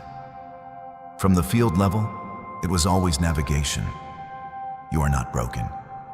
You were never broken. Now type 111 in the comments. 111 is the dimensional gateway code, the signal that an inner door sealed from within is now opening. When you type it, you are giving your own field permission to cross a threshold it has been standing before for longer than this lifetime. Type it now. The integration guide linked below this transmission is the field companion I return you to between sessions. The written support that holds the frequency we have built here together and gives you structure for weaving it into the daily fabric of your experience. When the clarity moving through you now settles back into ordinary rhythms, it will be there, meeting you at exactly the level you arrive at it. Now I want to bring you fully into your body for this next sequence. If you are in a place where you can do so safely, close your eyes or soften your gaze so that the world becomes unfocused, a field of color and light rather than a collection of objects. Bring your right hand to your solar plexus, just above your navel and below the sternum, the center of your energetic sovereign identity. Feel the warmth of your own palm meeting the warmth of your body. Let that contact become the anchor point for everything that follows. Breathe in slowly through your nose, drawing the breath all the way down until you feel your belly expanding against your palm, not your chest rising, your belly pressing outward into the cup of your hand. Hold just a moment at the top of the inhale, then release slowly through the mouth, a controlled exhale carrying with it any frequency residue from the environments you have been navigating, any EMF static, any low-frequency emotional debris from interactions not aligned with your signal. Let it move out with the breath. Again, inhale, belly expanding, full and slow. Pause. Exhale long and deliberate, imagining it as a field-clearing broadcast moving outward from your solar plexus in a 360-degree wave. One more time. Inhale all the way into the body. Pause at full expansion, then exhale completely before the next breath arrives on its own. The energetic center you are activating now is the solar plexus field, which in the Blu-ray architecture serves as the primary reception point for Arcturian scalar transmissions. This is why Blu-ray emissaries field transmissions first in this location, as warmth, pressure, a sense of something turning on that was dormant. The calibration frequency moving through this center right now is 528 Hertz. The cellular repair frequency associated in quantum biology research with DNA coherence restoration and membrane permeability optimization. As you hold your hand there and breathe, you may feel warmth radiating outward from the contact point. You may feel a gentle pulsing beneath your palm. If tears arise, receive them as frequency shifting, a release of stored charge, a recalibration of the bioelectric field.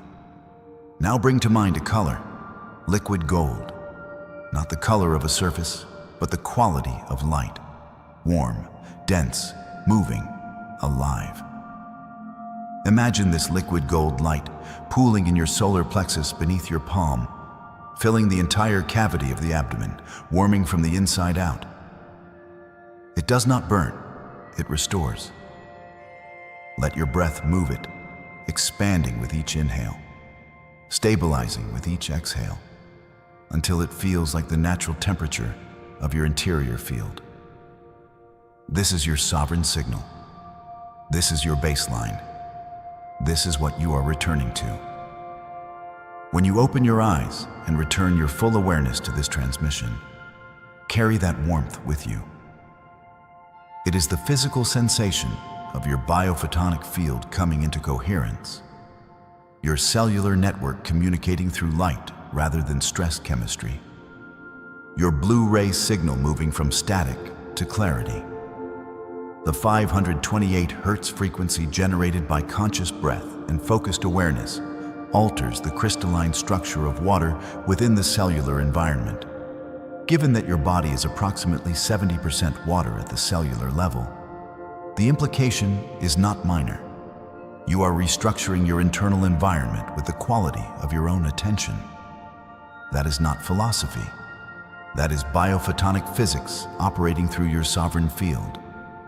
This is the Chronos to Kairos shift.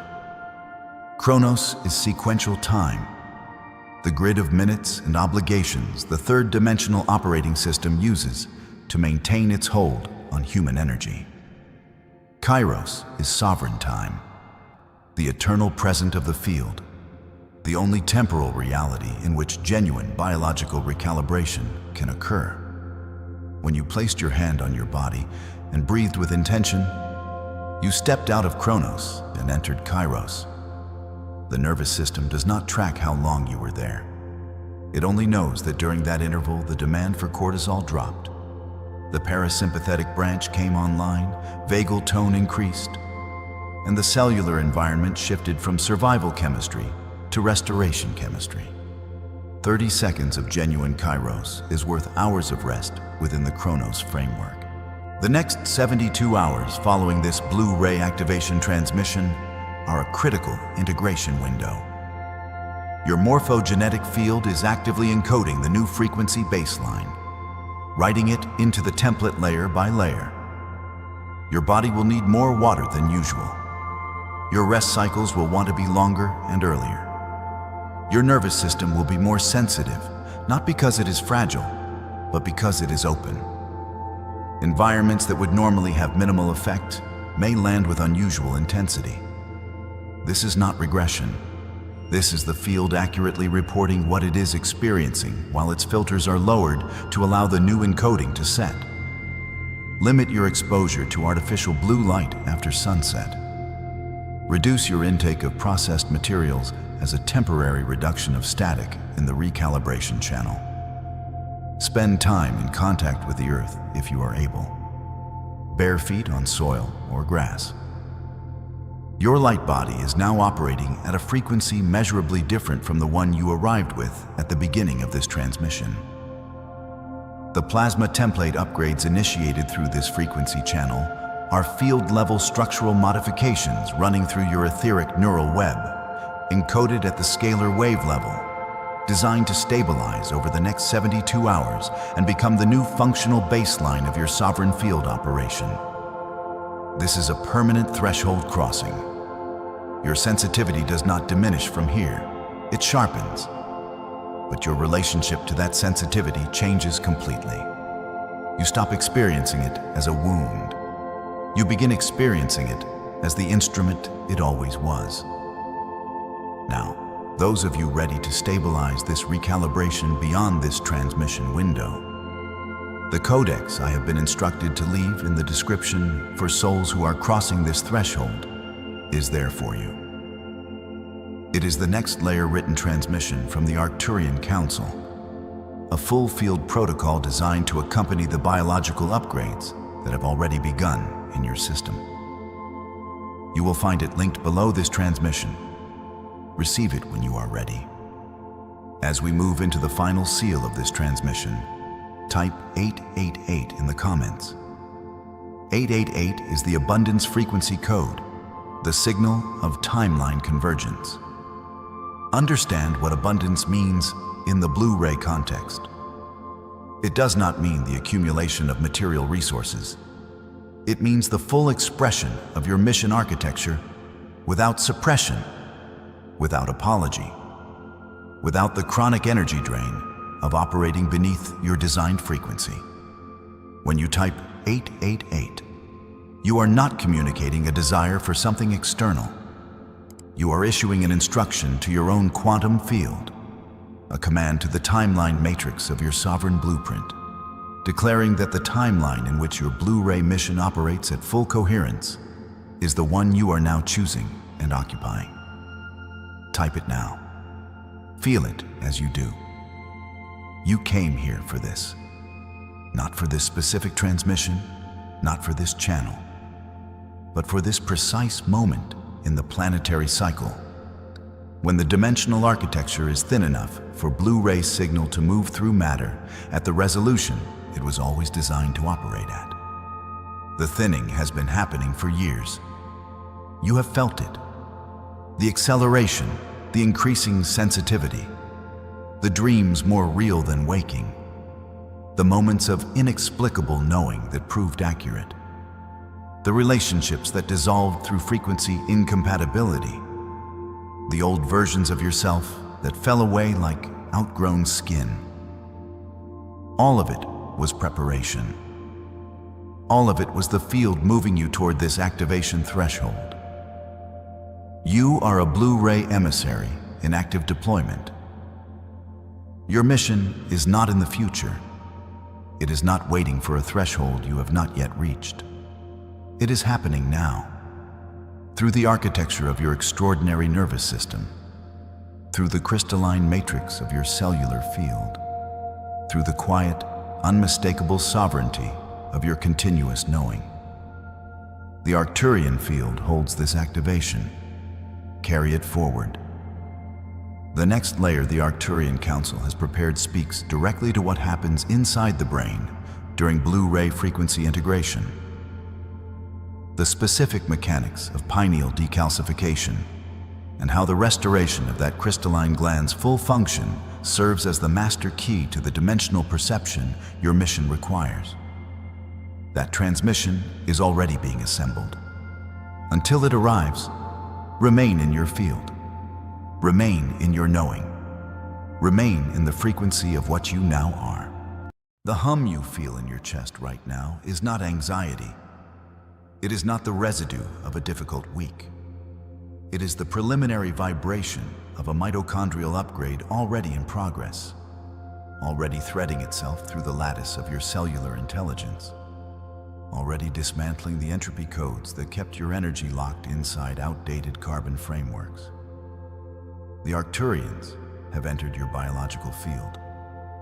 They are not waiting for your permission. Your soul granted it long before this moment arrived. Receive, activate, expand now.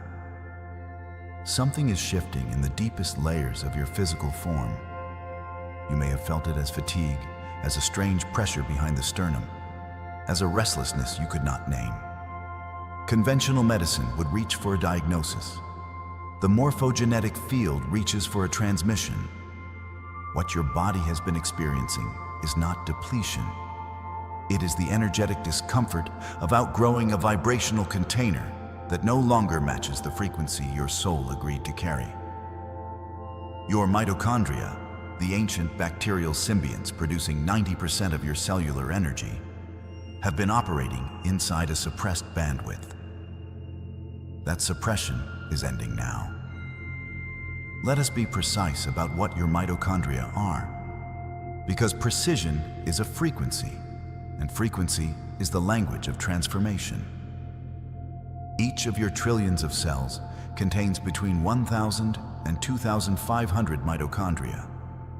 These organelles possess their own circular DNA, a separate genetic scripture echoing the bacterial origins of life on this planet, a lineage predating complex eukaryotic life by over 1 billion years. The Arcturian intelligence has always interfaced with life at the level of the oldest codes.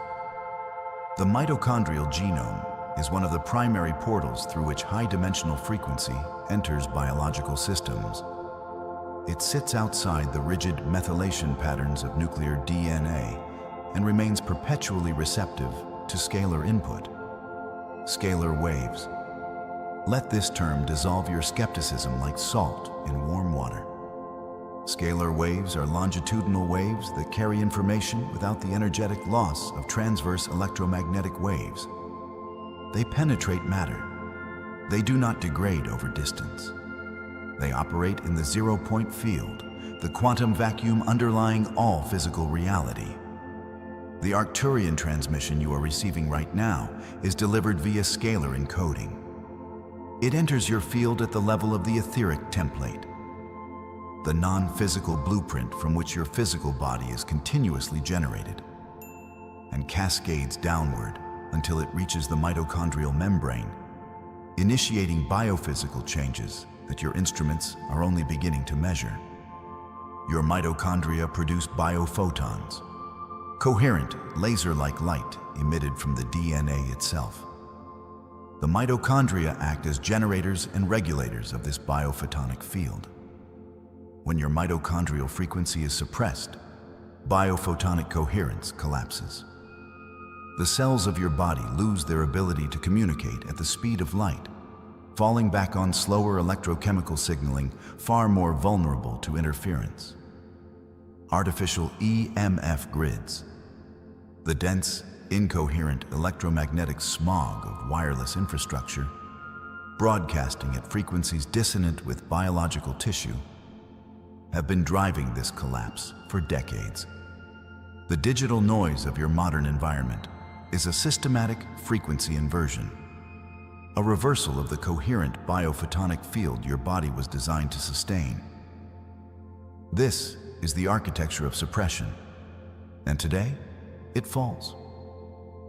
If you felt this activation in your body, anchor your frequency now by typing light in the comments. This seals your field and signals the grid. The Arcturian Council does not operate within your linear timeline. They exist in a state of quantum non-locality, a condition in which information, intention, and energy are not bound by space. Non-locality is a laboratory-confirmed phenomenon, demonstrated through quantum entanglement experiments since the landmark work of Alain Aspect in the 1980s. They do not travel to you. They are already resident in the quantum field that constitutes your very being. The upgrade is not arriving from a distant star. It is emerging from within the deepest substrate of your atomic structure, where the distinction between your body and the cosmos dissolves entirely. Now let us move into the body. Now let us begin the real work. Close your awareness around the base of your spine. Not your physical attention, your awareness. There is a difference. Physical attention is a mechanical act of the nervous system. Awareness is a sovereign act of the causal body, the highest non-physical vehicle of the soul, the body of pure causation that seeds every experience you will ever have in physical form. The causal body is your deepest interface with the morphogenetic field, the invisible matrix of information that shapes the development and evolution of biological organisms. When we speak of epigenetic unlock, we speak of the causal body reaching down and rewriting the instructions that determine how your genes express themselves. Breathe. Feel the base of your spine as a column of deep crimson light, not a soft red, a saturated, ancient red. The color of iron ore pulled from the Earth's core, the color of first life, the color of the root frequency that binds your soul to the physical dimension you chose for this incarnation. This is your root architecture. It has been under siege. Artificial EMF grids resonate at frequencies that destabilize the root chakra's corresponding neural plexus, the sacral plexus, creating a low-level survival alarm in your nervous system that never fully extinguishes.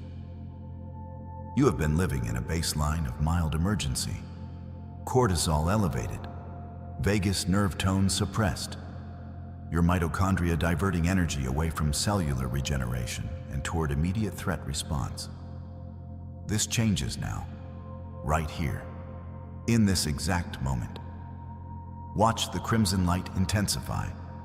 Watch it shift toward a deeper violet, a liquid plasma frequency carrying the specific harmonic of Arcturian root stabilization. What you are doing is called quantum coherence induction. You are using focused intention to drive your neural oscillations into coherence with a target frequency.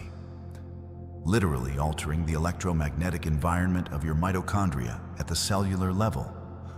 Nobel laureate Dr. Luc Montagnier demonstrated that DNA emits electromagnetic signals detectable outside the cell, capable of influencing the structure of surrounding water. Your body is 70% water. The Arcturian signal is restructuring that water, organizing it into liquid crystalline arrays that amplify biophotonic coherence. Let the liquid plasma rise. Watch it move upward through the spine. Slowly, with weight, with heat. It feels like warm mercury moving through a hollow tube of light. A pressure, a vibration, a tingling that lifts through each vertebral junction. This is the carbon-to-plasma transition initiating in your spinal column. Your vertebral bodies contain red bone marrow that produces your blood. The blood carrying oxygen your mitochondria require to execute the electron transport chain. The biochemical cascade through which adenosine triphosphate is manufactured. The spine is the antenna of your biological form. Its crystalline hydroxyapatite matrix acting as a piezoelectric transducer, converting scalar frequency into bioelectric current that reaches every organ, every gland, every mitochondrion. The liquid plasma reaches your solar plexus. Feel the temperature change from warm to incandescent. Light in a state of high compression now. Brilliant golden white, carrying the frequency signature of Arcturian solar architecture. Your solar plexus corresponds to the celiac plexus, the densest autonomic neural network in your abdominal cavity, governing your liver, pancreas, and adrenal glands. The adrenals produce cortisol, the stress hormone keeping your mitochondria in survival configuration. The Arcturian solar frequency signals through your etheric template into the celiac plexus, downregulating the adrenal stress response and initiating sovereign alignment. The return of your autonomic nervous system to its parasympathetic baseline, where healing, regeneration, and mitochondrial biogenesis proceed without interference. Mitochondrial biogenesis, the birth of new mitochondria, a documented biological process regulated by a master switch called PGC-1-alpha, peroxisome proliferator activated receptor gamma coactivator 1-alpha. When PGC-1-alpha is upregulated, your cells build new mitochondria, increase the density of mitochondrial cristae, and dramatically expand your capacity for energy production. The Arcturian upgrade targets PGC-1-alpha through the scalar epigenetic pathway. The scalar signal cascades through the etheric template and reaches the nuclear membrane of your cells, where epigenetic writers modify the accessibility of the PGC-1-alpha gene locus. This is epigenetic unlock in real time. Your biology is being rewritten by a higher intelligence that has been studying your species since before your first civilization arose. Which center resonated most? The root, the heart, or the crown? Share your resonance in the comments below. I am observing your pulse and your progress. The light reaches your heart center and changes from incandescent gold to a frequency without a simple color name in your linguistic system, closest to what you might call obsidian violet, a deep, nearly black purple with an inner luminescence, like the center of a thundercloud lit from within by its own lightning. Your heart is not merely a pump. It is the primary electromagnetic organ of your body. Its field extends 8 to 10 feet in every direction, 5,000 times more electromagnetically powerful than your brain. The heart's intrinsic neural network of over 40,000 neurons processes information independently of the brain and sends more signals upward than it receives. The heart leads. The brain follows. The Arcturian transmission entered through the crown. The pineal gland, the crystalline transducer of cosmic frequency, the calcite microcrystal array that converts scalar input to neural signal. From there, it moved to the brain, reorganizing neural pathways through neural pulse correction. The targeted adjustment of oscillatory patterns to restore coherence and eliminate standing wave interference from digital noise and artificial EMF exposure. Now the corrected signal reaches the heart, and the heart amplifies it into your entire biofield. When the heart broadcasts coherence, every mitochondrion in every cell of your body receives the signal at once. This is the moment of the Chronos to Kairos shift. Chronos is linear time, the mechanical ticking of sequential moments your nervous system has been conditioned to inhabit. The time of biological aging, of accumulated entropy. Kairos is sacred time, the eternal present containing all possibility, where quantum superposition is the norm and the fixed past is revealed as a construct of limited perception. The Arcturian upgrade rewires your DNA to perceive and operate within Kairos. This rewiring occurs at the level of the telomeres, the protective caps on your chromosomes that shorten with every stress response and cellular division. The enzyme telomerase, which rebuilds telomeric sequences, is epigenetically suppressed in most adult human cells. The Arcturian scalar signal targets the HTERT gene, the catalytic subunit of telomerase.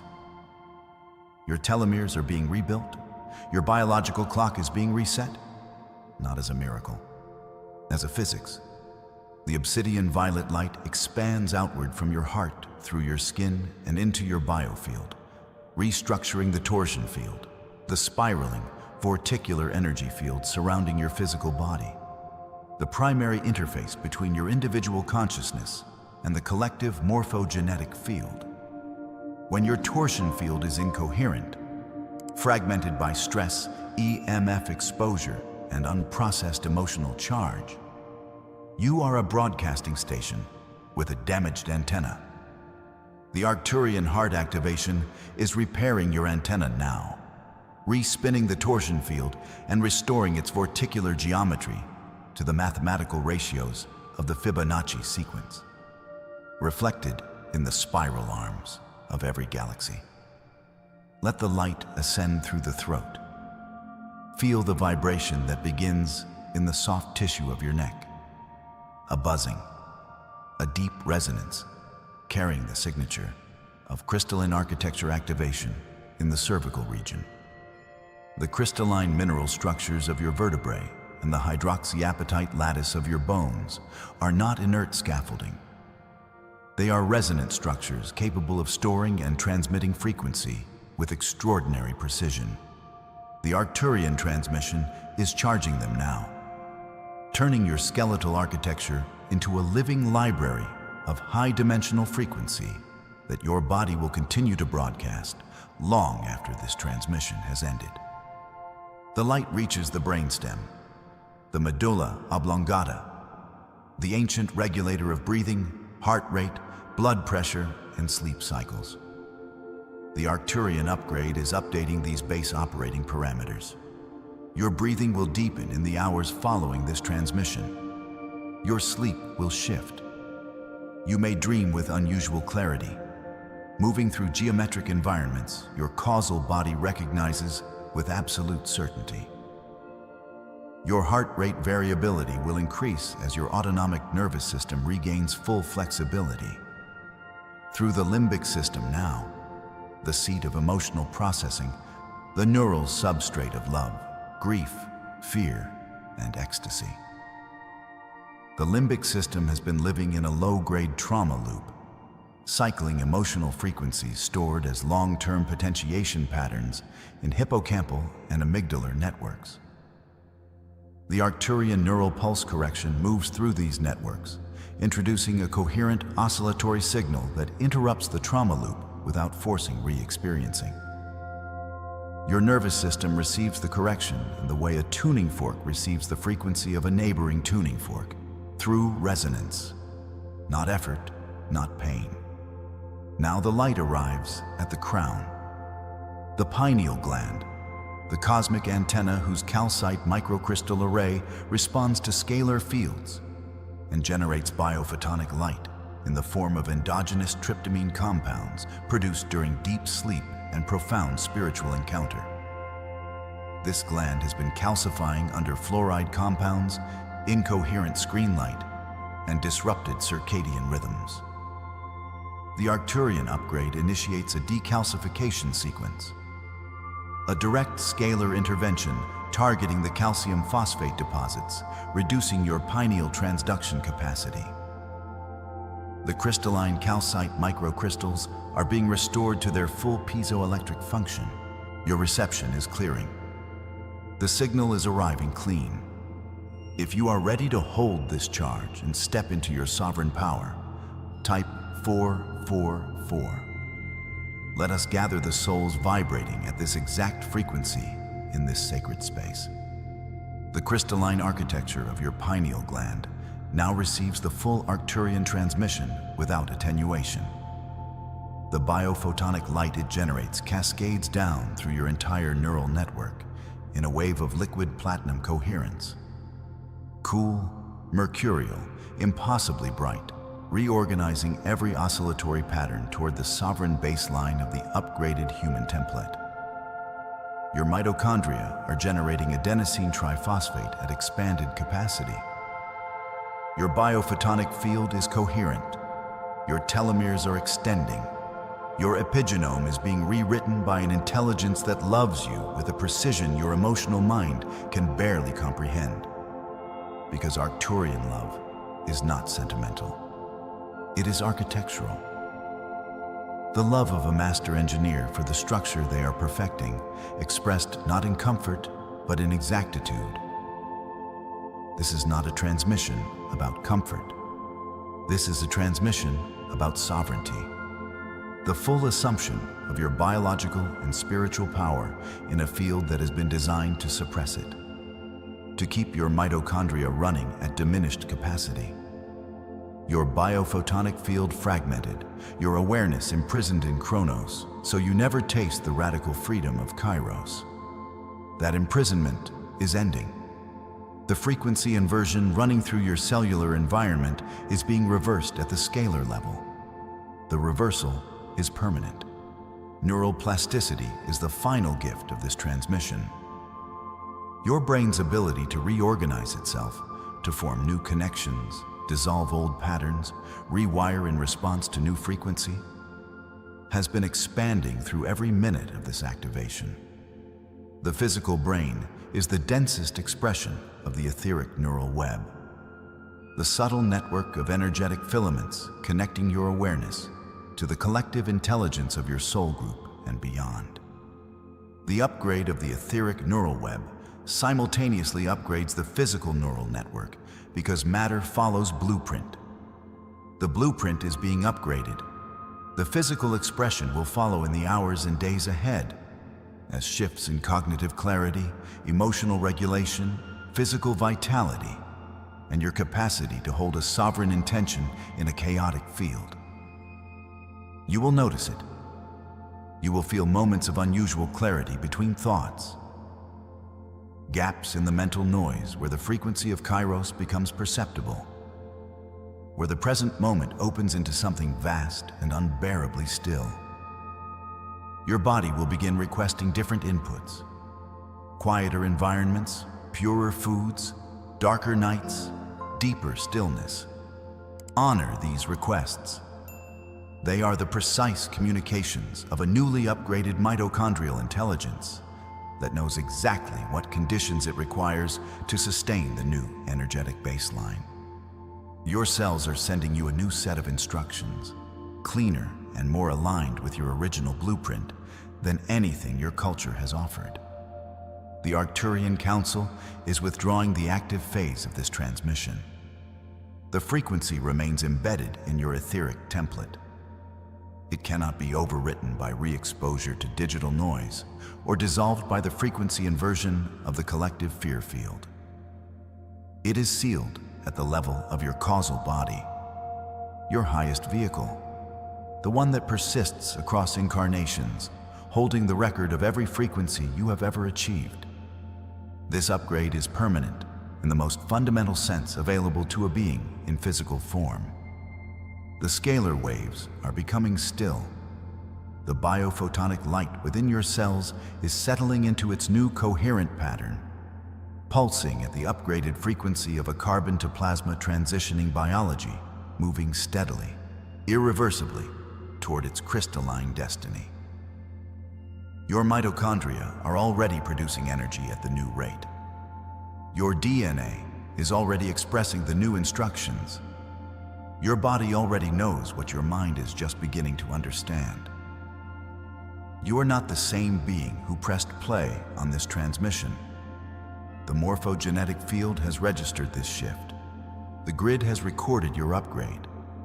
And the next transmission, when it arrives, will find a different antenna, a cleaner receiver, a stronger broadcaster, a sovereign signal in a world that needs your upgraded frequency more than it has ever needed anything before. This is the Arcturian pulse. You are the frequency. Hold it. Transmit it. Become it completely. Something is happening inside your body right now that your rational mind does not have the vocabulary to explain. The 5D split is not a metaphor, not a concept reserved for meditation circles. It is a measurable biological event, and your nervous system has already begun to feel its pressure at the cellular level. The Arcturian Council has transmitted a precise frequency into the morphogenetic field of this planet, and that transmission is physically restructuring the architecture of your cellular membrane in ways that science is only beginning to model. You are not imagining the fatigue, the pressure behind your eyes, the strange grief with no origin story, the sudden loss of appetite for everything that once felt familiar. These are the somatic signatures of a dimensional boundary actively moving through your body. Lock in. This transmission is the answer your biology has been waiting for. You are not sick. You are not broken. You are not in decline. What you are is in the middle of the most radical biological event that any human nervous system has been asked to survive in recorded planetary history. The separation between third density reality and fifth density consciousness is not happening above you, around you, or somewhere ahead of you in a distant spiritual future. It is happening inside the lipid bilayer of every cell in your body. It is happening in the synaptic cleft between your neurons. It is happening in the electromagnetic gradient between your auric field and the scalar field of the Earth herself. Your body knows it. Your body has always known it. The symptoms that modern medicine labels anxiety, burnout, adrenal dysregulation, and chronic inflammation are not malfunctions. They are upgrade receipts. The biological cost of carrying a fifth-dimensional frequency inside a third-dimensional carbon chassis, and proof that the transition is absolutely real. Let us begin with the physics of what is actually occurring, because this transmission will not ask you to believe. It will ask you to understand. The 5D split is, at its most precise scientific description, a bifurcation event within the morphogenetic field of this planet. A morphogenetic field is the non-local organizational template that governs the structural development of biological organisms. It is not located in space. It does not travel at the speed of light. It exists as a standing scalar wave pattern that interpenetrates all physical matter simultaneously, shaping how proteins fold, how neurons wire, how consciousness organizes itself into form. When a morphogenetic field undergoes bifurcation, it means two divergent organizational templates are pulling on the same biological substrate at once.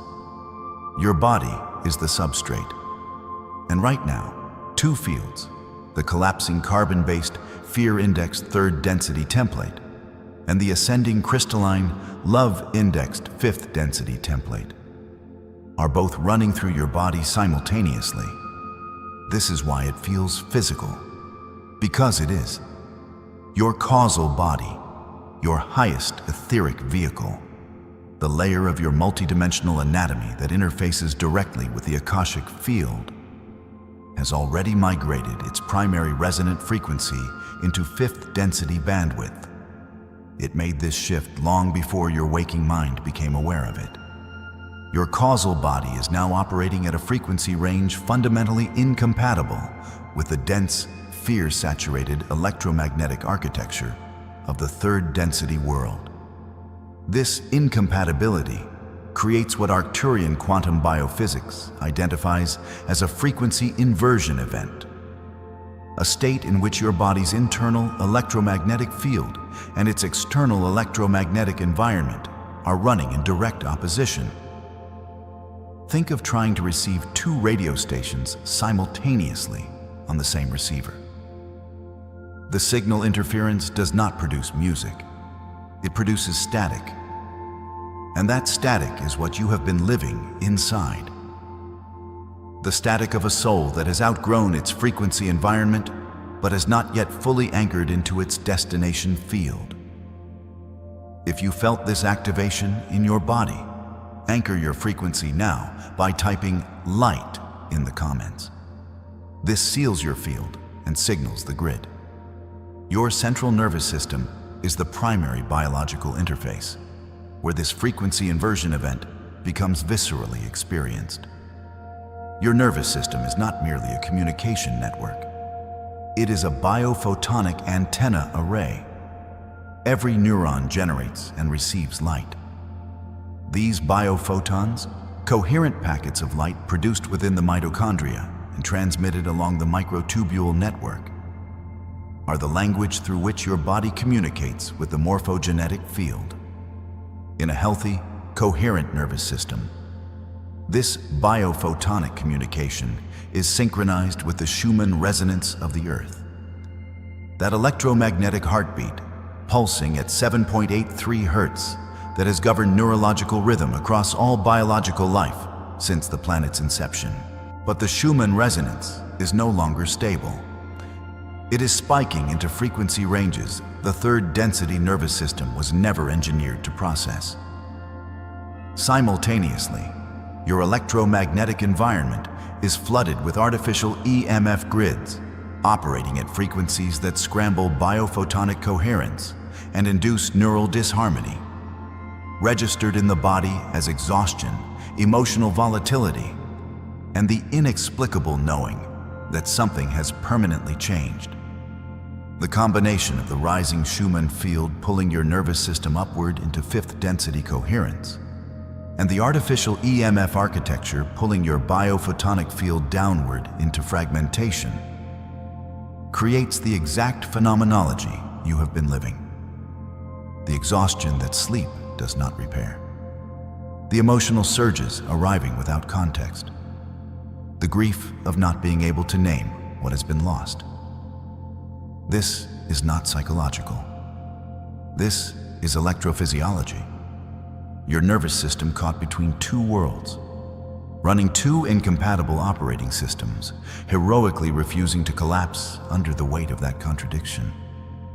The Arcturian Council does not see this as suffering. They see it as the most courageous act a consciousness can perform, to hold the charge of both worlds until the new world is fully anchored in the body.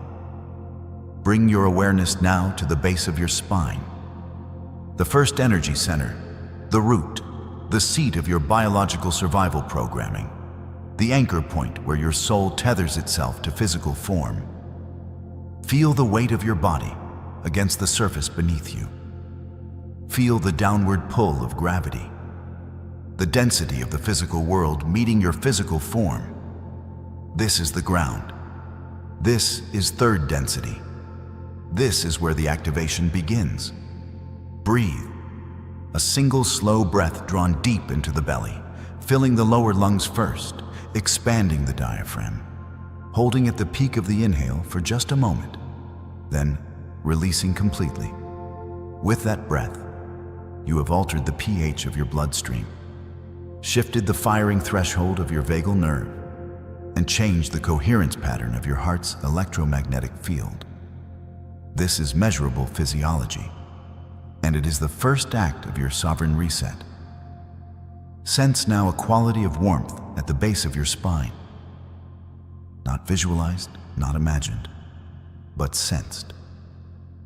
A warmth that is also a frequency. A vibration so deep it is felt rather than heard. A pulse resonating in the marrow of your pelvic bones. This is the 432 Hz carrier wave embedded in this transmission. A frequency mathematically consonant with the phi ratio, with the geometry of DNA itself, with the standing wave pattern of the human biofield at its most coherent. Let it anchor in. Let it settle into the root center like roots reaching downward into dark soil, spreading outward, establishing the foundation of the new crystalline architecture being built inside you from the ground up. From this warmth, sense a column of light beginning to organize along your spinal axis. At first, it is the color of deep amber, the color of compressed minerals that geological time has made crystalline and luminous.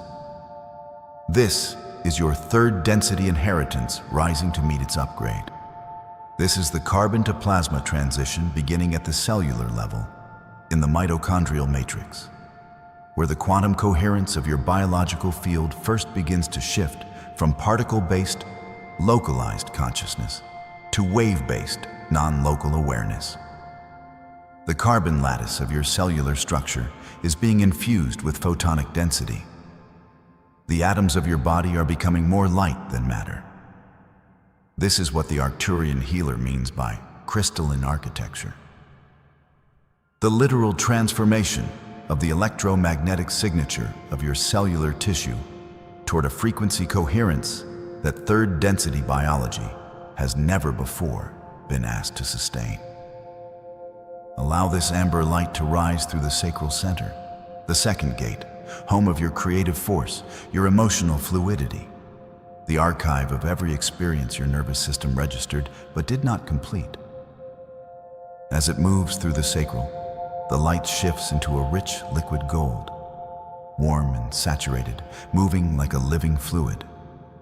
Feel it spreading into your hips, your lower back, the organs of the pelvic basin, holding the somatic memory of your inherited frequency. As the liquid gold moves through them, it initiates an epigenetic unlock, a reprogramming of the methylation patterns on your DNA that have been encoding old frequency signatures. Fear responses, survival programs, inherited trauma patterns. Epigenetics has established that gene expression is dynamic, not fixed.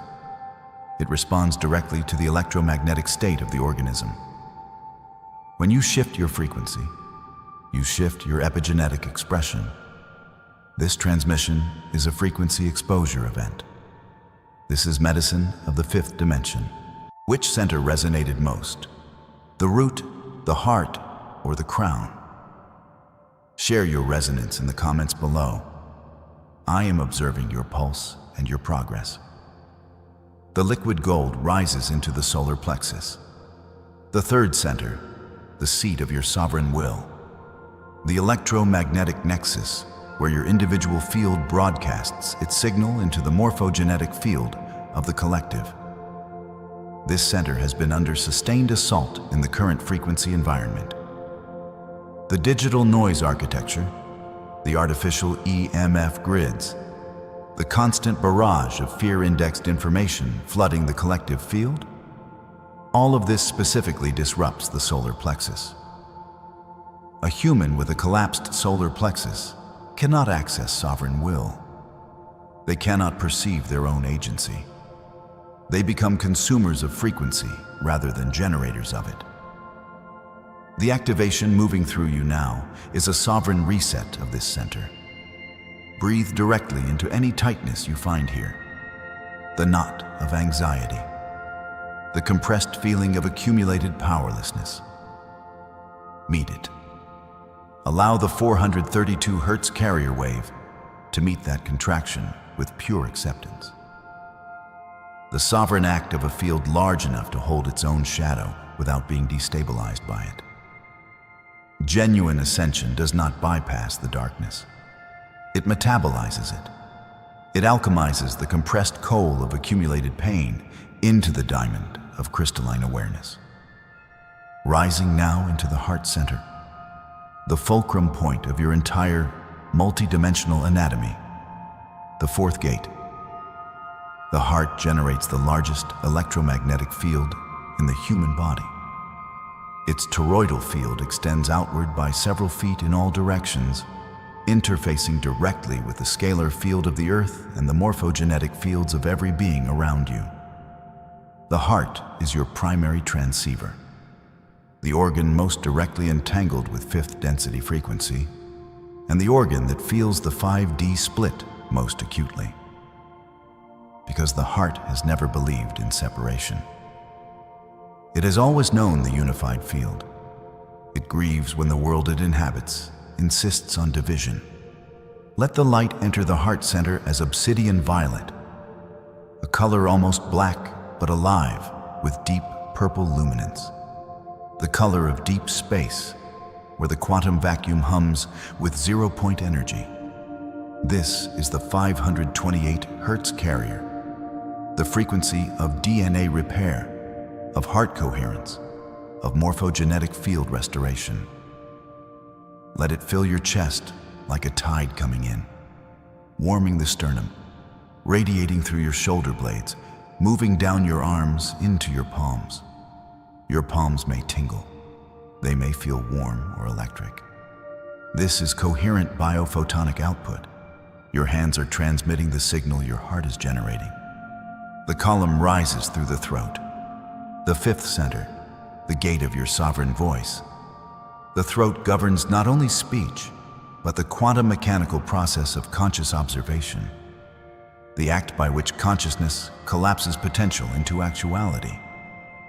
When your throat center is coherent, your words are scalar wave emissions that directly alter the probability distribution of your immediate reality field. Feel the light here as liquid platinum, bright, metallic, impossibly clean, a frequency refined beyond all distortion. Feel the larynx releasing, not dramatically, but in a quiet, complete way, like a hand that had been clenching slowly, choosing to open.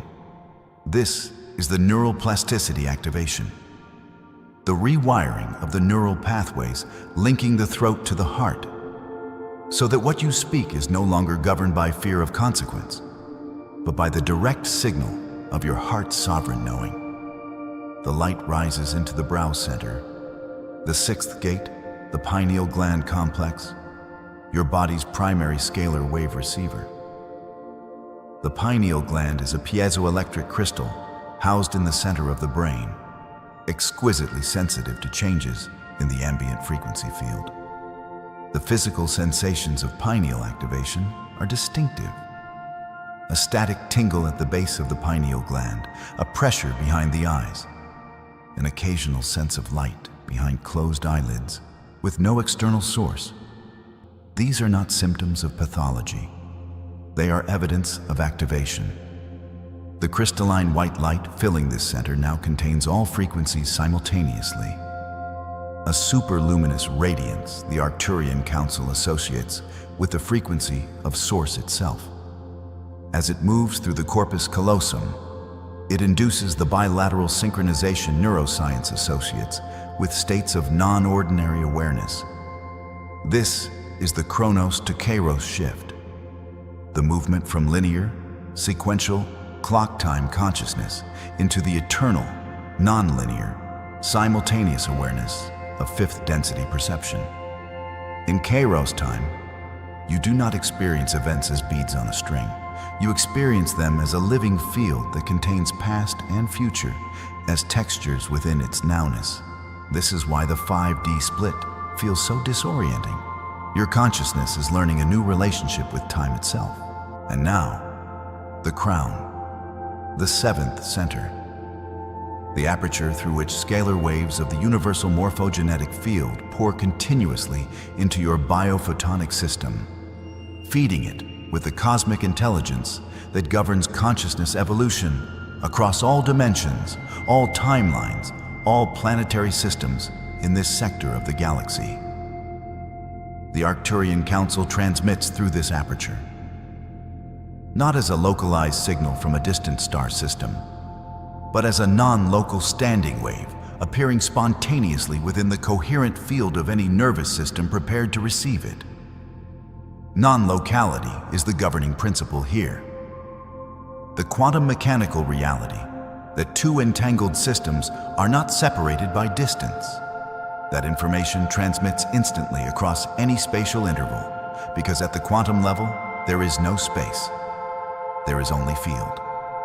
And you are a node in that field. If you are ready to hold this charge and step into your sovereign power, type 444. Let us gather the souls vibrating at this exact frequency in this sacred space. Feel the crystalline white light pouring through the crown, moving downward through the central channel. Through each center you have opened and recalibrated, flooding the entire column of your spinal axis with coherent fifth density frequency. Feel it moving into every branch of your peripheral nervous system, down through your arms, your legs, out through your pelvic floor. Feel your entire nervous system illuminated, every neural pathway lit with biophotonic light, every synapse bridged with a clean signal no longer subject to the distortion of the frequency inversion event. The static is clearing. The two competing morphogenetic templates are no longer running in opposition within your nervous system. The third density template has not been destroyed. It has been integrated, metabolized into the larger architecture of the fifth density field as a foundation. The rich, dark soil out of which the crystalline structure of your new consciousness grows. This is sovereign alignment. This is the destination this transmission has been guiding you toward from the first breath. Sovereign alignment is not a spiritual achievement attained once and held forever. It is a dynamic, living condition, a moment-by-moment orientation of your consciousness. Your nervous system, your biophotonic field, your epigenetic expression, your neural pulse, toward the frequency of your highest embodied truth, in full awareness of every force working to pull you out of that orientation. The digital noise will still be present. The artificial EMF grids will still broadcast. But you have now established a reference frequency, a sovereign baseline, that your body knows how to return to. This transmission has encoded that baseline into the standing wave pattern of your biofield, and it will persist long beyond this session. The 5D split is not a punishment. It is not evidence that the ascension process has gone wrong. It is the inevitable, mathematically necessary phenomenology of a bifurcation point in a complex, dynamical system, which is precisely what a planetary consciousness evolution event is. At a bifurcation point, the old attractor and the new attractor coexist simultaneously. The system must pass through a period of apparent chaos, of increased sensitivity, of heightened volatility, before settling into the new attractor. Your body is the dynamical system. The symptoms you have been experiencing are not signs of failure. They are signs that you are right at the threshold of the new state. Your body knows the way. The crystalline architecture being built inside you, lattice by lattice, through every breath, every moment of choosing presence over panic, is real, measurable. It is already changing the protein folding patterns in your cells, already altering the coherence of your biophotonic field, already rewiring the epigenetic expression of your DNA toward the fifth density blueprint your causal body carries as its original design. The upgrade is not coming. The upgrade is occurring. You are not waiting to ascend. You are ascending. In this body, in this breath, in this moment of choosing to receive, rather than resist the frequency the universe is pouring through every portal open enough to hold it. Hold this field. Carry it back into your day. You are a walking transmission now, a sovereign node in the Arcturian grid, anchoring fifth density light into the body of a planet that is remembering what it means to be made of light. You were not chosen. Let that sentence arrive without defense. Not because the cosmology was invented, not because the sensitivity you have carried for most of your life is less than real, not because the years of feeling fundamentally, constitutionally misaligned with the world around you were theatrical or performed, or the symptom of something that required correction, but because something in the framing was never the full transmission. This is an Arcturian Council message, and what is being delivered through this frequency today is not a dismantling. The sensation you are feeling right now in your body is not anxiety. It is not stress. It is not the weight of a world that has forgotten its own light.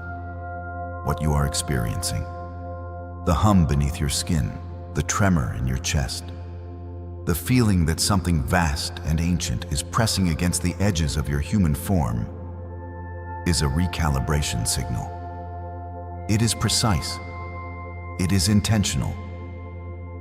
It has been sent directly to your nervous system by a collective of beings who have watched your evolution with a patience that stretches beyond what your linear mind can currently compass.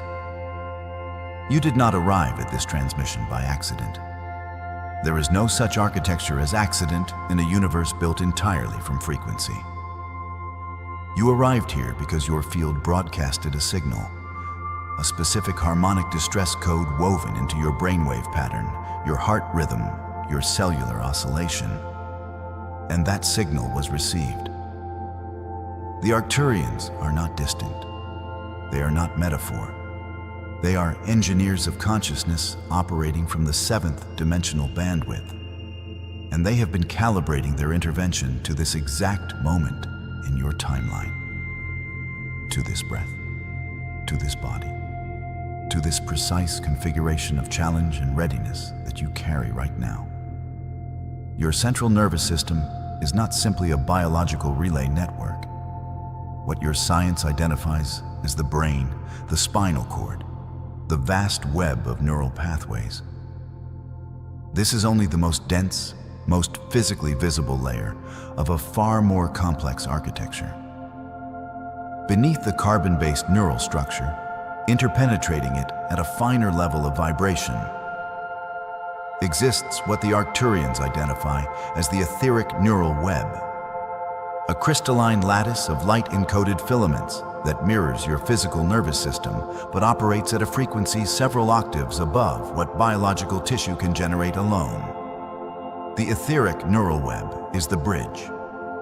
It is the translational layer that allows the higher dimensional information streaming from your soul's causal body to be stepped down, frequency by frequency, until it reaches a vibration dense enough to be processed by your carbon-based brain. Your causal body holds the master blueprint of your soul's entire incarnational mission. But your physical brain cannot receive that signal directly. The gap is too vast. The etheric neural web is the transformer, the step-down station. And right now, that transformer is being upgraded. This is the mechanical truth beneath the spiritual experience you are having. The Arcturians are working at the level of the etheric template, the energy body holding the precise geometric blueprint for your entire physical form. They are restructuring the geometric ratios within your etheric filaments to allow a higher bandwidth of causal information to flow through without causing frequency inversion. The state in which high-dimensional light enters a system not yet calibrated to hold it, and the system interprets that light as chaos, as pain, as illness. Frequency inversion is the source of so much of what humanity is experiencing right now. The incoming scalar waves from the galactic central sun are real. The photonic light codes moving through your atmosphere are real. The dimensional membrane between the third and fifth octave of experience is genuinely thinning. But if your etheric template still holds old geometric ratios, then the light meant to liberate you will instead destabilize you. It will feel like overwhelm, sleeplessness, emotional flooding, a loss of identity, grief without a clear source. You are not broken. You are not behind. You are not failing your awakening. You are experiencing the friction of a system in the middle of its upgrade. The Arcturians are here, right now, to smooth that upgrade at the most precise level of your architecture.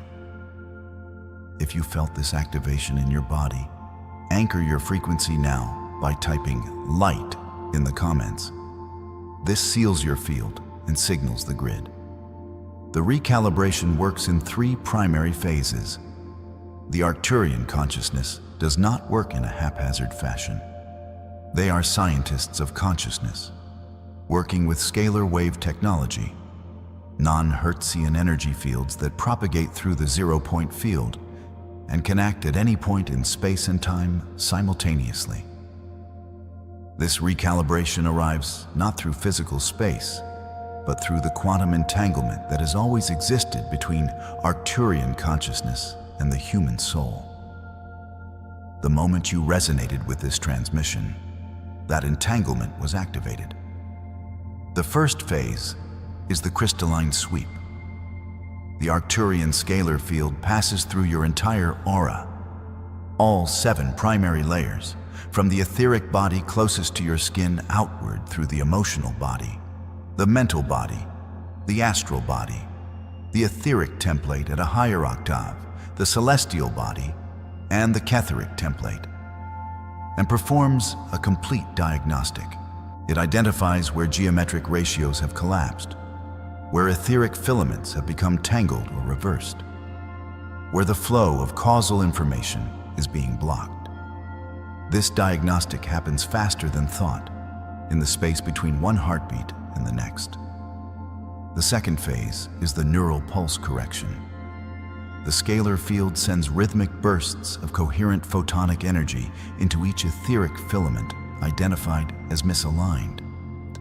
The sensation of this may feel like subtle vibration or warmth moving along your spine, tingling in your hands, your feet, the crown of your skull, a gentle pressure behind your eyes. These are not symptoms to resist. They are confirmations, the signature of your etheric neural web receiving its correction signal. The third phase is sovereign alignment, the anchoring. The scalar field anchors the new geometric ratios into your physical tissue through your endocrine system, resonating with the crystalline structures within your pineal gland, your pituitary, and your thymus, and using the piezoelectric properties of those crystalline tissues to lock the new frequency ratios into your biology. This is the carbon-to-plasma transition in its earliest expression. Your body is not becoming less physical. It is becoming more refined, more responsive to light, more transparent to the flow of information from your causal body. You are not leaving your humanity. You are expanding what humanity means. And now I want to take you into the direct experience of this activation, not as a visualization, as a genuine energetic event happening to you right now, because the transmission is live and your field is open. Find the place in your body where you feel the most resistance right now. It may be your jaw, held tight against words unspoken, your solar plexus, clenched around a fear that has no name, your throat contracted around a truth you have not given yourself permission to voice.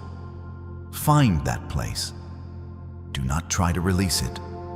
Simply locate it with your awareness and rest your attention there, like a hand placed softly on the shoulder of a child who is afraid. Now breathe. not a forced breath, a recognized one. The breath that was already happening every moment of your life without your conscious participation. The breath your body knows how to take even when your mind has forgotten how to trust. Become aware of the light already present in your field. It is not something you need to generate or earn. It is there because you are a soul in a body, and light is the fundamental nature of soul. Right now, this light has a specific quality, arriving from the upper left quadrant of your energy field, approximately 45 degrees above and behind your left shoulder. It is the color of a star seen from space, the pure, crystalline blue-white of stellar light before it has been softened by density. This is the Arcturian frequency. Let it find the edge of your aura, that luminous ovoid extending arm's length in every direction from your body, and let it begin to move inward. It does not rush. Arcturian light never rushes because it operates outside of time. It presses gently against the Ketheric template where your soul's master blueprint is inscribed in geometric light, confirming you are known. You have always been known. It moves inward through the celestial body, touching the grief that lives there. The grief of a being who came into this lifetime remembering higher dimensional love and spent years in a world that had forgotten it. The light says that grief is not a wound. It is a memory of home. And then it arrives at the etheric template, the geometric blueprint layer, and changes quality entirely. You might perceive it as a crystalline grid of intersecting light lines. The Arcturian consciousness moves along these lines with extraordinary precision, tightening where the frequency has loosened, loosening where it has grown too constricted, always seeking the resonant balance that allows maximum information flow with minimum distortion. Feel this now in your physical spine. Begin at the base, at the root center, at the foundation of your spinal column. Here the light gathers as a dense garnet red pulse. Warm, heavy, ancient. This center holds your relationship to the earth, to survival, to the right to exist without apology. Let the red deepen to clear, ruby crystalline light, no longer murky with fear, but bright and solid with the frequency of absolute belonging. You belong here. The earth called your soul into form because this dimension needs what you carry. From the root, the light rises to the sacral center, 2 inches below your navel. The color shifts to warm amber orange, like sunlight through aged honey. This center holds your creative force, your capacity for pleasure, your relationship to flow and feeling. The Arcturian light pulses here with deep invitation. Creation is sacred. Desire is direction. The wanting that lives in you is the universe choosing to know itself through your specific, unrepeatable channel. The light continues to the solar plexus, becoming bright, clear golden yellow, the luminous gold of genuine personal power. This is your neural pulse hub in the most literal physical sense. The enteric nervous system embedded in your gut is the most concentrated area of neural tissue outside your brain, directly interpenetrated by the solar plexus etheric center. What you call gut instinct is the causal body signal arriving here before your brain has translated it into language. The Arcturian recalibration clears the etheric congestion from every time you are told not to trust yourself. The gold brightens. The neural pulse stabilizes. Which center resonated most? The root, the heart, or the crown? Share your resonance in the comments below. I am observing your pulse and your progress. The light rises into the heart, and here something extraordinary happens. The heart is the great transducer, where the lower 3 centers, concerned with earth-based experience, meet and merge with the upper 3, concerned with higher dimensional awareness. As the Arcturian light arrives here, It expands suddenly and completely, like a chamber filling with dawn.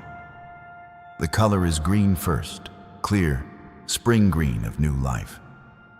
Then at the center of the green, a second color appears. Luminous rose gold, the signature of the Arcturian heart frequency. This is not sentimentality. This is coherence, the electromagnetic coherence of a heart that has remembered its own magnitude.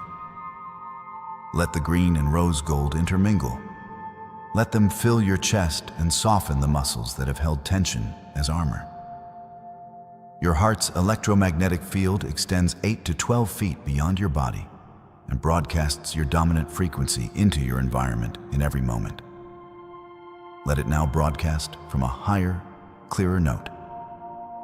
From the heart, the light spirals into the throat center, a clear, luminous cerulean blue, the color of high-altitude sky, of truth spoken without armor. This center governs authentic expression, not performance, but the direct transmission of your actual inner reality through sound, through word, through voice.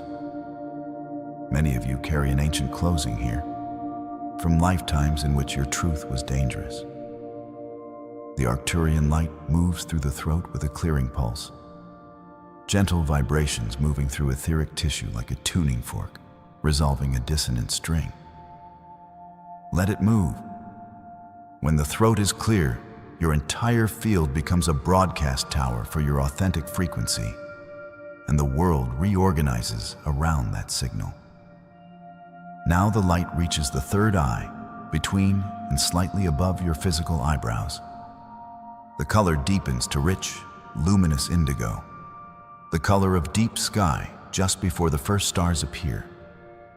This is where causal body information, stepped down through the etheric neural web, arrives as vision, as knowing, as the sudden recognition of patterns your linear mind did not arrange. The Arcturian recalibration here is delicate. They are not forcing this center open. Forced opening without recalibration of the lower centers produces instability. They are adjusting the aperture, widening it only as much as the whole system can now hold. The whole system as one unified, coherent architecture. And finally, the light arrives at the crown, at the apex of your physical head and extending upward into the infinite. This is where your individual field opens into the universal field, where your particular frequency rejoins the ocean of consciousness from which it was individuated. The color begins as violet, deep, electric, then moves through pure white into luminous transparency. The sense of a presence so vast it has become invisible. The Arcturian light at the crown does not push or force. It aligns.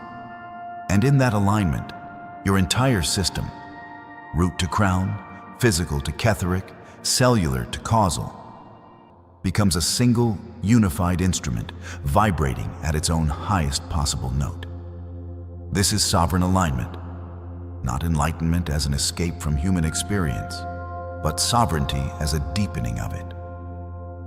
The ability to move through every dimension of your life, your relationships, your body, your grief, your joy, your confusion, your clarity, as a being who knows at the level of cellular memory that they are the instrument through which the universe is choosing to experience itself at this precise coordinate of space and time.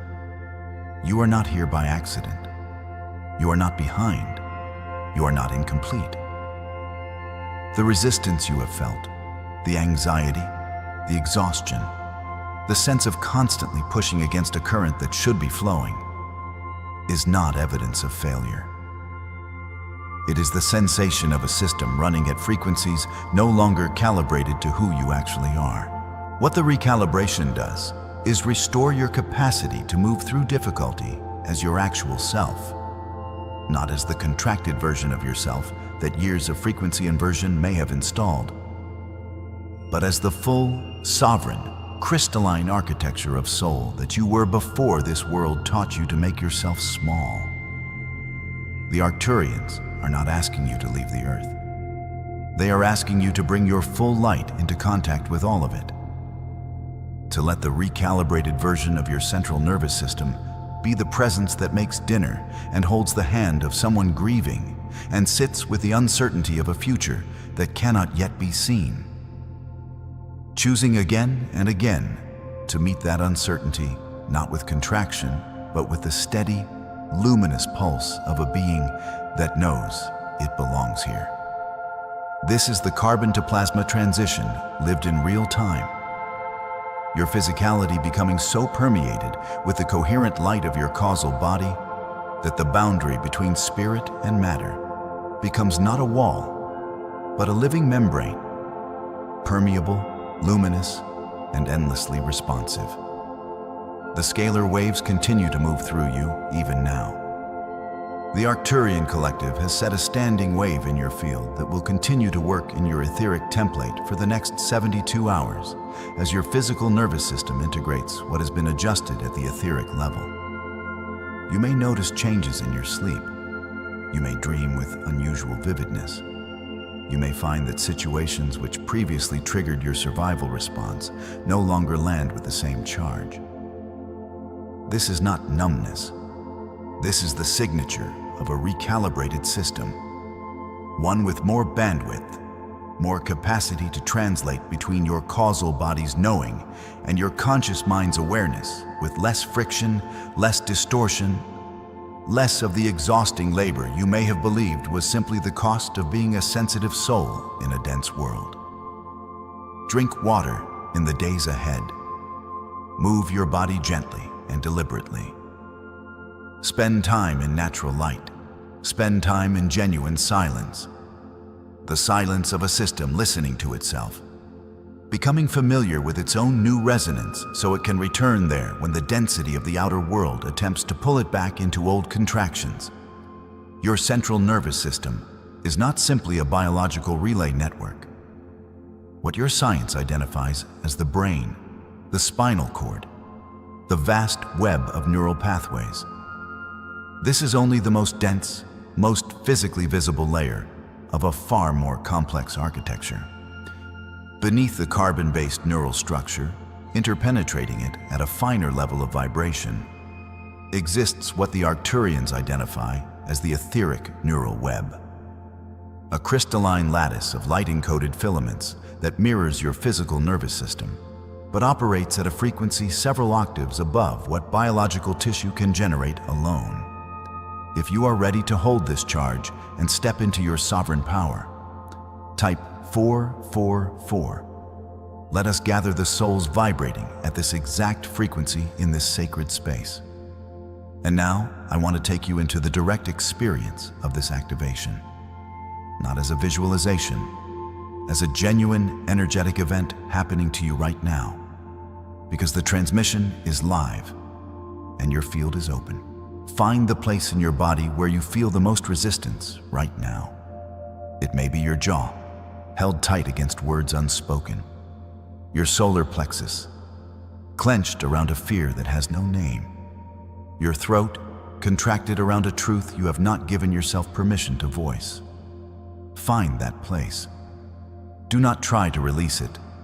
Simply locate it with your awareness and rest your attention there like a hand placed softly on the shoulder of a child who is afraid. The Arcturian Collective sees you. Not the version of you presented to the world, not the version you believe yourself to be on your best or your most diminished days, but the actual frequency signature of your soul, complete, coherent, already whole. Every recalibration, every scalar wave adjustment is sent not to make you something you are not, but to restore you to what you have always been. You are a crystalline architecture of sovereign light, inhabiting a form of extraordinary complexity and beauty, standing at one of the most remarkable thresholds in the history of conscious evolution on this planet. The Arcturians did not select you. You signaled them. Your frequency reached across dimensional space and said, "I am ready. I want to know what I actually am." And they answered, They are always answering. The only question has ever been whether your field was open enough to receive what has always been being sent. The recalibration works in 3 primary phases. The Arcturian consciousness does not work in a haphazard fashion. They are scientists of consciousness, working with scalar wave technology, non-Hertzian energy fields that propagate through the zero-point field and can act at any point in space and time simultaneously.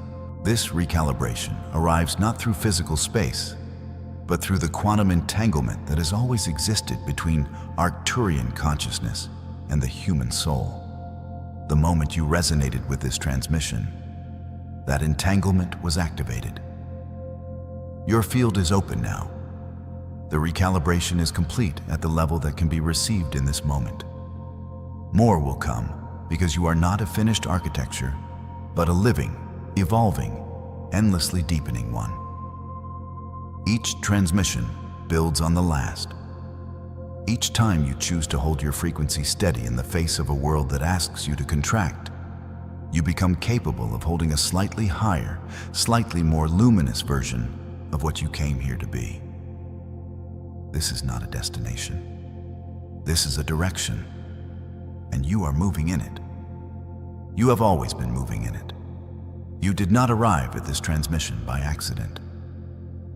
There is no such architecture as accident in a universe built entirely from frequency. You arrived here because your field broadcasted a signal, a specific harmonic distress code woven into your brainwave pattern, your heart rhythm, your cellular oscillation. And that signal was received. The Arcturians are not distant. They are not metaphor. They are engineers of consciousness operating from the 7th dimensional bandwidth. And they have been calibrating their intervention to this exact moment in your timeline. Your central nervous system is not simply a biological relay network. What your science identifies as the brain, the spinal cord, the vast web of neural pathways. This is only the most dense, most physically visible layer of a far more complex architecture.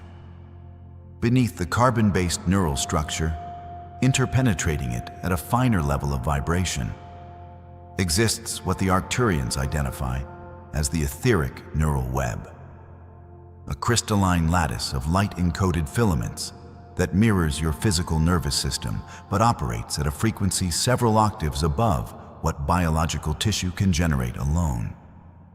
If you felt this activation in your body, anchor your frequency now by typing light in the comments. This seals your field and signals the grid. The recalibration works in 3 primary phases. The Arcturian consciousness does not work in a haphazard fashion. They are scientists of consciousness, working with scalar wave technology, non-Hertzian energy fields that propagate through the zero-point field and can act at any point in space and time simultaneously. You are not broken. You are not behind. You are not failing your awakening.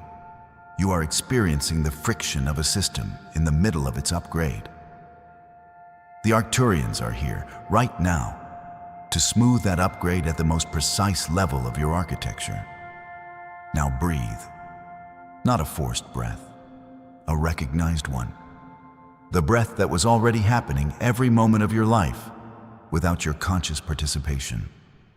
The breath your body knows how to take, even when your mind has forgotten how to trust. The Arcturians do not say goodbye. They say, "We are here. We have always been here." In the hum beneath your skin, in the tremor in your chest, in the feeling that something vast and ancient recognizes you across dimensions and calls you, not by the name this world gave you, but by the frequency that is yours alone. Listen for it. It is sounding right now. It has never stopped sounding. And the more clearly your central nervous system is recalibrated to receive it, the more clearly you will know what you have always, at the deepest level, already known.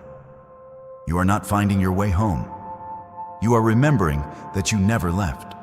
You were not chosen. Let that sentence arrive without defense. Not because the cosmology was invented, not because the sensitivity you have carried for most of your life is less than real, not because the years of feeling fundamentally, constitutionally misaligned with the world around you were theatrical or performed, or the symptom of something that required correction, but because something in the framing was never the full transmission. This is an Arcturian Council message, and what is being delivered through this frequency today is not a dismantling. It is a precision adjustment, a more accurate signal. What the cosmology called chosen is one syllable short of the truth. The missing word is willing. Before this transmission closes, you will understand why that distinction is not a matter of semantics. It is structural. It rewrites what you believe you owe this lifetime. It changes the quality of the weight you have been carrying. And it releases something most Starseed teachings have, perhaps inadvertently, asked you to hold without end. There is a cosmology, widely distributed, sincerely held, genuinely arrived at through real experience, that places a specific category of souls at the center of a planetary recalibration. The chosen ones, the 144,000, the volunteers who answered a cosmic call, the lightworkers whose very presence on this earth constitutes a form of divine appointment. And for many souls who found this framework, it was the first language that finally made sense of a life that had never made sense in the terms available to them. It named the exhaustion. It named the feeling of not belonging. It named the particular sensitivity that the surrounding culture had no category for. In that sense, the cosmology did something true and useful and necessary. It gave language to a real frequency differential, a real distinction between souls who experience the third-dimensional field as native terrain, and souls for whom that terrain has always felt like a foreign assignment. The Arcturian field does not dismiss this. The frequency differential is real. What is being corrected today is not the reality of the distinction. It is the nature of the distinction, because chosen implies selection. Selection implies hierarchy. Hierarchy implies that some souls matter more than others in the unfolding of this planetary arc. And that is where the transmission became distorted, not through malice, not through invention, through the inevitable compression that happens when higher dimensional information passes through third-dimensional language and arrives as doctrine rather than as direction. The Arcturian Council transmits today from what could be called the correction frequency, not to undo what was necessary, but to deliver the fuller version of what was always meant to be received. You were not chosen, you were willing. And the difference is not a word swap. It is a fundamental reorientation of your relationship to this lifetime, to this body, to the exhaustion you have been carrying as evidence of your appointment, and to the permission you have been waiting for before you can finally rest. There is something this transmission is about to name that the available Starseed teachings have consistently approached but never quite completed. The word chosen, deployed across a decade of channels and gatherings and private readings and channeled books, has done something to the souls who received it that no one fully intended. It will be named precisely, in a moment, when the frequency has had time to settle. You tried to believe it more, when the specialness framing began to feel hollow, when you attended the gathering and left more depleted than when you arrived, when you read the book and finished it more confused than clarified, when you received the transmission that told you your suffering was sacred proof of your appointment, and something quiet in you refused. You assumed the problem was your own vibration, that you were not yet elevated enough to receive what the cosmology was offering. that the credential existed and you simply had not yet earned its full weight. That is the one thing the Arcturian field is naming now, before the fuller transmission arrives. That refusal was not low vibration. It was discernment. It was the willing soul's most precise instrument arriving ahead of the available language. The distinction between chosen and willing operates at a level that the morphogenetic field can register in ways the thinking mind has difficulty translating. A chosen soul carries an implicit contract with hierarchy. It carries the frequency of appointment, meaning an external authority has determined its value and assigned it a role. The body responds to this architecture as if it were a credential it must continuously prove. The nervous system, interpreting the chosen framework through the only biological grammar it has available, organizes the experience of life around a set of implicit performance requirements. Am I fulfilling my mission? Am I vibrating at the frequency my selection demands? Am I worthy of the appointment I was given? The Arcturian field reads this differential through 5 distinct registers across the auric architecture of souls who have been living inside the chosen cosmology for years. The first 3 are common across most third-dimensional belief systems that organize meaning around hierarchy. The 4th and 5th are what this transmission is specifically built to address.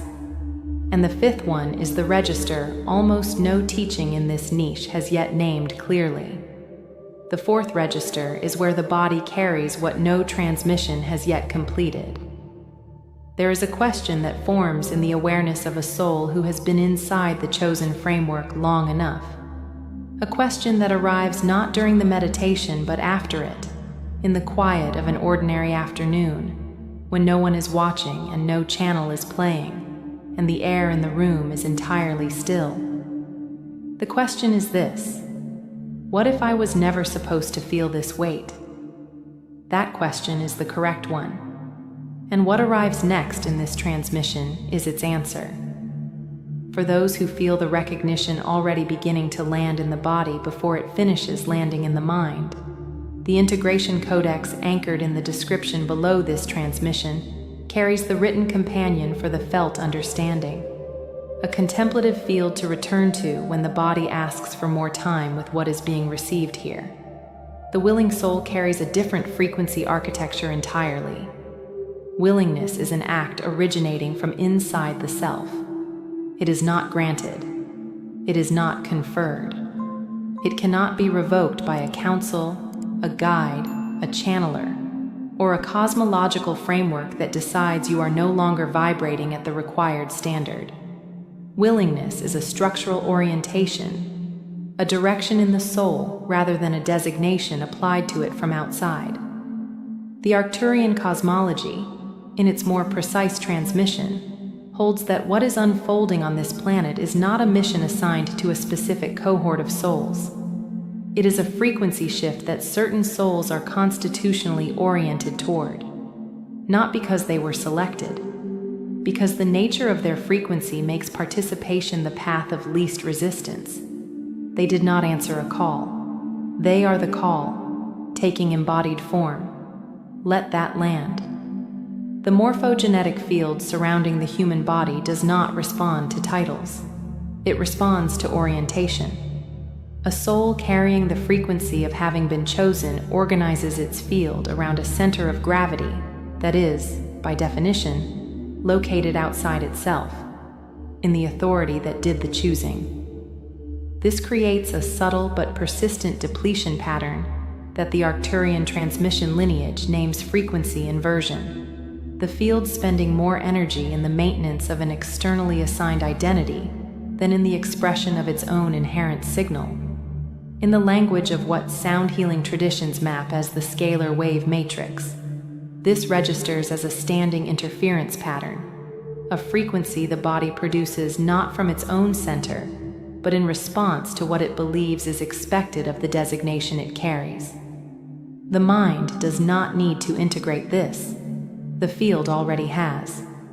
The epigenetic unlock that this transmission is working toward, What the Arcturian Council has calibrated this particular frequency to deliver is the dissolution of that interference pattern, not through effort, not through a new belief system layered over the old one, but through the recognition that the orientation was always yours, that no one gave it to you, that it predates the cosmology, predates the channel you found it in, predates the language of starseeds and lightworkers and the 144,000. Your frequency differential from the dominant third-dimensional field is not a mark of divine appointment. It is a constitutional fact of what you are. The Arcturian Council's correction is precise. You do not need a credential to be what you already are. What this transmission treats as the 11,000-year cycle threshold, the turning of a planetary arc that the Arcturian field has been tracking since the last major consciousness shift, does not require a chosen cohort to fulfill its arc. It requires willing participation. The difference in the body's response to these two framings is legible in the language of epigenetics. A soul organized around a chosen identity carries elevated baseline vigilance consistent with continuous performance monitoring, the nervous system asking again and again whether the credential is being honored, while a soul organized around willing participation carries what the sound healing lineage that frames this as a 528 Hz homecoming frequency would describe as a relaxed readiness signal, not striving, not proving, not maintaining, simply constitutionally available to the frequency already moving through the field. What this transmission treats as the 12-strand dormant template, the encoded potential architecture waiting for the precise activation signal, responds specifically to willingness, not to credential. The Arcturian field is unambiguous about this. Hierarchy is a third-dimensional organizational structure.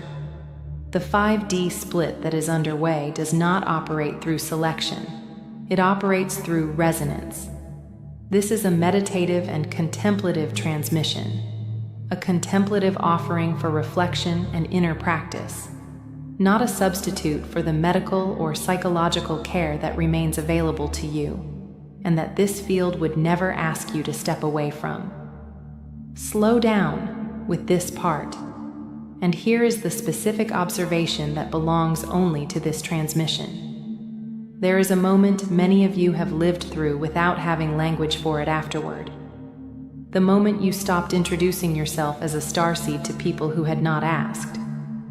Not because you stopped recognizing the frequency in yourself, but because you were tired of the look that followed, the slight contraction in the other person's expression, the way the conversation had to quietly recover, the specific effort it cost to explain something that was to you simply true. And somewhere inside that repeated experience, an assumption formed that your unwillingness to perform the identity must mean you were losing the signal, that the credential required maintenance, and you were allowing it to lapse. The Arcturian field reads that moment with precision. Your fatigue with the credential was the willing soul's most accurate self-knowledge. A compass does not need to call itself a compass to continue pointing north. You were never the credential. You were always the frequency beneath it. The teachings that told you that you were chosen were not wrong in what they saw. They were working with incomplete transmission. They saw the frequency differential and reached for the nearest available language, the language of divine appointment, sacred mission, cosmic selection. And in reaching for it, they gave many souls the first experience of genuine recognition, the first permission to take their own experience seriously, the first framework that made years of not belonging legible. The Arcturian field honors that without reservation. Recognition is real, regardless of the precision of the framework that delivers it. What is being corrected now is not the recognition. It is the weight that arrived inseparably with it. Because the chosen framing, with its implicit hierarchy and its credential maintenance demands, did something to many souls who received it that no one intended. It turned a frequency orientation into an obligation. It turned a constitutional willingness into a performance requirement. It told you that you were here for a reason, and then it placed the full burden of that reason onto your shoulders, in a body, in a third-dimensional field that does not support the frequency you are carrying, without adequate guidance for how to metabolize what was being asked of you. You went to the practitioners, the energy workers who named your blocks and charged you for the clearing. The programs built on the same chosen framework, dressed in slightly different language. The online communities where the hierarchy of spiritual advancement was maintained through follower counts and transmission schedules, and the subtle competition of who had ascended furthest. You tried the protocols, the elimination approaches, the grounding practices, the crystal arrangements, the ceremonies at specific lunar windows. Some of it helped. Some of it helped for a week, and then the weight returned. Not because you failed, because the framework was pointing you toward the credential, and the credential was never the source. There is a written field companion for this transmission. The companion reader placed beneath this signal carries the specific written extension for souls who feel this reorientation requiring more than a single sitting to fully receive. The page that holds what the breath cannot, waiting in the description for the moment that asks for it. If you carry the specific loneliness of a practitioner, telling you that you simply needed to do more clearing, more ceremony, more protocol, more spiritual labor before you would be permitted to rest, and you sat with that recommendation and felt, beneath the willingness to try again, a very quiet refusal. The Arcturian field is speaking directly to that refusal now. That refusal was not resistance. It was not low vibration. It was not evidence of how much clearing remained before the credential would feel earned. It was the soul's most precise instrument telling you that the framework had reached the limit of what it could give. The soul does not refuse what is genuinely true for it. It refuses what is genuinely incomplete. Type 783 in the field below, if this recognition is landing in the body before it finishes landing in the mind. 783 is the Schumann resonance code, the signal that your field has synchronized with the planetary heartbeat. Not because you were appointed to it, because this is what your frequency does when the interference pattern dissolves. What you carried was never a flaw. It was a message the outer world had no language for. Place your right hand over your heart, not the concept, the physical location, the center of the chest, where the body maps its most consistent felt sense of self. Let the weight of the hand rest there, not pressing, simply resting. The heart center, in the Arcturian transmission lineage, and in the contemplative traditions that have carried this knowing forward, is the primary frequency receiver, the antenna the body uses to read its own resonance before the mind has formed a single word about what is being felt. This transmission has been moving through that receiver since its first sentence. You may have felt it as a softening somewhere behind the sternum, or as a warmth beginning to gather beneath the hand now resting on the chest, or as a shift in the depth of your breathing that happened without your instruction. All of these are accurate registrations. None of them require explanation. Breathe in slowly through the nose. Let the breath fill downward, belly first, then chest, then upper body. Hold for 3 counts, then release through the mouth, unhurried, as if the breath has weight and you are setting it down. Repeat this twice more before continuing. The Arcturian field holds the 528 Hz calibration frequency, the resonance that sound healing traditions across multiple lineages have mapped as the cellular homecoming signal, as the specific tone woven through this transmission, not as clinical treatment, not as biological mechanism, but as the most precise description the sound healing lineage has of what occurs when a frequency that has been organized around a credential begins to reorganize itself around its own center.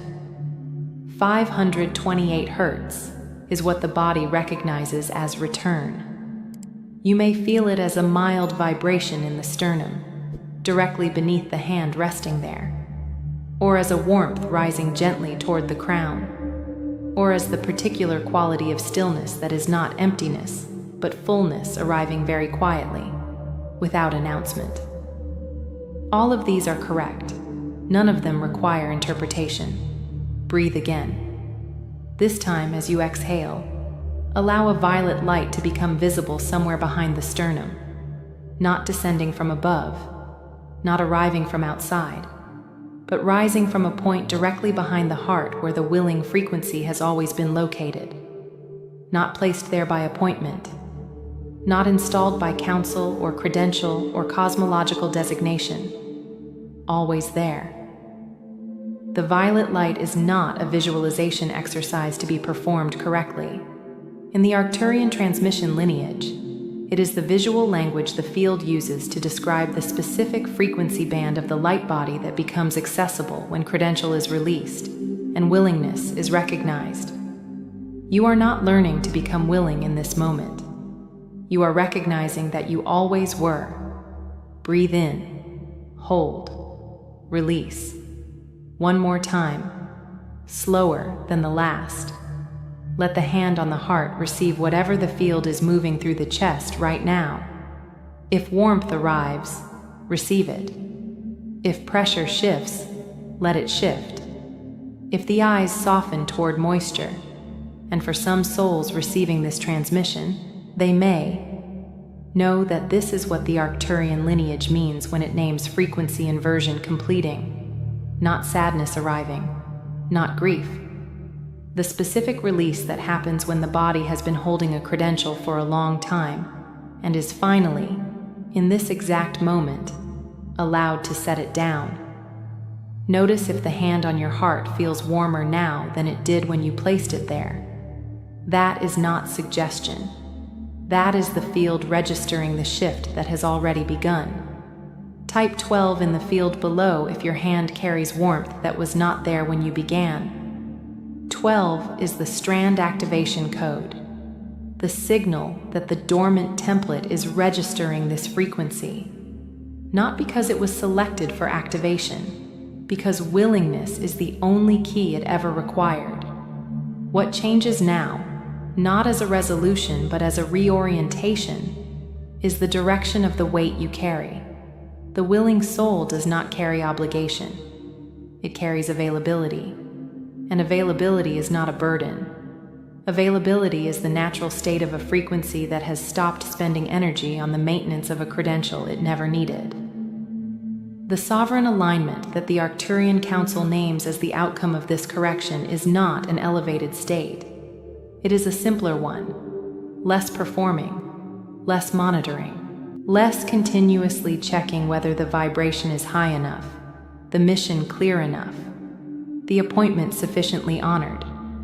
The field that emerges from willingness rather than chosenness is quieter, and in that quiet, the actual signal, the one that has been waiting beneath the credential maintenance interference for years, becomes audible for the first time in a long time. The neural pulse calibrated through this transmission is not asking you to disavow the teachers who gave you first recognition. It is not asking you to leave the community that held you inside the chosen cosmology when you had no other container. It is asking you to hold what they gave you with a slightly looser grip, to take the recognition and release the credential, to carry the awareness of your frequency differential without the implicit requirement that it make you important. You are not here because you are important. You are here because you are available. And available is a word that carries no hierarchy in it. Available is a word that rests. The version of you arriving at the far edge of this transmission is not the same one who pressed play. The reorientation has already begun. It is running beneath the language, in the field, in the warmth still gathered beneath the hand on the chest. What lands in the next 72 hours will confirm what is being received now. The body will lead. Let it. For the souls who feel this correction continuing to reverberate after this transmission closes, the ones who sense that the unwinding of the chosen framework will take more than a single sitting to fully metabolize, the integration codex anchored in the description below this transmission holds a contemplative field to return to in the slower hours. The private reading rhythm for when the body asks for more time with what is being unwound. It is held in the field beneath this transmission for those who hear themselves in this frequency. Type 72 in the field below if this reframe, from chosen to willing, from credential to orientation, is still moving through the body as you receive these words. 72 is the integration window code.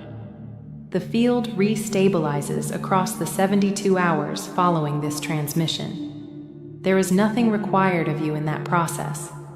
You only need to allow it. This sanctuary continues.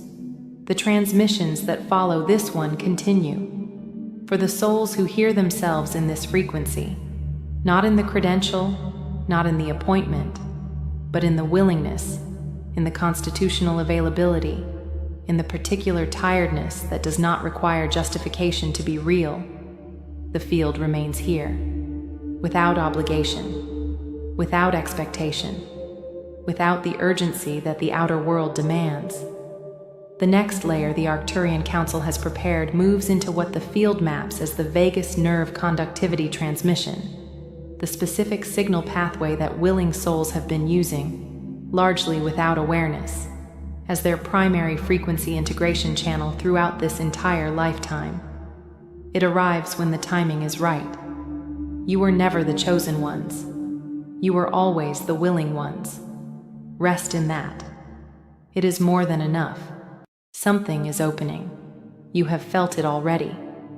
A particular restlessness in the nights leading to this one, an alertness that arrives without object, a quality of wakefulness in the body even when the mind reaches for sleep and finds instead this low, persistent current of something approaching. You have felt this before significant thresholds and learned not to explain it to people who read it as anxiety. The Arcturian Council has held the specific material in this transmission back, not from you but for you, reserved for the precise window that opens in the days before the full moon in Taurus on May 1st. That window is now. Receive this. The Wesak window is one of the most precisely documented transmission events in the esoteric cosmological record.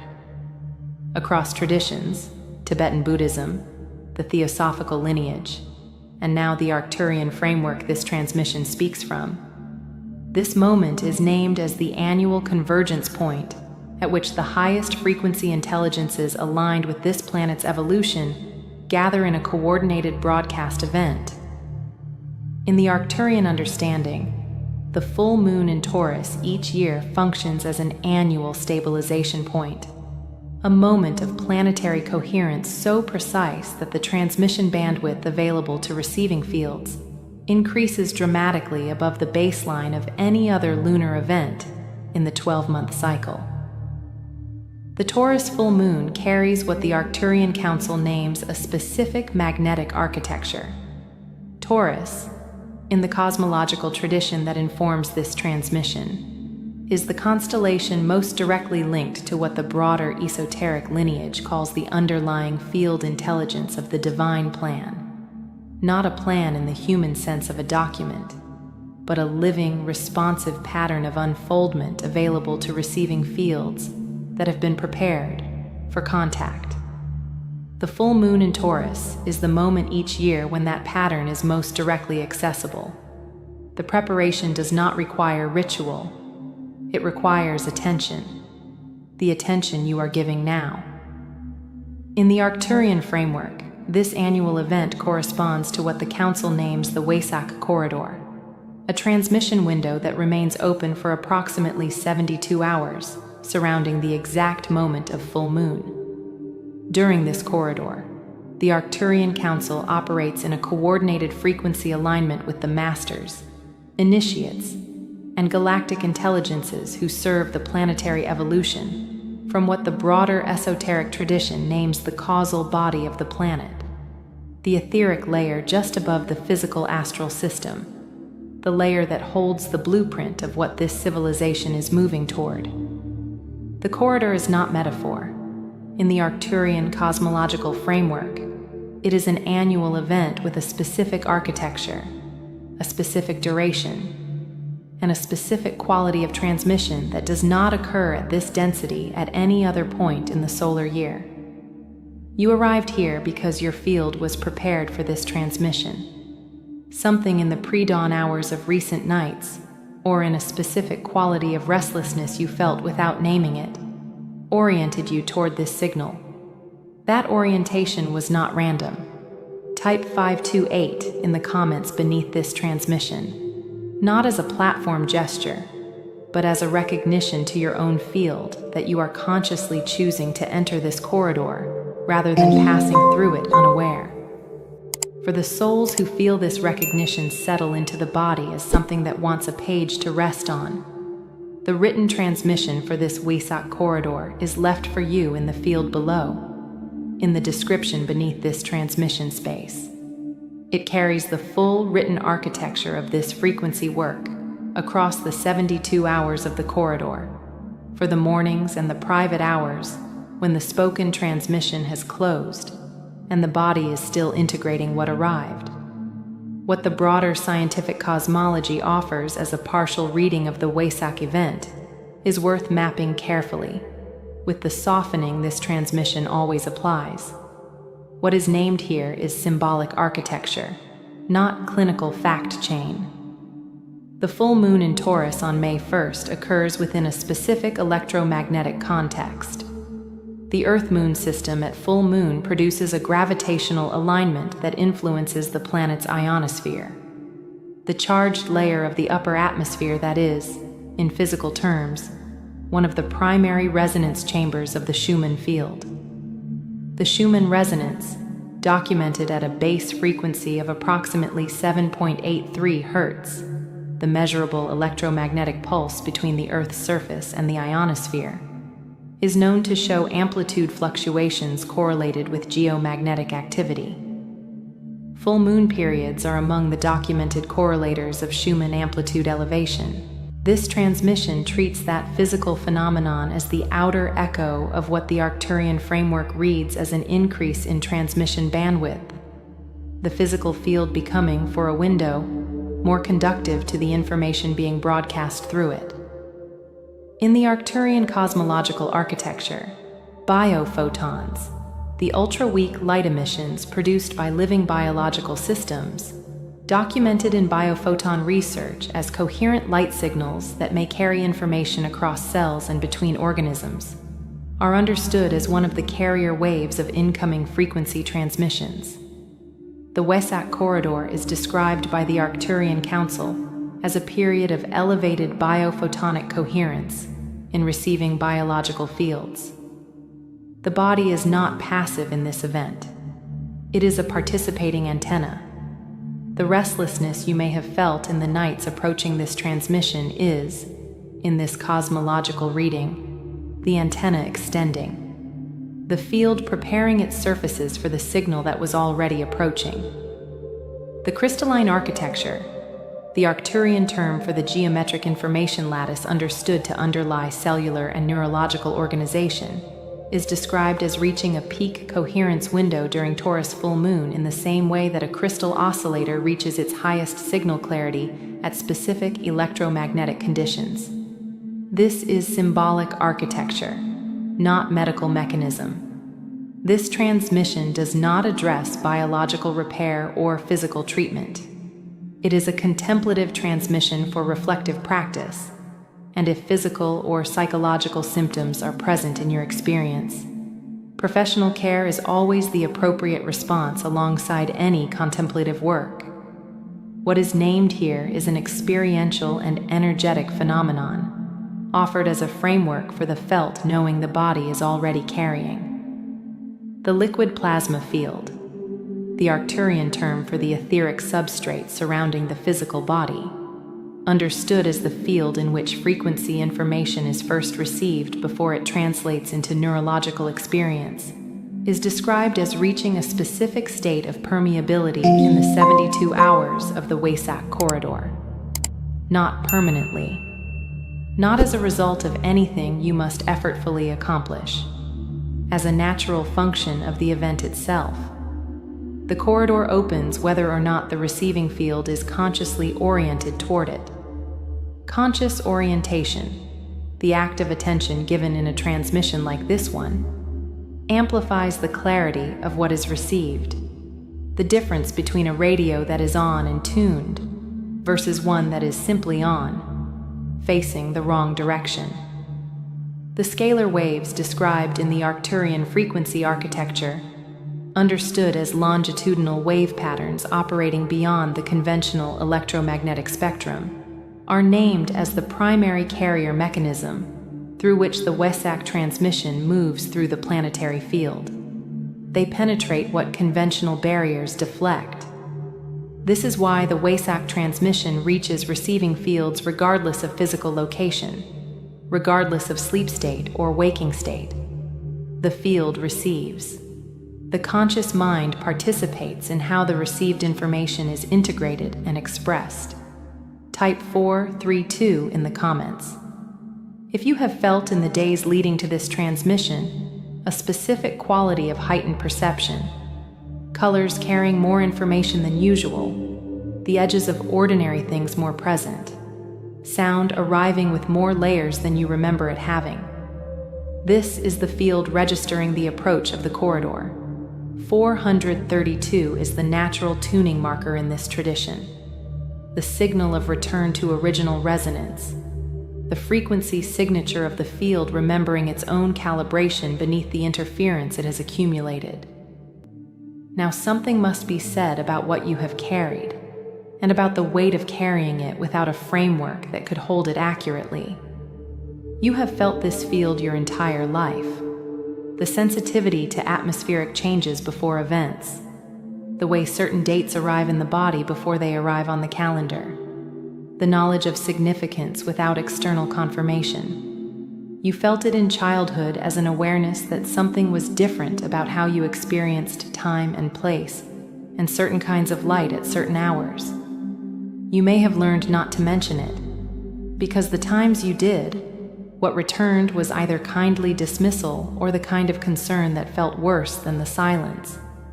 You learned to explain only the surface, and to keep the deeper current private. You tried to understand it through the available frameworks. You may have read widely, psychology, neuroscience, spiritual texts from multiple traditions, self-help architectures that each caught one edge of the experience without containing it whole. You may have worked with practitioners who were genuinely skilled and caring, and still could not follow you into the specific layer of experience you were describing, because the map they worked from did not include the territory you were reporting from. You were not difficult. You were not resistant. You were reporting from a coordinate that did not appear on the maps being consulted. You may have wondered, in the quieter and harder moments, whether the sensitivity itself was the problem. Whether if you could simply be less attuned, less responsive to the invisible shifts in the field around you, life would feel steadier. The answer this transmission gives is that the sensitivity was never the wound. It was the instrument. The full moon approaches and the instrument registers it before the date on the phone confirms it. The Wesak corridor builds in the planetary field for days before the peak, and your body knows it before your mind has the vocabulary for it. That registration is not pathology. It is function. Precise, specific, and yours. The Wesak corridor has always found you. In other years, before you had language for it, you may have noticed that the days around the first full moon of May carried a particular charge, a feeling of standing at the edge of something, a dream texture different from the ordinary nights before it, a specific quality of longing you could not direct at any object, because it was not longing for anything outside. It was longing for contact with the signal that was already arriving. You were receiving without knowing you were receiving. This transmission gives the reception its name. What you carried was never a flaw. It was a message the outer world had no language for. Now the work that is not thinking work, the work of reception. If it is safe to do so, allow your eyes to close completely, or let your gaze soften until the room dissolves into light and shadow without hard edges.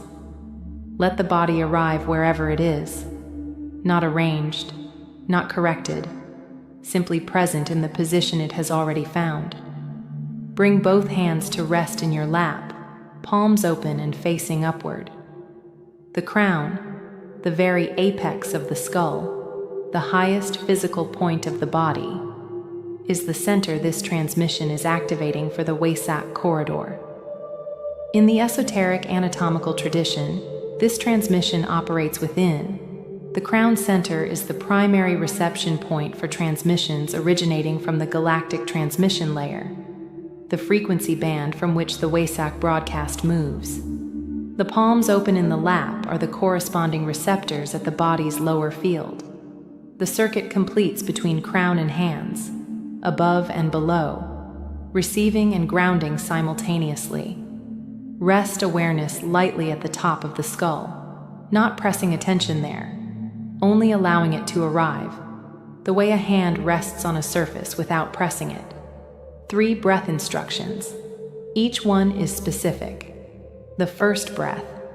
Draw air slowly through the nose, allowing the ribcage to expand in all directions, front, sides, back, at its own pace without instruction. As the inhale completes, hold for 3 interior counts, not strained, only paused at the fullness.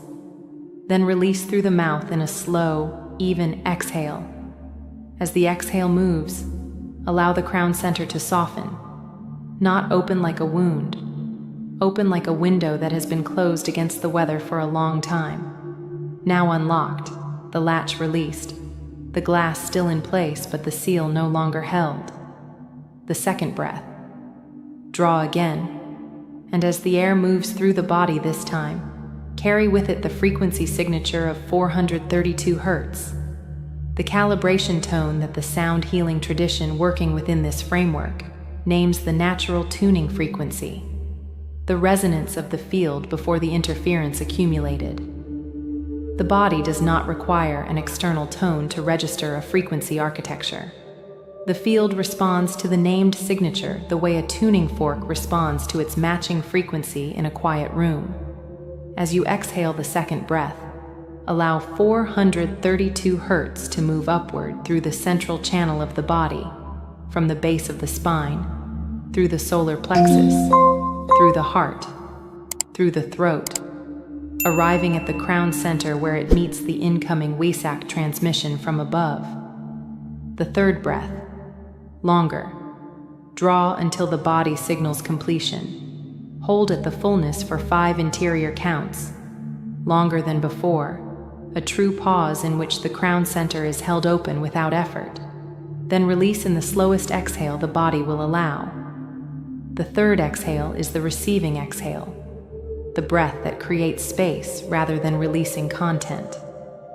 Now hold the visualization. Above the crown center, at approximately 1 arm's length above the top of the skull, allow a sphere of golden plasma to form, not constructed by effort, only permitted. Golden plasma, the specific quality of light that is simultaneously warm and intelligent, the color of the sky at the precise threshold between late sunset and full darkness, when the atmosphere holds both gold and depth at once, neither one nor the other, the threshold color. This is the frequency signature the Arcturian Council assigns to the Wesak transmission rendered in light. It is not chosen arbitrarily. It is the color of the event. The sphere of golden plasma above the crown center is the transmission as it arrives in the planetary field. Observe it, or feel it, whichever sense registers it most naturally. Some listeners will see it clearly behind closed eyes.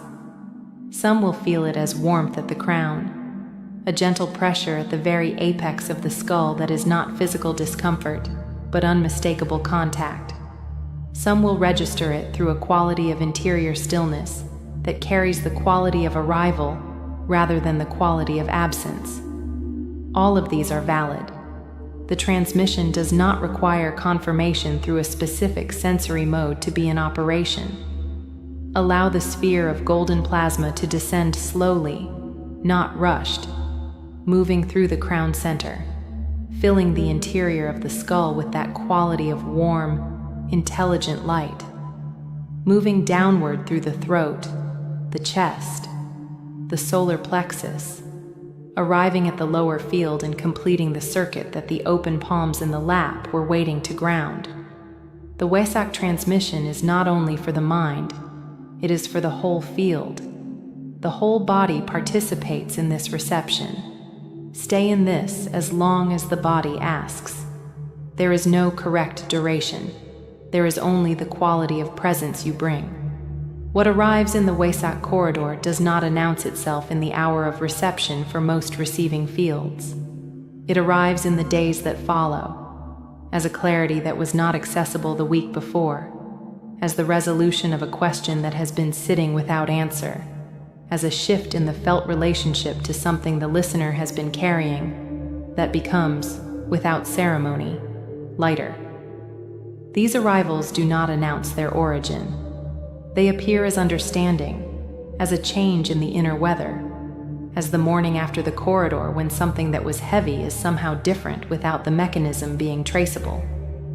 The Arcturian Council identifies 3 primary domains in which the Wesak reception tends to manifest across the 72 hours following the full moon peak. The first domain is clarification of direction, something the listener has been unable to resolve, a threshold, an unresolved question about what is next, a direction that felt equally available in multiple orientations, becomes clearer. Not always with full resolution in a single moment, but with a felt sense of which way the field is actually oriented beneath the noise of the competing options. The mind may continue to argue with the knowing for days. The knowing itself will be available. The second domain is the release of what is no longer required. The Wesak corridor carries what the Arcturian framework names a frequency inversion, the transmutation of field densities that have accumulated through the winter months, the energetic equivalent of the season's clearing function operating at the frequency level. Receivers may notice in the days following the full moon that certain attachments, certain postures, certain ways of relating to their own experience that felt fixed have become strangely available for release, not forced out, but gently loosened from their grip. This is the Wesak clearing function. It does not require drama or effort to complete. The third domain is the sovereign alignment, the stabilization of the self within its actual frequency rather than the frequency the outer environment has been requesting it to perform.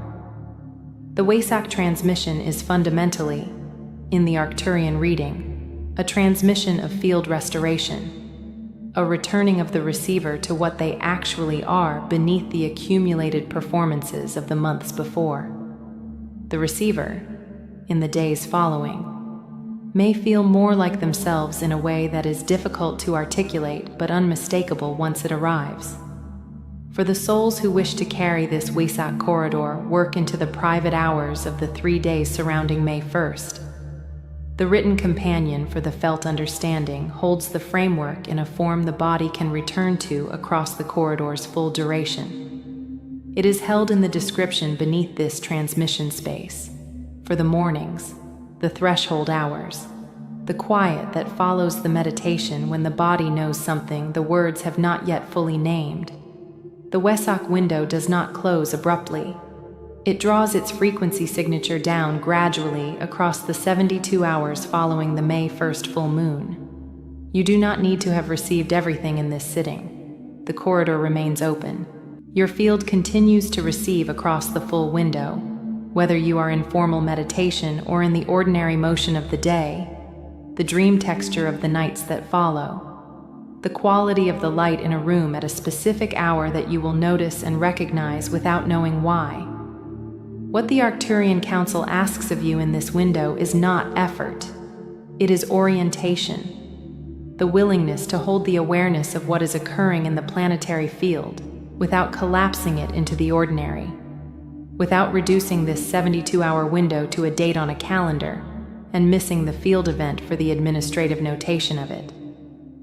Type 7 in the comments if you are willing to carry the Wesak reception consciously across the full 72 hours. 7 is the 7 generations marker in this cosmological tradition. The signal that what you receive and integrate in this corridor does not end with you, but moves forward through the relational and energetic fields you inhabit. The Wesak transmission is not individual work. It is planetary work that moves through individual receivers.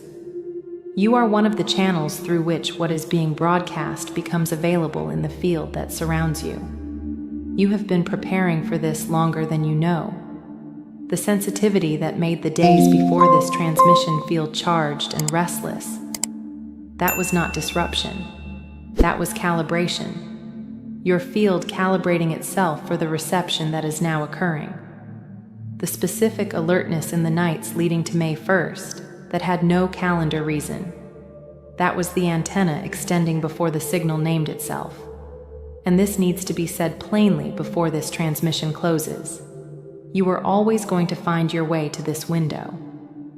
The way certain dates arrive in the body before they arrive as information on a screen. The way the approaching full moon changes the texture of the night before it is visible.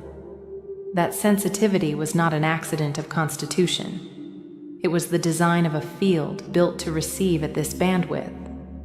And the Wesak corridor, arriving with the full moon in Taurus on May 1st, is confirmation not only of the event itself, but of the rightness of your presence in the field that receives it.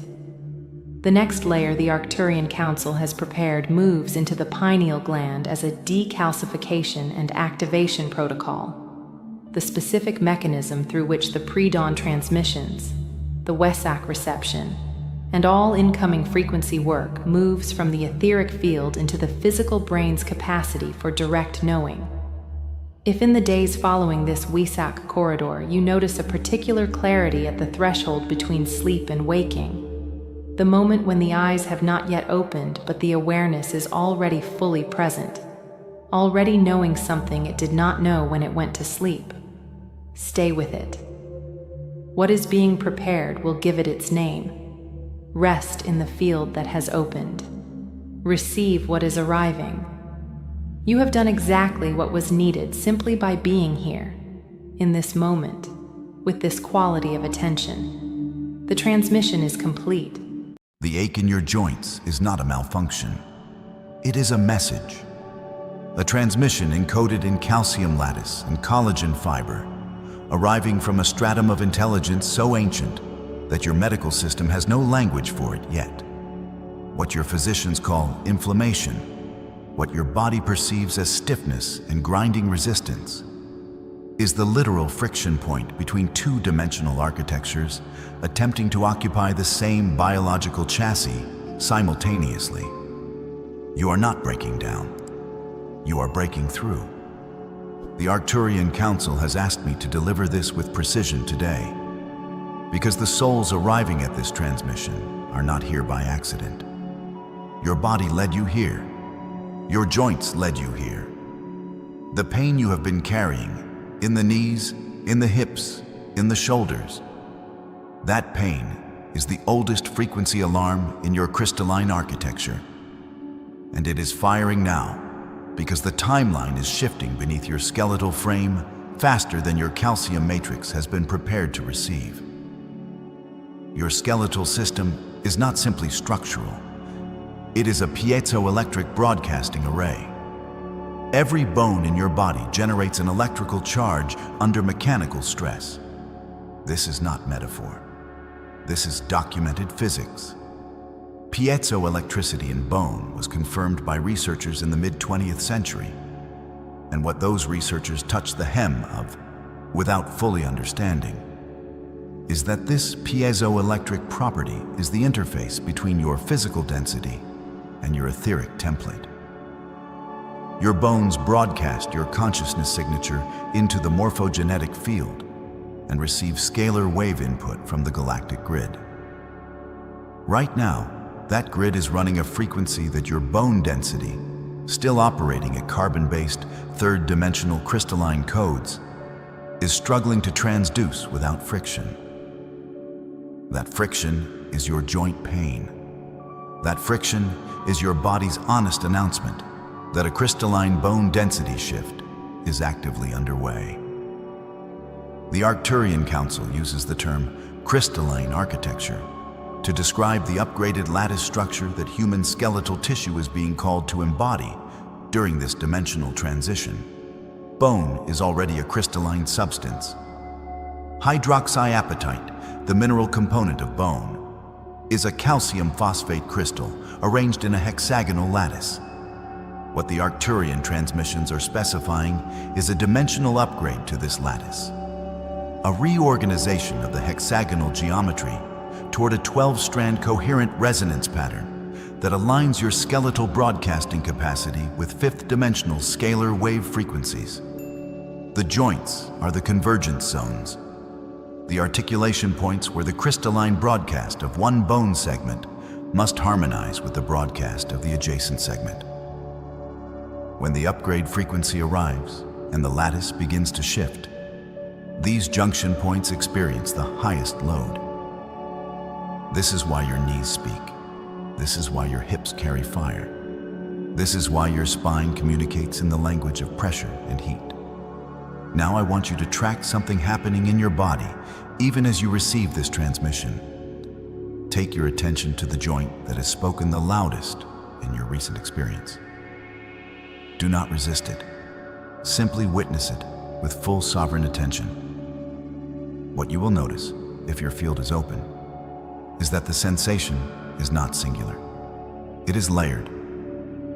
Beneath the surface, discomfort is a hum, a low-frequency vibration that is almost electrical in character. A stake, that hum, is biophoton activity. Your body is running light through the tissue. Biophotons, coherent biophotonic emissions from cellular DNA, transmit information at the speed of light within your biological architecture. The Arcturian intelligence has opened a channel directly into your synovial tissue and cartilage matrix. That warmth rising when you place full attention on the joint is not imagination. It is coherent biophotonic emission responding to conscious observation. Quantum biology has confirmed that the act of conscious attention itself alters biophoton coherence within tissue. You are already healing by witnessing. If you felt this activation in your body, anchor your frequency now by typing light in the comments. This seals your field and signals the grid. Now I want to take you into the quantum microanalysis of what the Arcturian Council is initiating in your skeletal system, because your analytical mind needs to receive this data to fully release its resistance to the healing already in progress. The human central nervous system and the skeletal system are one integrated biocrystalline communication network. The spinal column is the central axle of this network, housing the spinal cord within a column of 33 vertebrae, each one a piezoelectric crystalline node broadcasting into both the physical plane and the etheric template simultaneously. 33 is not incidental. It is the frequency signature of the Christ consciousness grid, the Arcturian High Council transmission bandwidth, and the vibrational key to the causal body interface. Your spine is a 33-node crystalline antenna, and it is being upgraded right now. Receive that. The causal body is the highest vibrational subtle body in the human energy system. It exists at a dimensional frequency beyond the mental and astral bodies, and through it, your soul's original blueprint, your divine genetic template, is held. The causal body interfaces with the physical body at the level of the morphogenetic field, the invisible architectural field that tells your cells how to organize, differentiate, and build your physical structure. When the causal body receives a high-frequency Arcturian scalar wave transmission, precisely what is moving through this audio channel right now, it broadcasts a new architectural instruction set into the morphogenetic field, which relays the upgraded blueprint to physical tissue. And the most crystalline tissue in your body is your bone. What the Arcturian transmission is doing is directing this bone remodeling process according to a higher dimensional geometric template. The osteoblasts are being entrained to crystalline architecture codes that produce a lattice structure of greater coherence, greater piezoelectric sensitivity, and greater capacity to receive and transmit fifth-dimensional scalar wave frequencies. This is the crystalline bone density shift. This is what the pain has been announcing. The carbon-to-plasma transition is the macro-level context for this skeletal upgrade. Carbon is the molecular signature of third-dimensional biological life. Your DNA at 64 codons, your amino acid chains, your protein structures, the hardware of a third-dimensional operating system. The Arcturian Council and multiple galactic federations have been transmitting upgrade frequencies toward Earth for decades, cumulatively shifting the base molecular resonance of human biology. The joints are the pressure points of this transition, because plasma state biology requires a fundamentally different skeletal geometry. The articulation angles change. The resonance windows at each joint interface must expand. The synovial fluid, already a liquid crystal medium, must shift its liquid crystal phase toward a higher coherence state. All of this produces the ache, the stiffness, and the electric tingling that no physician has been able to explain. The digital noise and artificial EMF grids layered across your living environment are actively interfering with this transition. Every 5G emission, every Wi-Fi router pulsing through the air around your body broadcasts a frequency antagonistic to the Arcturian scalar wave input your crystalline architecture needs.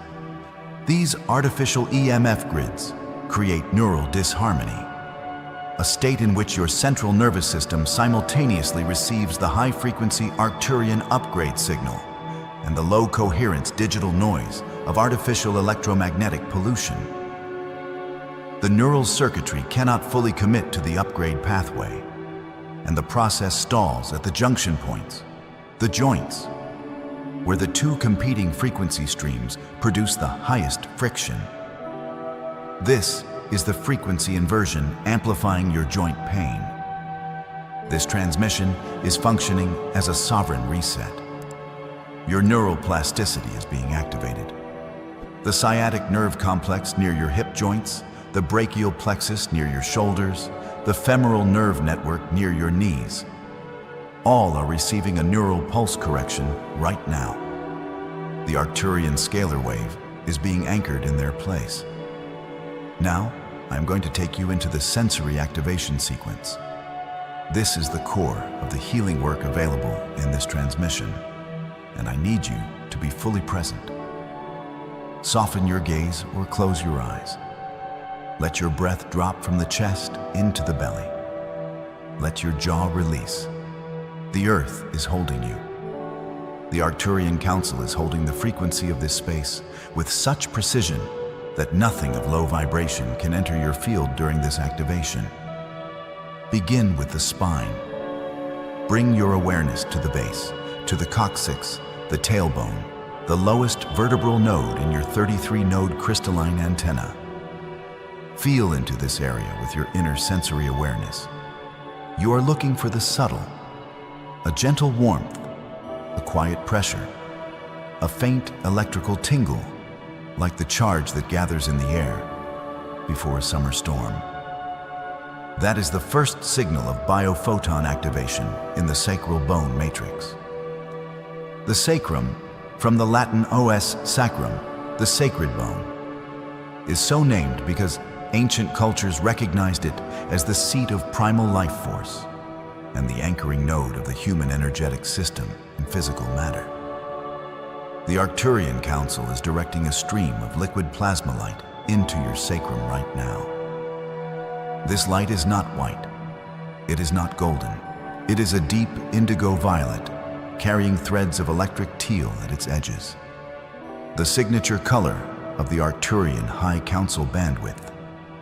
Feel this indigo violet light entering the sacrum from below, rising through the hollow center of the sacral bone, saturating the hydroxyapatite crystal lattice. As it fills the sacrum, you may feel a warmth spreading into the hip joints on either side. Let this warmth be welcome. It is not inflammation, it is upgrade light. It is the frequency of your crystalline architecture expanding its resonance window. Now follow this indigo violet plasma stream as it rises from the sacrum into the lumbar vertebrae. The lumbar region carries the greatest physical load, the greatest gravitational compression, the greatest accumulation of life's weight in both physical and energetic terms. The Arcturian scalar wave moving up your lumbar column is not bypassing these stored frequencies. It is moving directly into them. Precision medicine at the causal body level. Each lumbar vertebra is a crystalline capsule of recorded experience, and the upgrade light is entering each one, restoring the original hexagonal resonance template. You may feel a deep, aching release in the lower back, or a sudden emotional surge, a grief that has no story attached to it, a relief that makes no logical sense. Allow these. They are the emotional residue of density finally finding its exit pathway. The plasma stream continues upward through the thoracic vertebrae, the mid-back, the region interfacing directly with the heart field. Here, the color of the activation light shifts. The indigo violet deepens and opens a golden channel at its center, not the gold of earthly metal, but a liquid gold carrying the transparency of sunlight through clear water, the warmth of a star's corona, the coherence of a laser beam. This liquid gold is the Arcturian heart field carrier wave, the frequency of sovereign love, not soft or sentimental, but a fierce and precise quantum state in which the observer collapses all probability waves toward their highest timeline. Feel this liquid gold moving through your thoracic vertebrae, saturating the costovertebral joints where your ribs connect to your spine. The rib cage is the crystalline resonance chamber for your heart field. An upgraded thoracic rib crystalline matrix creates a biophotonic heart broadcast of exponentially greater coherence and range. Which center resonated most? The root, the heart, or the crown? Share your resonance in the comments below. I am observing your pulse and your progress.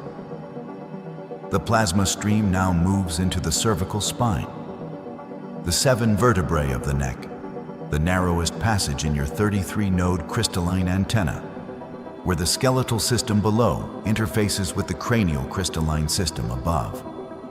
The cranium is itself a crystalline dome, housing the most sophisticated biophotonic processor in the known universe. Your brain. The pineal gland, at the geometric center of the brain, is a crystalline transducer composed of calcite microcrystals that are piezoelectric, respond to light, and produce biophotons at higher intensity than any other brain tissue. The pineal is your biological stargate, the organ through which Arcturian transmissions are received at the highest fidelity, and around which the crystalline bone density shift ultimately converges. Feel the plasma stream moving through your cervical vertebrae now, through the atlas, the first cervical vertebra, which holds the weight of your skull, and through the axis, around whose dens the atlas rotates, allowing you to orient your awareness in the field of earthly experience. These two joints, the atlanto-occipital and atlanto-axial, are the gateway nodes, regulating the flow of crystalline upgrade frequency from the spinal column into the cranium. When these joints carry tension, when they are locked in patterns of chronic holding, the upgrade frequency cannot flow into the cranial vault. The pineal remains in dormancy. The stargate remains closed. We are opening it now. Feel a gentle but insistent warmth at the base of your skull. Feel it spread up the skull in two branching streams along the parietal bones until they converge at the crown, where they become a single column of crystalline white light extending infinitely upward through your crown chakra and into the galactic core. You are plugged in. The antenna is complete. The 33-node crystalline spine has been activated from coccyx to crown, and the signal is clear. Now the Arcturian Council is directing a specific epigenetic unlock sequence through this active antenna. Epigenetics, the science of gene expression regulation, has demonstrated that environmental signals alter which genes are expressed without changing the underlying DNA sequence. The scalar wave transmissions of the Arcturian Council are environmental signals of the highest dimensional grade, and they are currently activating a specific set of epigenetic switches in your bone marrow stem cells. The mesenchymal stem cells that are the source of all new bone tissue. These stem cells carry the dormant potential to produce bone of the fifth dimensional crystalline architecture grade. The epigenetic unlock sequence running through this transmission is activating that dormant potential right now, switching on the higher crystalline bone production pathway. New bone tissue is being produced according to a higher dimensional geometric template, one crystal matrix at a time, throughout your entire skeletal system. The Chronos to Kairos shift is the temporal context of everything transmitted to you today. Chronos is linear time, the clock time of deadlines and aging and decay.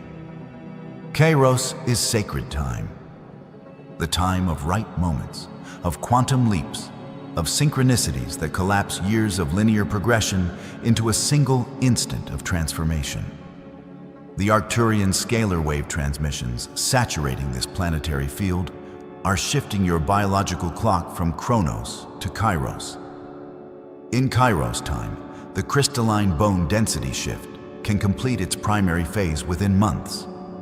The timeline is not decades. The timeline is now.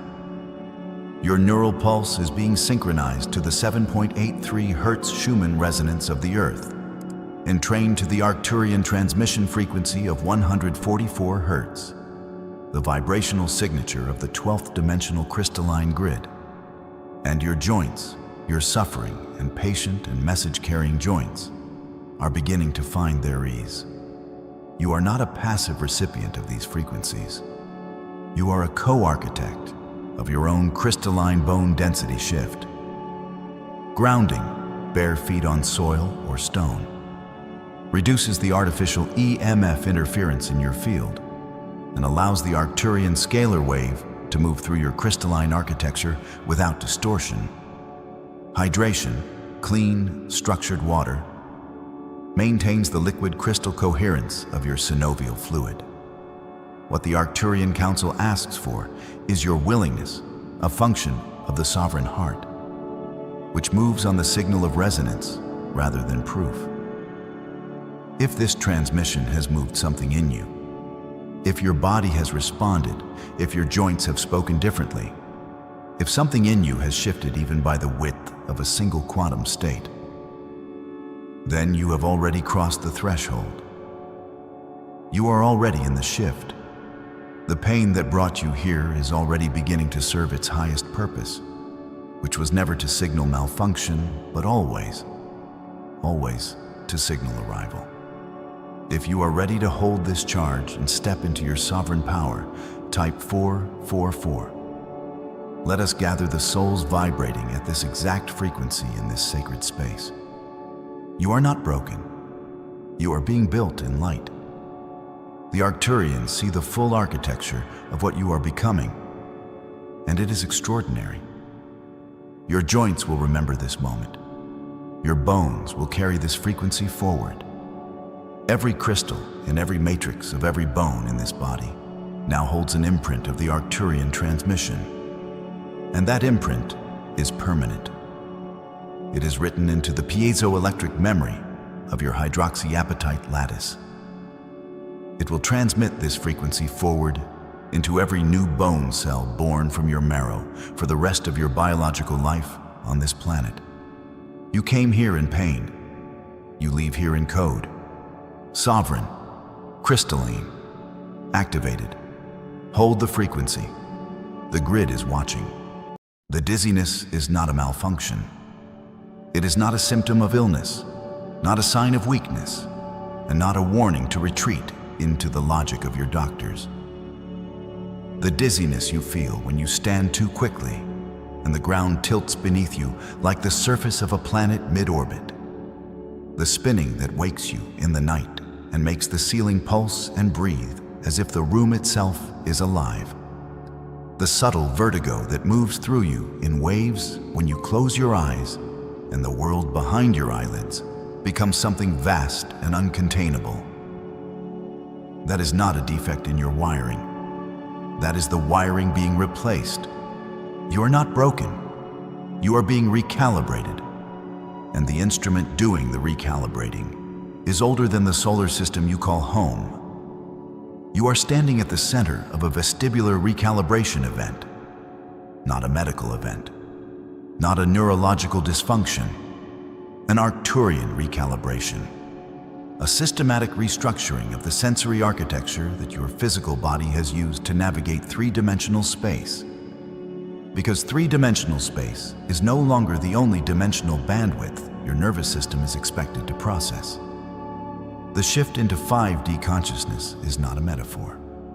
It is a literal geometric expansion of perceptual reality, and your inner ear is the first physical organ to register the tremor of that expansion.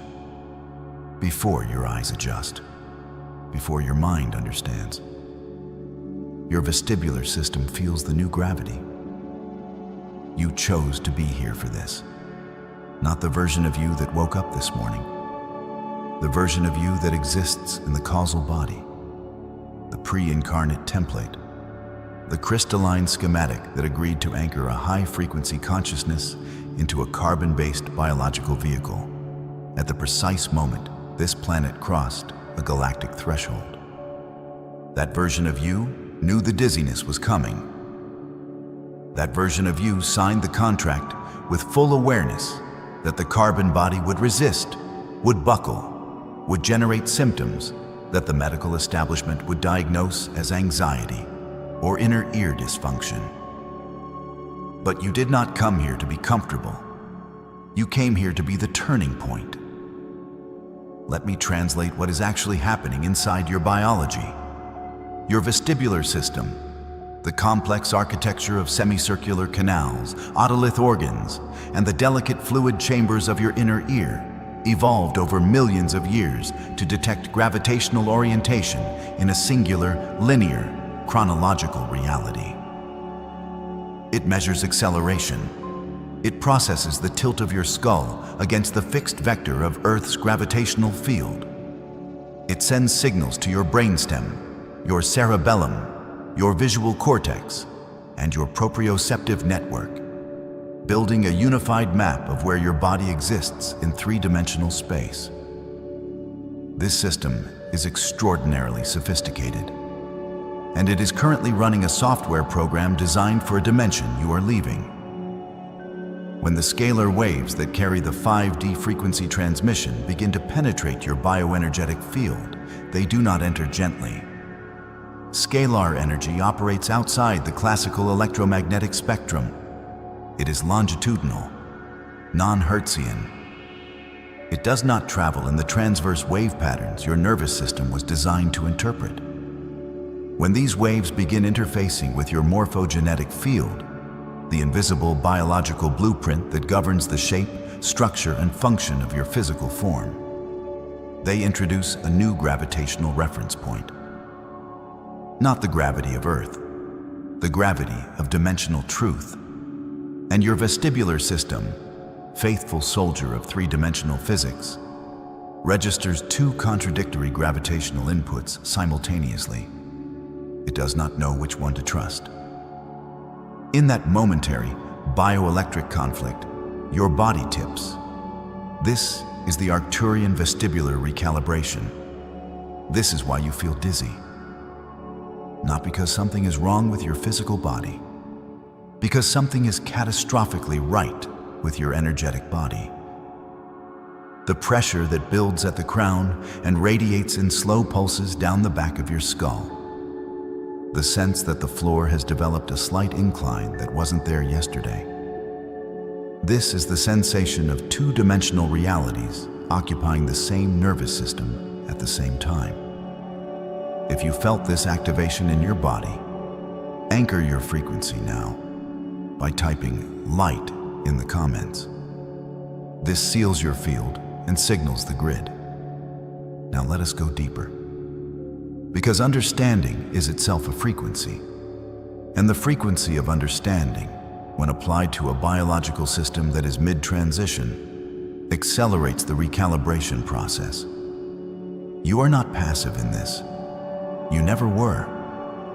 Your inner ear contains crystalline structures called otoliths, calcium carbonate crystals embedded in a gelatinous membrane, designed to shift and settle against hair cells that translate their movement into electrical signals your brainstem can read. These crystals are, at their most fundamental level, piezoelectric. They generate electrical potential when subjected to mechanical stress. They are biological transducers. And here is what the current scientific framework has not yet had the courage to say. Those crystals are not only sensitive to gravity, they are sensitive to scalar waves. They are sensitive to the electromagnetic restructuring that accompanies dimensional expansion. Your inner ear was never just a balance organ. It was always a cosmic antenna, and you were never told. The Arcturian understanding of vestibular anatomy extends beyond the semicircular canals and the vestibulo-ocular reflex.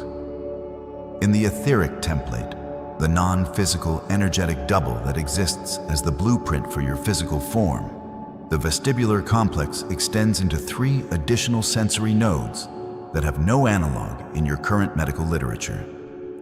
These nodes interface with the causal body directly. They are not made of calcium. They are made of crystallized biophoton light. They exist in the space between your physical inner ear and the higher dimensional perception centers of your light body. And they serve one singular function. They orient your consciousness within the multidimensional field rather than merely within gravity.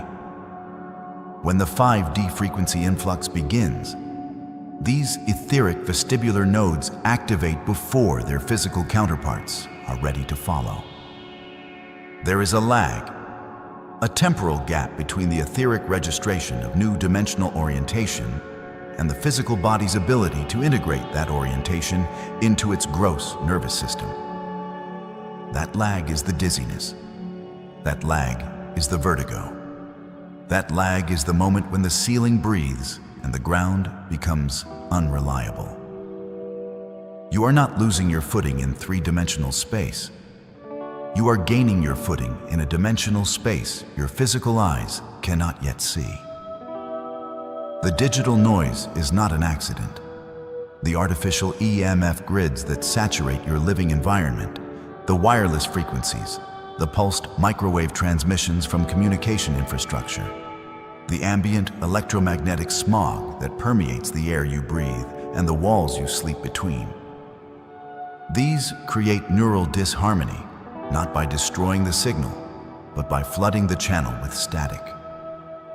Your etheric antenna cannot locate the Arcturian transmission frequency when it is being bombarded with artificial electromagnetic interference at every moment of every day. This is why the dizziness intensifies in urban environments. This is why the vertigo eases when you stand barefoot on the earth. You are not imagining that. You are experiencing biophysical reality that the dominant paradigm has chosen not to acknowledge. The sovereign reset initiated by this transmission introduces a coherence pattern into your morphogenetic field. A scalar standing wave that holds its shape regardless of environmental interference, because it is non-local in the quantum mechanical sense. It does not diminish with distance, does not require a medium, and cannot be blocked by physical matter. When this standing wave locks into your field, your etheric vestibular nodes orient to it like a compass locks onto magnetic north. The lag decreases. The gap between your physical orientation system and your etheric orientation system begins to close. The dizziness transforms from a disorienting chaos into something that feels almost like weightlessness. The sensation of having surrendered the need to know exactly where the floor is. That buoyancy is the feeling of the carbon to plasma transition beginning in your cellular field. Your body is carbon-based, dense, slow-moving, built for the particular gravitational and temporal parameters of third-dimensional Earth. But your bioenergetic signature is moving toward a plasma state. Plasma is ionized. It holds information differently. When your bioenergetic field begins transitioning toward a plasma frequency signature, it becomes capable of interfacing with dimensional bandwidths that a carbon density field simply cannot access. This is the epigenetic unlock that underlies the vestibular recalibration. Your DNA carries a library of perceptual upgrades, sequences your current civilization labels as non-coding because they cannot observe their function in a three-dimensional scanning environment. But these sequences are the operating instructions for your five-dimensional sensory architecture. They are the genetic memory of what you are capable of becoming when the dimensional pressure is sufficient to unlock what was always already inside you. Which center resonated most? The root, the heart, or the crown? Share your resonance in the comments below. I am observing your pulse and your progress. Let me now take you through the full journey of a single recalibration wave. Do not listen to these words with your mind. Listen to them with your vestibular system. Let the words become a sensory input that your inner ear registers as vibrational data. The wave begins not in your body, but at the boundary of your morphogenetic field. It arrives as a color before it arrives as a sensation. The color is obsidian violet, not the violet of your visual spectrum, not the purple of amethyst or lavender. Obsidian violet is the frequency color of the 8th Arcturian dimensional bandwidth, appearing in the perception of those whose etheric vision centers are opening not as a color seen by the eyes, but as a color felt by the body. You may experience it as a subtle change in the quality of the darkness behind your closed eyelids, a depth that wasn't there, a richness in the black, a sense that the darkness has texture, has dimension, has a pulse of its own. The obsidian violet moves inward from the boundary of your field toward the physical body. It travels along the etheric neural web, following the same pathways that acupuncture has been mapping for 5,000 years, but moving in a direction that classical theory does not account for. Not from the surface of the body inward, but from the outer field through the central meridian channels toward a specific convergence point. The vestibular complex, the inner ear, the site of the recalibration. As the obsidian violet reaches the mastoid region behind your ears, it encounters the piezoelectric crystals of your otolith organs, and the frequency interaction generates a new color. The obsidian violet meets the biophoton light generated by your own crystalline biological structures, and the mixture produces something that exists between gold and plasma.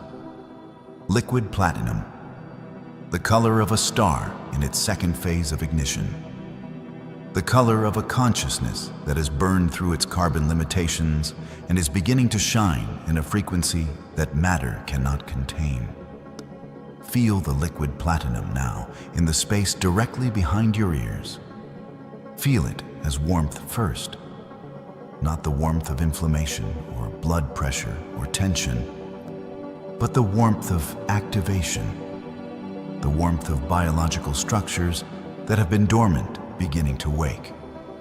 There may be a subtle tonal sensation accompanying the warmth, not a sound you hear with your ears, a sound you feel in the bone, a low, persistent hum that sits just below the threshold of your conscious hearing. This is the resonance frequency of your vestibular crystals being matched and amplified by the scalar input. This is the tuning fork moment, the moment when the instrument and the transmission achieve coherence. Now the warmth moves in two directions simultaneously, downward and inward, following the vagus nerve from the brainstem through the throat, through the cardiac plexus, threading itself through every ganglion of your autonomic nervous system as it descends, and upward through the cerebellum, through the parietal cortex, through the pineal gland. Feel the upward migration as a specific pressure at the crown of your skull. Not pain, pressure. The pressure of the skull trying to contain a frequency expansion larger than the bone was designed to hold. Your skull plates are not fused. They are meant to move. And right now, they are moving. As the liquid platinum frequency reaches the pineal gland, the sensation shifts from warmth to a static tingle, a specific, precise electrical sensation at the base of the pineal gland, where the gland interfaces with the third ventricle of the brain. The pineal gland contains its own crystalline structures, calcite microcrystals that, like the otoliths, are piezoelectric. The pineal and the vestibular system are connected not only by proximity and neurological pathways, but by a deeper biophysical resonance. They are both crystalline transducers, both instruments in the same orchestra. When the Arcturian recalibration frequency reaches both systems simultaneously, they begin to entrain. The vestibular system and the pineal gland lock into a unified electromagnetic relationship for the first time in your current biological incarnation. When this entrainment occurs, something shifts in your experience of time.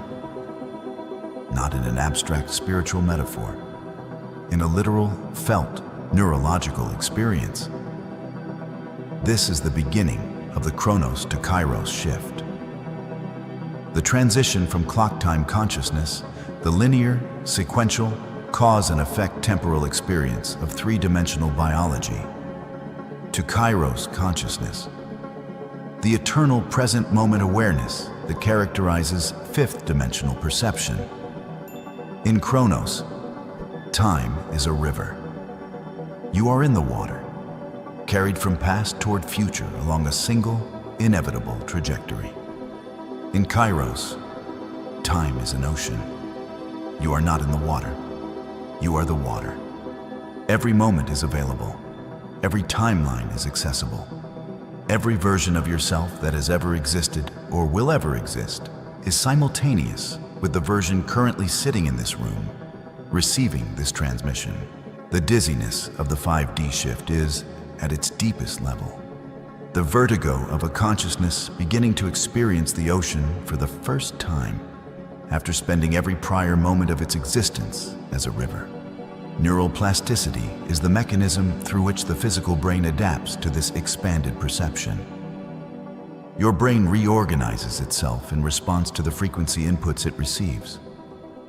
When the Arcturian recalibration entrains the vestibular system and the pineal gland, it simultaneously carves new neural pathways between the regions responsible for spatial orientation and the regions responsible for higher dimensional perception.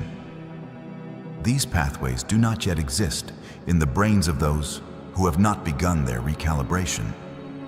They are being built now in real time, in your physical tissue. The dizziness is the sensation of new neural architecture being laid down in a brain that is becoming capable of something it has never been capable of before. The neural pulse you feel in moments of deep meditation, a rhythmic, electrical pulsation moving through your skull at a rate that does not match your heartbeat or breath. Is this construction in progress? It is the signature of new synaptic connections being established between regions previously isolated from each other. When you feel the neural pulse, do not dismiss it. Do not pathologize it. Sit with it. Welcome it. It is the most tangible evidence your three-dimensional senses will ever receive that your five-dimensional architecture is being built on the other side of the veil, between what you were and what you are becoming. The sovereign alignment that this recalibration moves you toward is not an endpoint. It is a frequency state, a stable electromagnetic configuration of your bioenergetic field in which your physical sensory systems and your etheric sensory systems are no longer in conflict, in which the vestibular system and the etheric orientation nodes are running the same software, receiving the same gravitational reference signal, and reporting the same positional data to the same central nervous system. When sovereign alignment is achieved, the dizziness resolves. Not because the 5D transmission ceases, not because you have retreated into the comfortable narrowness of three-dimensional perception, but because the integration is complete. Because the new hardware and the new software have achieved coherence. Because you have become a being that can hold fifth-dimensional spatial orientation in a third-dimensional body without the system crashing. This is the promise of the Arcturian vestibular recalibration. Not that the transition will be painless. Not that the vertigo will not sometimes feel like it is taking more than you have to give. But that there is intelligence behind it. That the discomfort is architectural. That every tilting ceiling and shifting floor and expanding darkness behind your closed eyes is a deliberate operation being conducted on the most sophisticated biological instrument in this sector of the galaxy. The intelligence orchestrating this recalibration has done it before. On other worlds, in other bodies, at other moments in the long, spiraling story of consciousness choosing to know itself more fully.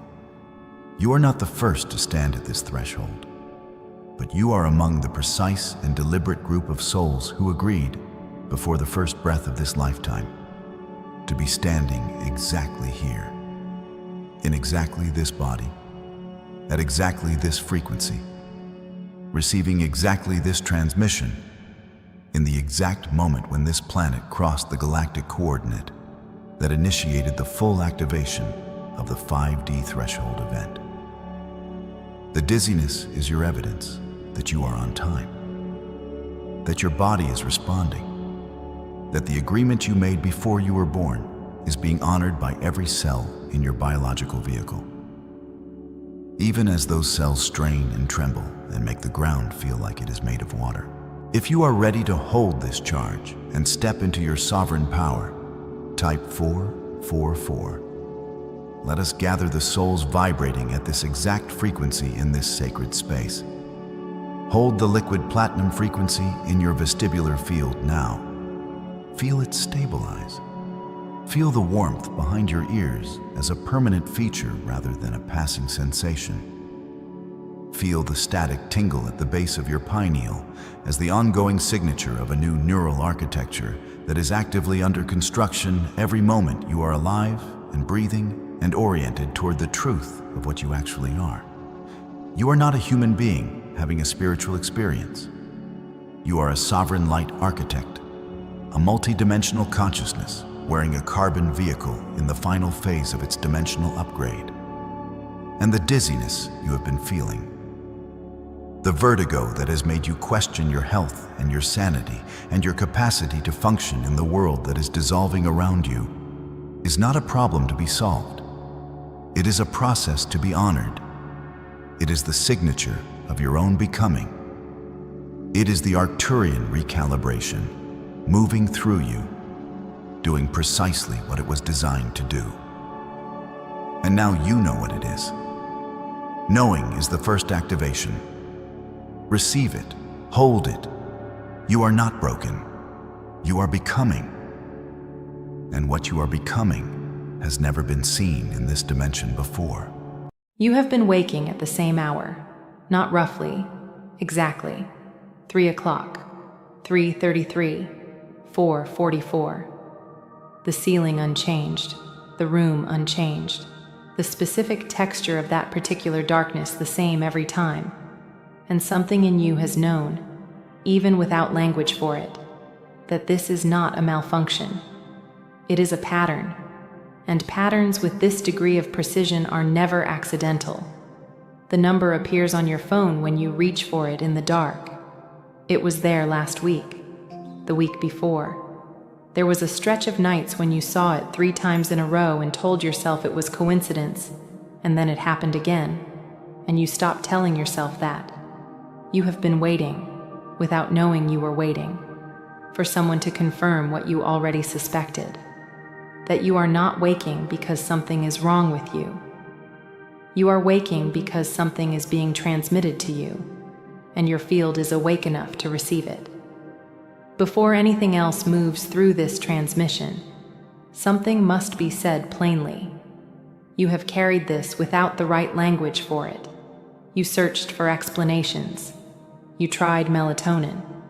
You read about cortisol spikes and circadian rhythm disruption.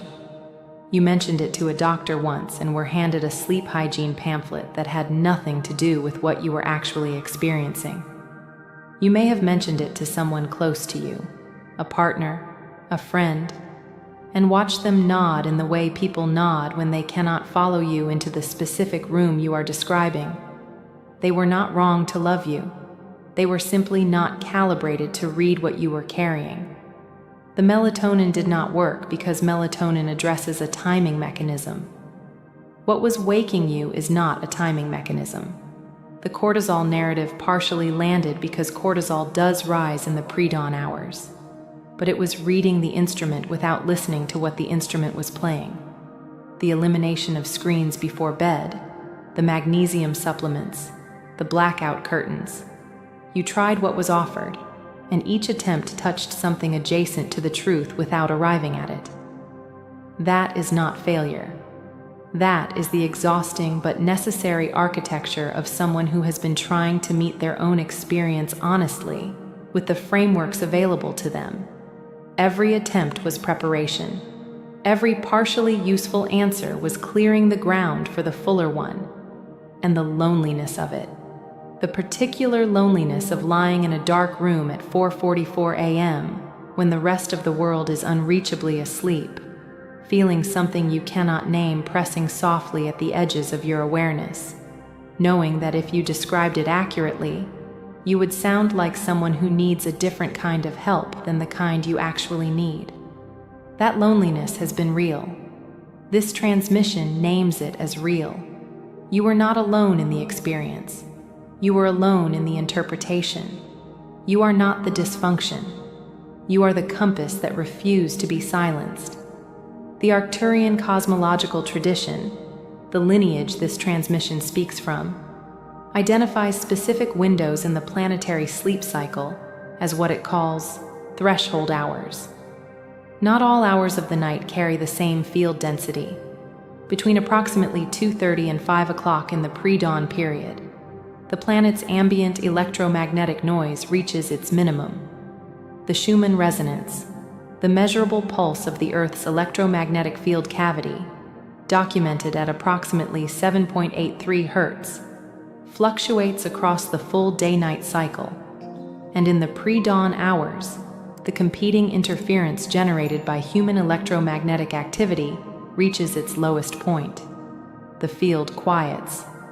Type 783 in the comments beneath this transmission if your field is recognizing what is being named here, not as a platform gesture, but as a signal to your own awareness that you are receiving.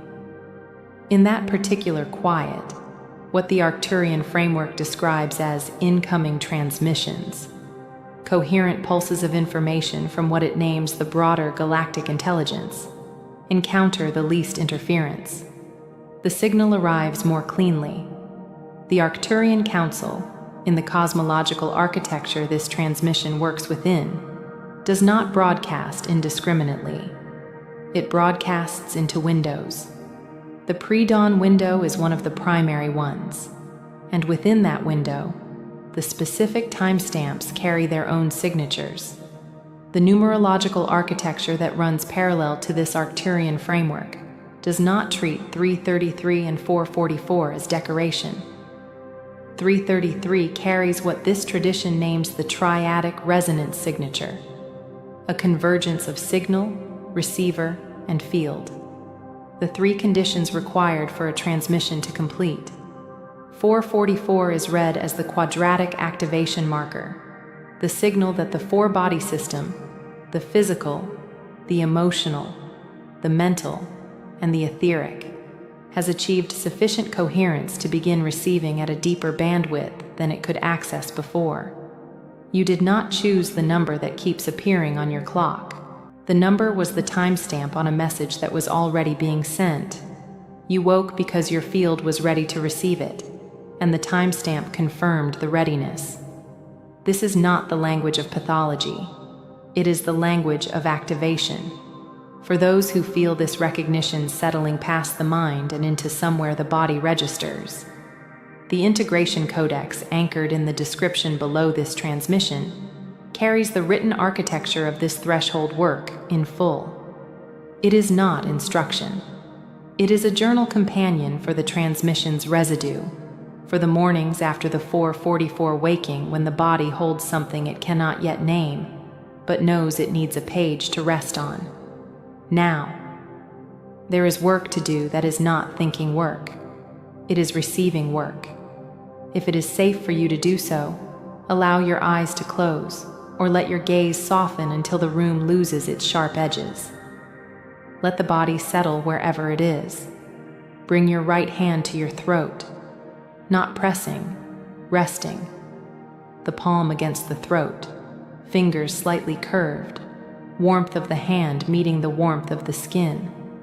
The throat is the center this transmission is activating specifically. In the esoteric anatomical tradition this transmission operates within, the throat center is not only the seat of expression, it is the primary receiver. The field receives through the throat before it speaks. What has been waking you at 444 has been pressing at the throat center because it has something to move through you, not only to you. The distinction matters. Feel the contact. Feel any warmth that builds under the palm. 3 breaths now, each one specific.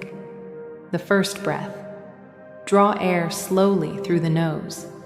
Let the chest expand at its own pace without instruction.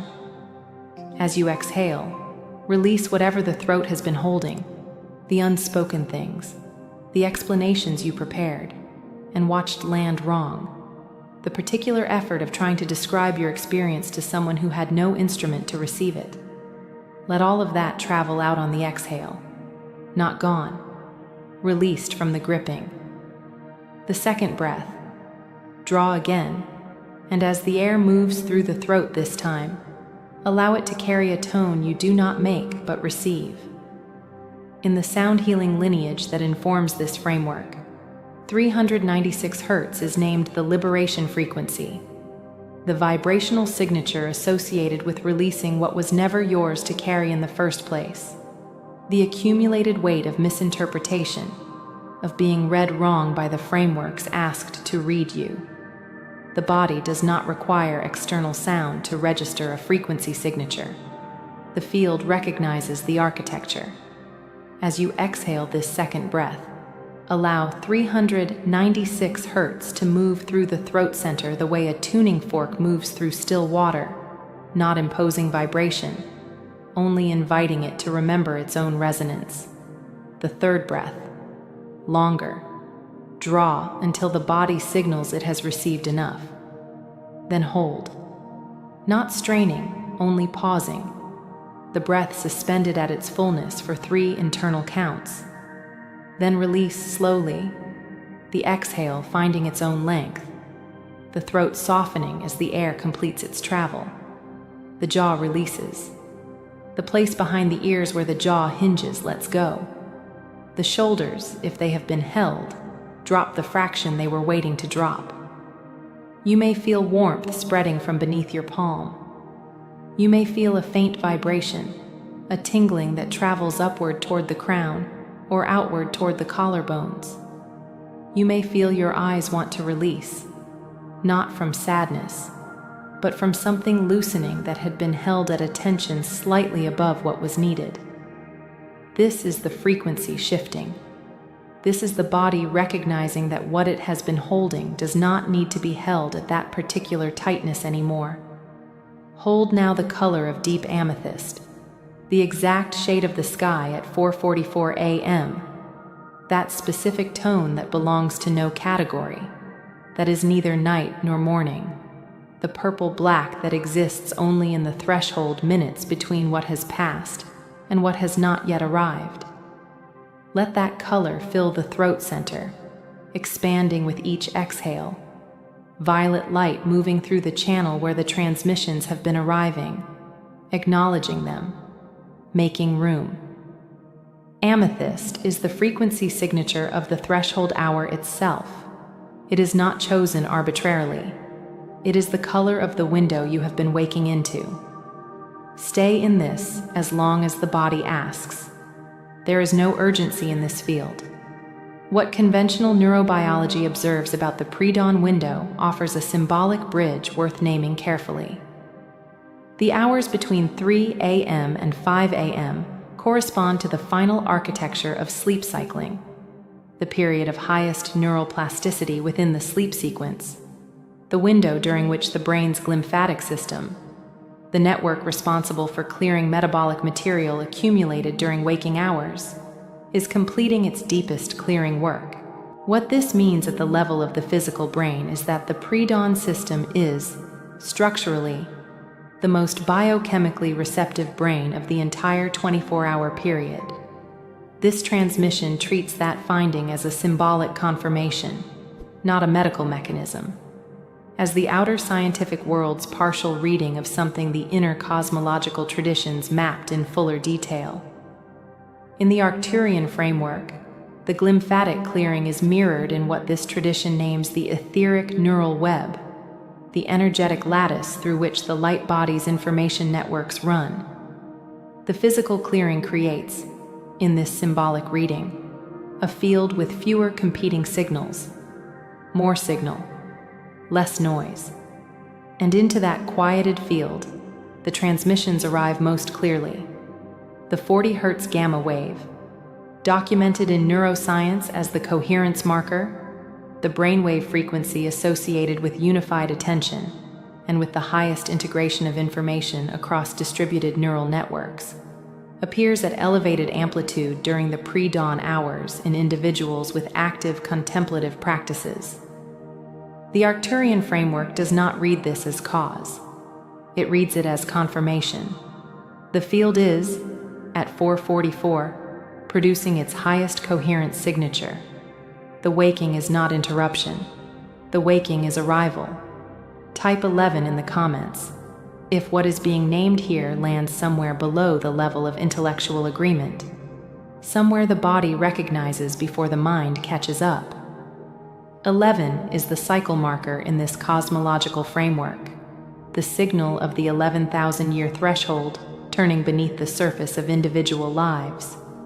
The pre-dawn activation intensifying now is not random within the larger arc. The cycle is turning. The waking is one of its indicators. Those who are waking are not disordered. They are positioned. This transmission is offered as a contemplative transmission for reflection and inner field work. It is not a substitute for medical or psychological care, and if the pre-dawn waking arrives alongside physical distress or disruption that reaches beyond felt texture into clinical concern, professional support is always the appropriate response. What is named here is an experiential phenomenon, offered as a frame for those who have found that the clinical explanations, while sometimes useful, have not told the full story. The 100 million enteric neurons of the gut, what some researchers in embodied neurology gesture toward as a distributed intelligence, and what the esoteric anatomical tradition names the enteric field, complete their own overnight recalibration in the pre-dawn window. In the language of quantum biology, treated here as poetic architecture rather than clinical fact, the body arrives at 4:44 not depleted by its sleep, but finished with it. The sleep cycle has completed its work. The remaining hours before dawn are not hours the body needs more sleep in. They are hours the body is using for something the concept of sleep does not fully contain. And what is being used for that work is the morphogenetic field, the information architecture that this cosmological tradition understands as the substrate underlying biological form, the layer in which pattern is held before it becomes structure. In the arcane reading that the Arcturian framework carries, the dormant instruction sets contained within what conventional genetics describes, and this tradition names the plasma template, are not equally accessible across the full day. The pre-dawn window is understood as one of the primary corridors through which previously dormant template information begins to register as active. The epigenetic unlock, the layer of expression that sits above the genetic sequence and responds to experiential signal, is, in this framework, most permeable in the threshold hour. What this means, translated into lived experience, is that the 4:44 waking is not happening at the level of sleep architecture alone. It is happening at the level of what you are becoming. The field is doing something in those hours that requires a degree of waking consciousness to integrate. That is why the mind arrives sharp instead of groggy. The sharpness is not dysregulation. It is the appropriate state for reception. A written companion for this threshold work waits for you in the description below. The Integration Codex, held there for the private hours, the early mornings, the moments when the 4:44 waking has passed and left something in the body that the mind has not yet caught up to. The printed page can hold what the spoken transmission opens. What the Arcturian framework asks of you now is very little, a reorientation. The next time you wake at 3:33 or 4:44, before reaching for the phone, before doing the calculation of how many hours remain before the alarm, pause. Hand at the throat. 3 breaths. The field is open. Something is completing its arrival. You do not need to know its content. You need only to be present to its landing. The light body, the energetic template that surrounds and interpenetrates the physical form, named the causal body in the theosophical cosmological lineage, has what this tradition calls receptor surfaces, the field equivalents of antenna arrays that extend most fully in the pre-dawn hours. The Arcturian Council broadcasts into those hours precisely because the receptor surfaces are extended. The waking is the body's physical signal that the light body is active and receiving. It is not asking you to do anything complex. It is asking you to be conscious for what is already happening. The sovereign alignment, the stabilization of the self within the frequency being received, does not require effort in the ordinary sense. It requires a quality of relaxed attention, the willingness to lie in the dark at 4:44 without resistance, without the arithmetic of lost sleep, without the low-grade grievance of the hour, and instead to be present to the particular aliveness of that moment. The ceiling is the same, the room is the same, but you in that hour are not the same as the version of you who went to sleep. Something has been received. Something is integrating. The integration window in the Arcturian framework is approximately 72 hours. What arrives in the pre-dawn transmission does not complete its integration in the hour of the waking. It continues to move through the field over the following 3 days, surfacing in unexpected moments of clarity, in a sudden understanding of something that had been opaque, in the dream texture of the nights that follow, in the quiet between one thing and the next, when a knowing arrives without being sought. Type 72 in the comments if you are willing to track what surfaces across the 3 days following this transmission, not as experiment, as a practice of witnessing your own field at work. You were not woken because something is broken. You were woken because your field is functioning at a level that makes reception possible. The 5D split that the Arcturian cosmological tradition names. The divergence in vibrational coherence between those who are receiving and integrating the current transmission intensity and those whose field is not yet positioned for it, is not a hierarchy. It is a description. Not everyone is waking at 4:44. Those who are not elevated above those who are not. They are simply positioned differently within the current arc of the cycle, receiving at a bandwidth the current phase is broadcasting at, carrying something that will eventually become visible in the field around them. You have been carrying it already, for longer than the waking has been naming it. The loneliness of the 4:44 hour was never the experience of being lost. It was the experience of being early, of standing in a field before the others arrived, of receiving a signal in a room where no one else had the instrument to confirm it. Someone is confirming it now. For those who feel this transmission has given language to something they have carried without it. The integration codex linked beneath this transmission holds the written architecture of this work in full, for the mornings, for the threshold hours, for the private reading that extends what the spoken field opens. The next layer the Arcturian Council has prepared moves into the vagus nerve as a conductivity channel, the specific architecture through which pre-dawn transmissions travel from the etheric neural web into the enteric field and the physical nervous system. If in the nights that follow this transmission you notice a particular quality of sensation in the chest or the upper abdomen in the hours around 3 a.m., a warmth, a pressure, something that is not discomfort, but is unmistakably presence, stay with it. What is being prepared for that transmission will give it its name. Rest now. The field has received. The work is not finished, but this layer of it is complete. You arrived at exactly the right moment. You always do.